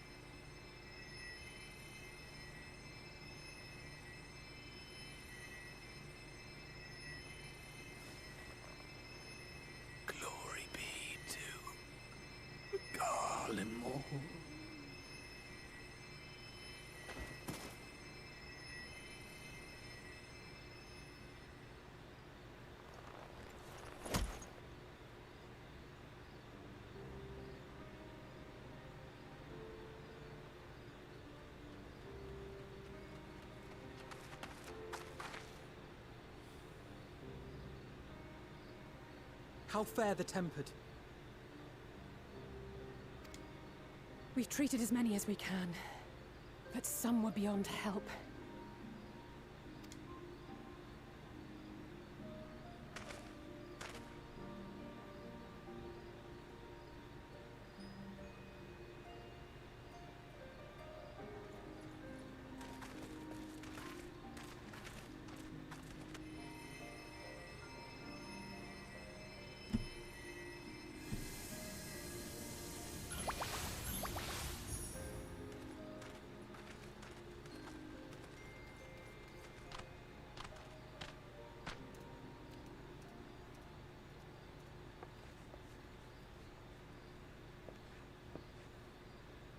Do not hang your head so, brave scions. Though not all of our captured brethren could be saved, we are grateful for those whose minds have been restored.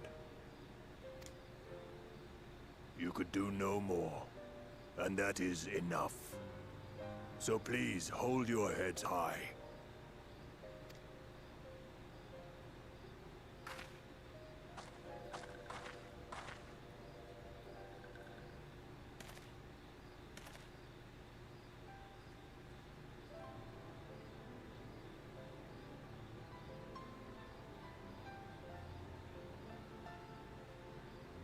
Should have been quicker, but I'll do better next time.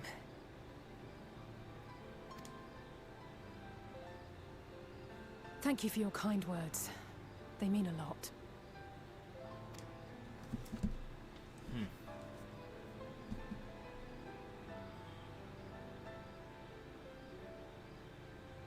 A victory at great cost, but a victory nonetheless.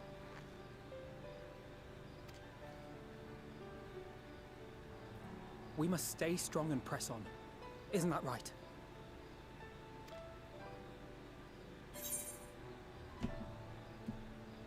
One battle at a time. We'll get there.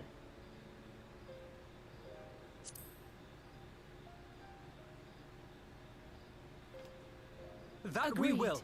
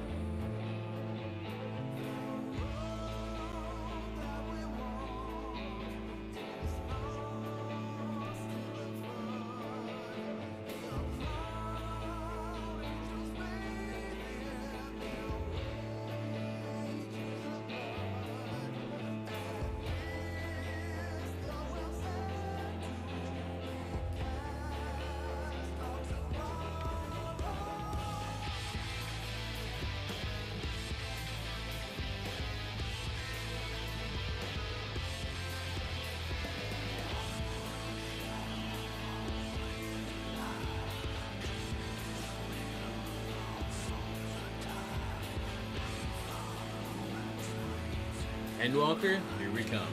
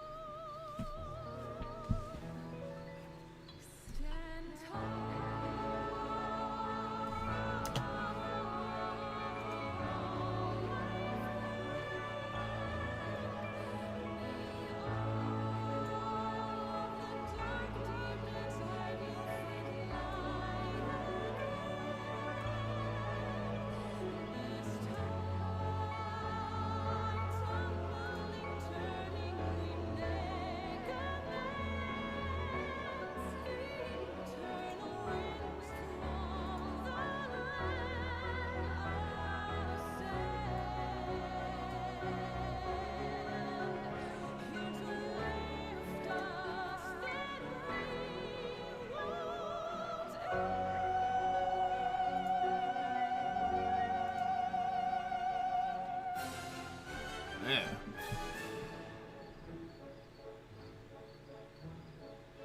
So, come Endwalker, I am going to be playing Reaper. So, and I'm going to be doing all of that over on the Gaming Lounge, exclusively over there. So I'll be starting the expansion as Reaper, which will be 70 to 80 most likely, and then I'll be able to work on the expansion content. So, within the time between now and the release of the expansion, I'll be working on unlocking certain things that will help me level that faster. But I do plan on leveling that, and I'll be playing exclusively on PC. Right now, I'm playing on PS4. And that's only because I don't have Stormblood and Shadowbringers on PC until Endwalker releases, which in turn I will get that those two expansions because I bought Endwalker. And then I'll play Reaper through and show you guys that class as we go through, and yeah, we'll go through the story as it comes out over there. So I'll let these credits roll, and then we'll see if there's anything else after this, but this is the end of Shadowbringers completely, it would seem. I'm sure there's raid and whatnot with the Eden, and I'll probably do a few other streams over here over this beforehand of just playing it and running through stuff. But this is the story, and I hope you guys all enjoyed it. It was pretty good. There's ups and downs and some pretty emotional moments throughout.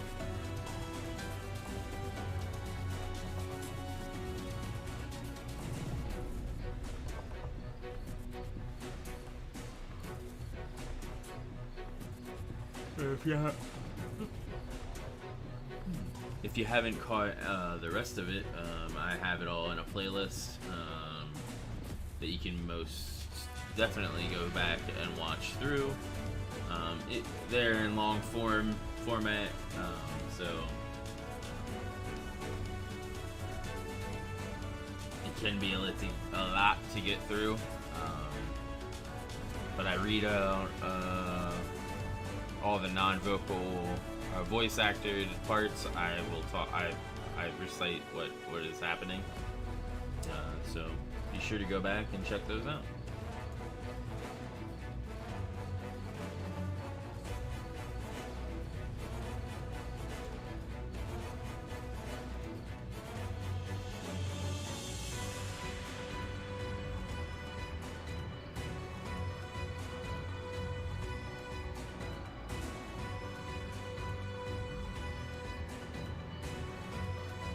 I want to stream over on Twitch. I was trying to multi-stream tonight, but for whatever reason I couldn't get it to work.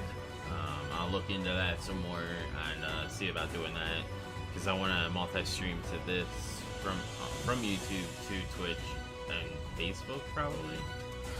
So yeah, so stay tuned for that. I'm gonna try to get that going. I have a couple more. I have some unboxings I want to do. I still have Ace Volume 1 to go through to unbox, and then I just got Bonds in, so I want to do an unboxing of those as well. Trying to think, and then I have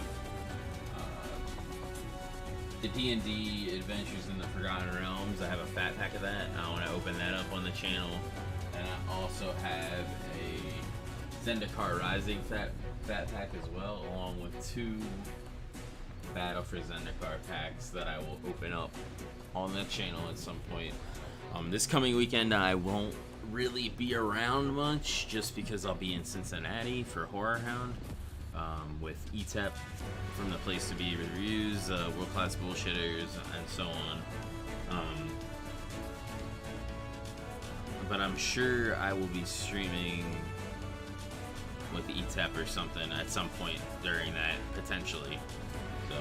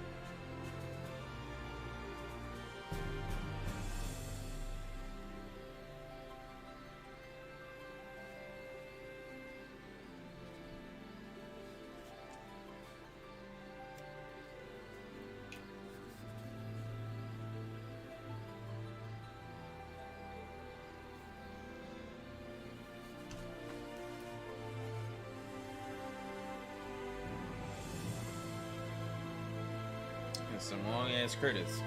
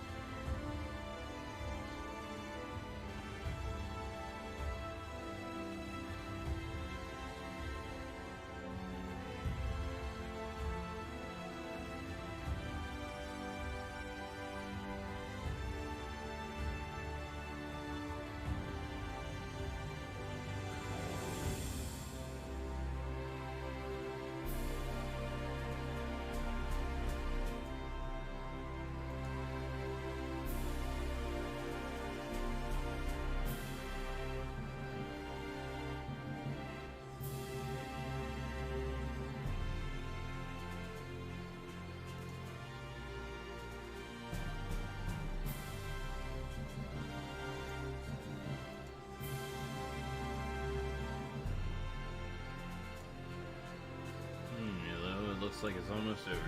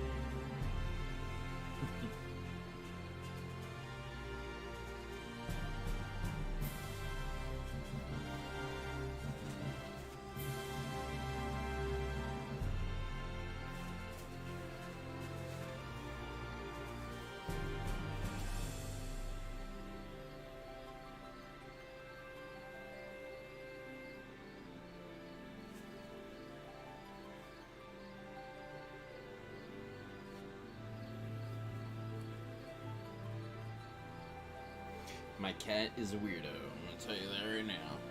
He's over here beside me playing with a plastic bag.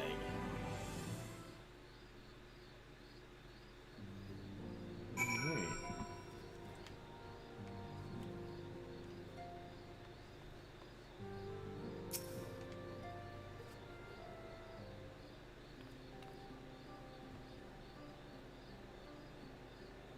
I trust you all enjoyed a comfortable flight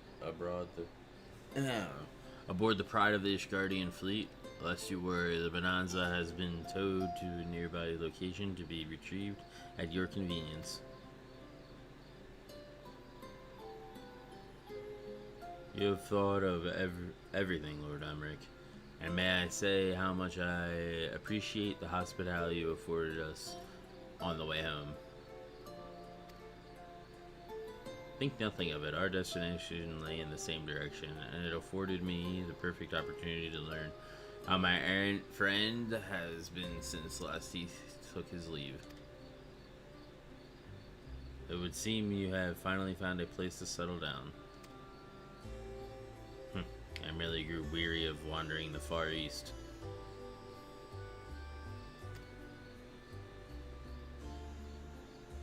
Returning to more serious matters, while the Telophori have been driven from Cartno, 'tis like that the bulk of their forces yet remain. On the evidence of Grand Company of yours, first joint military operation, however, I am confident that we have the potential to meet such threats head on, even without the aid of you and yours. As such, while our forces keep the Telophori at bay, I would ask that you apply your talents to the task of neutralizing the towers. A sensible division of labor. While the towers remain, so too will the threat of the lunar primals. And given our expertise in the field of aetherology, we are better qualified to find the solution. That we are, especially should it happen to lie beyond the Alliance's dominion. There's a time and a place for formal investigation, of course, but certain secrets are wont to hide, while only enterprising individuals may venture. I could not agree more. There are none better suited to this task, nor any upon whom I would rather rely.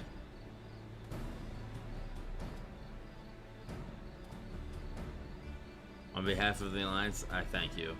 We look forward to retrieving any information you are able to uncover. And with that, I must take my leave. Should you have need of assistance, pray do not hesitate to ask. Fare you well, my friends.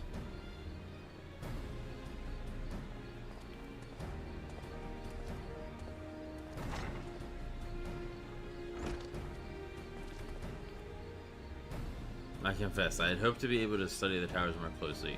Vital as they plainly are to the Telophori's plans, if we can discern their ultimate function, we will be one step closer to understanding our enemy's grand scheme.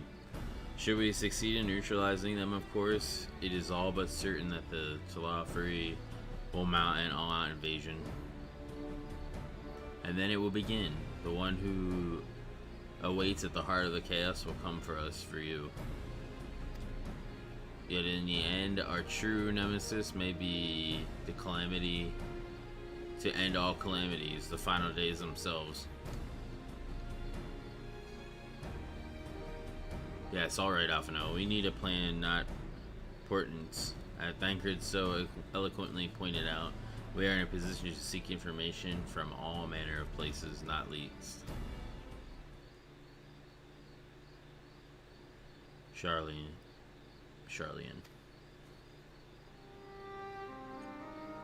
According to Kra, the Forum have been more secretive than ever of late. While this may be relative to the appearance of the Telophori, that remains a matter of speculation. But one thing is clear, the Forum is determined to keep us from discovering the truth. Master Flochant performance at the Lotus Stand was enough to convince me of that. The matter beareth further investigation, I do heartily concur. Nor can I think of more promising place to look for the answers we seek on the matter of the towers. Charlanian hath ever been the wellspring of etheriological knowledge. I care not where we go. Here or there, my lance will be ready. And what of you, Andres? Might you be persuaded to join us? Pot of course, Australian. If it means I can have words with Fortunal, an island of bookworms and bureaucrats, have we no other choice? Pot of course, Charlian.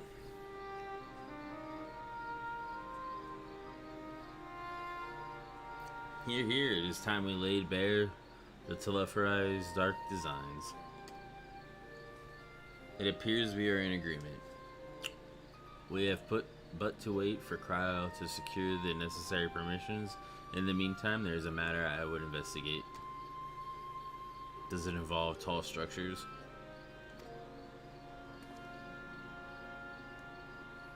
By strange coincidence, it does. At present, I have only a creeping suspicion, but with your help, I will soon find out whether my fears are warranted.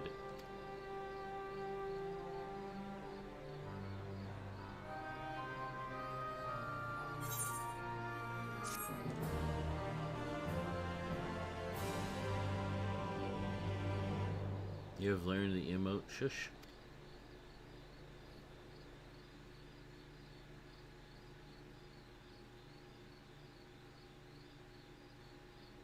Meanwhile, in the Garlean capital,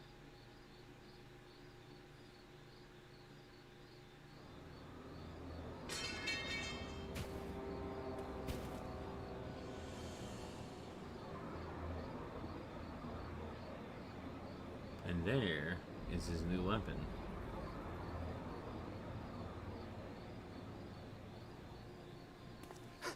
Those Eorzeans certainly are a stubborn bunch.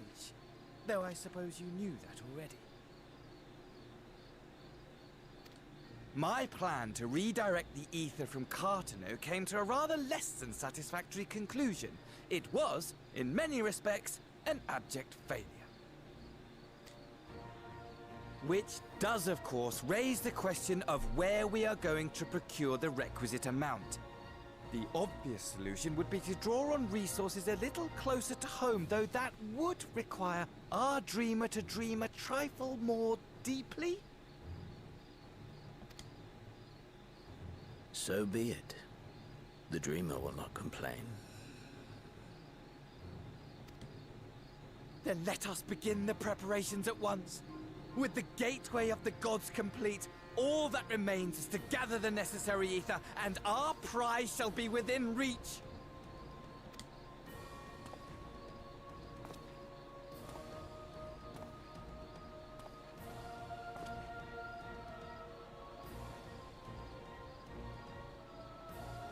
The time has come to fulfill your heart's desire, my desire! To relieve those wretched creatures of their meaningless existence!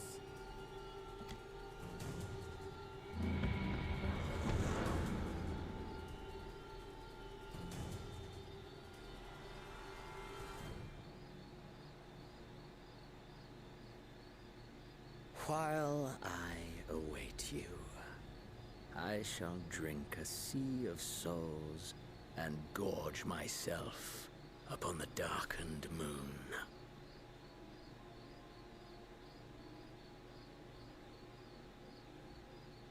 Then you shall come to me, all roiling rage and rancor.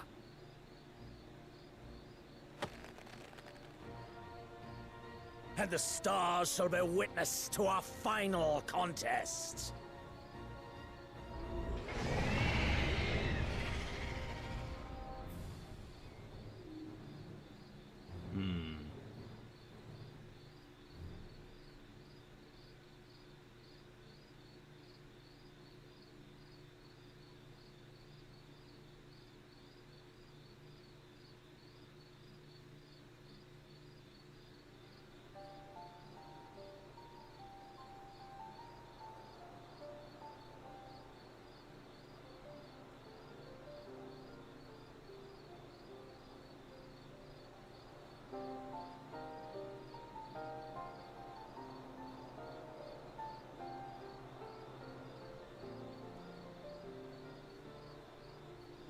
As I thought.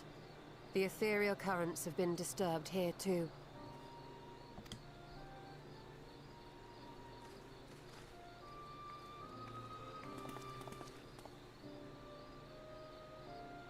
It was the same in Thanalan. Make that every location we surveyed. And the strength of each current has diminished dramatically. Far more than could be attributed to a natural occurrence.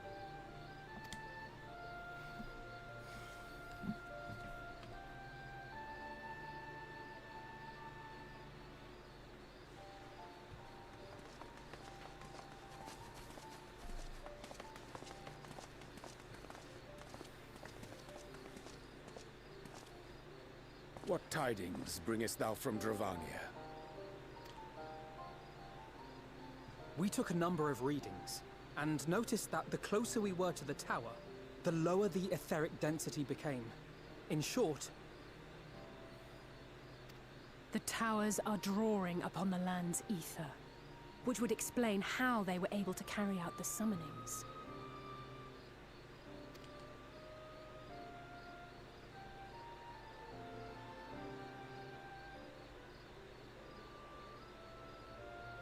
Our allies must be informed of this. We should return to the Rising Stones and have Tataru relay our findings to them.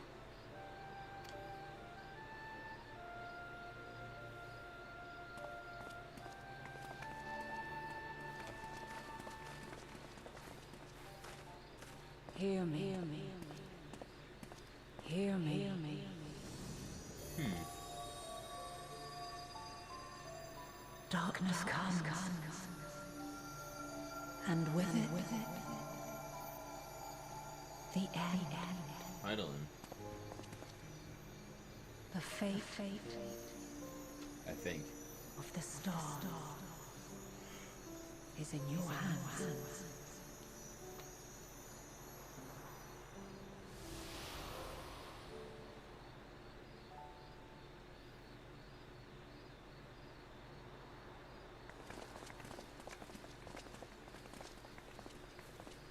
Everything all right back there?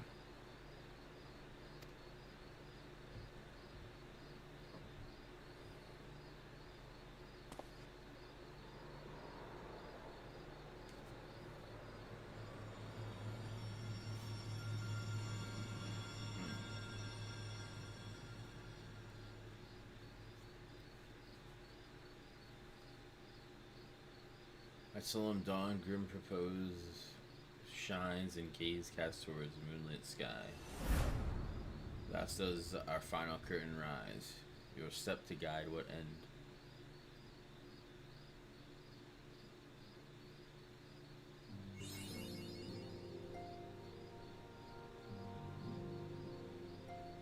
New game plus has been added.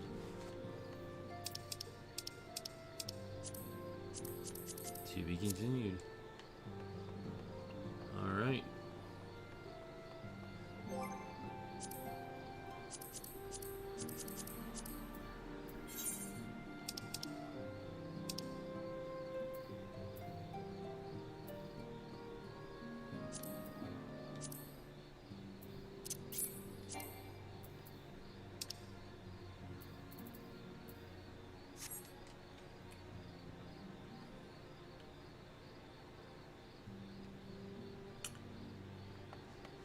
On that note, that concludes Shadowbringers. Next time when I'm playing this, I will be doing some raids and stuff just to unlock things to help make leveling easier in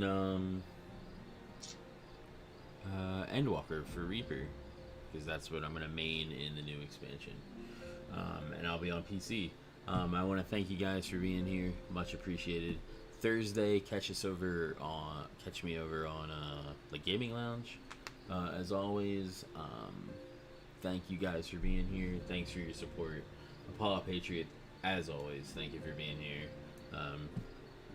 It's always great to have you in the chat. And I will talk to y'all later.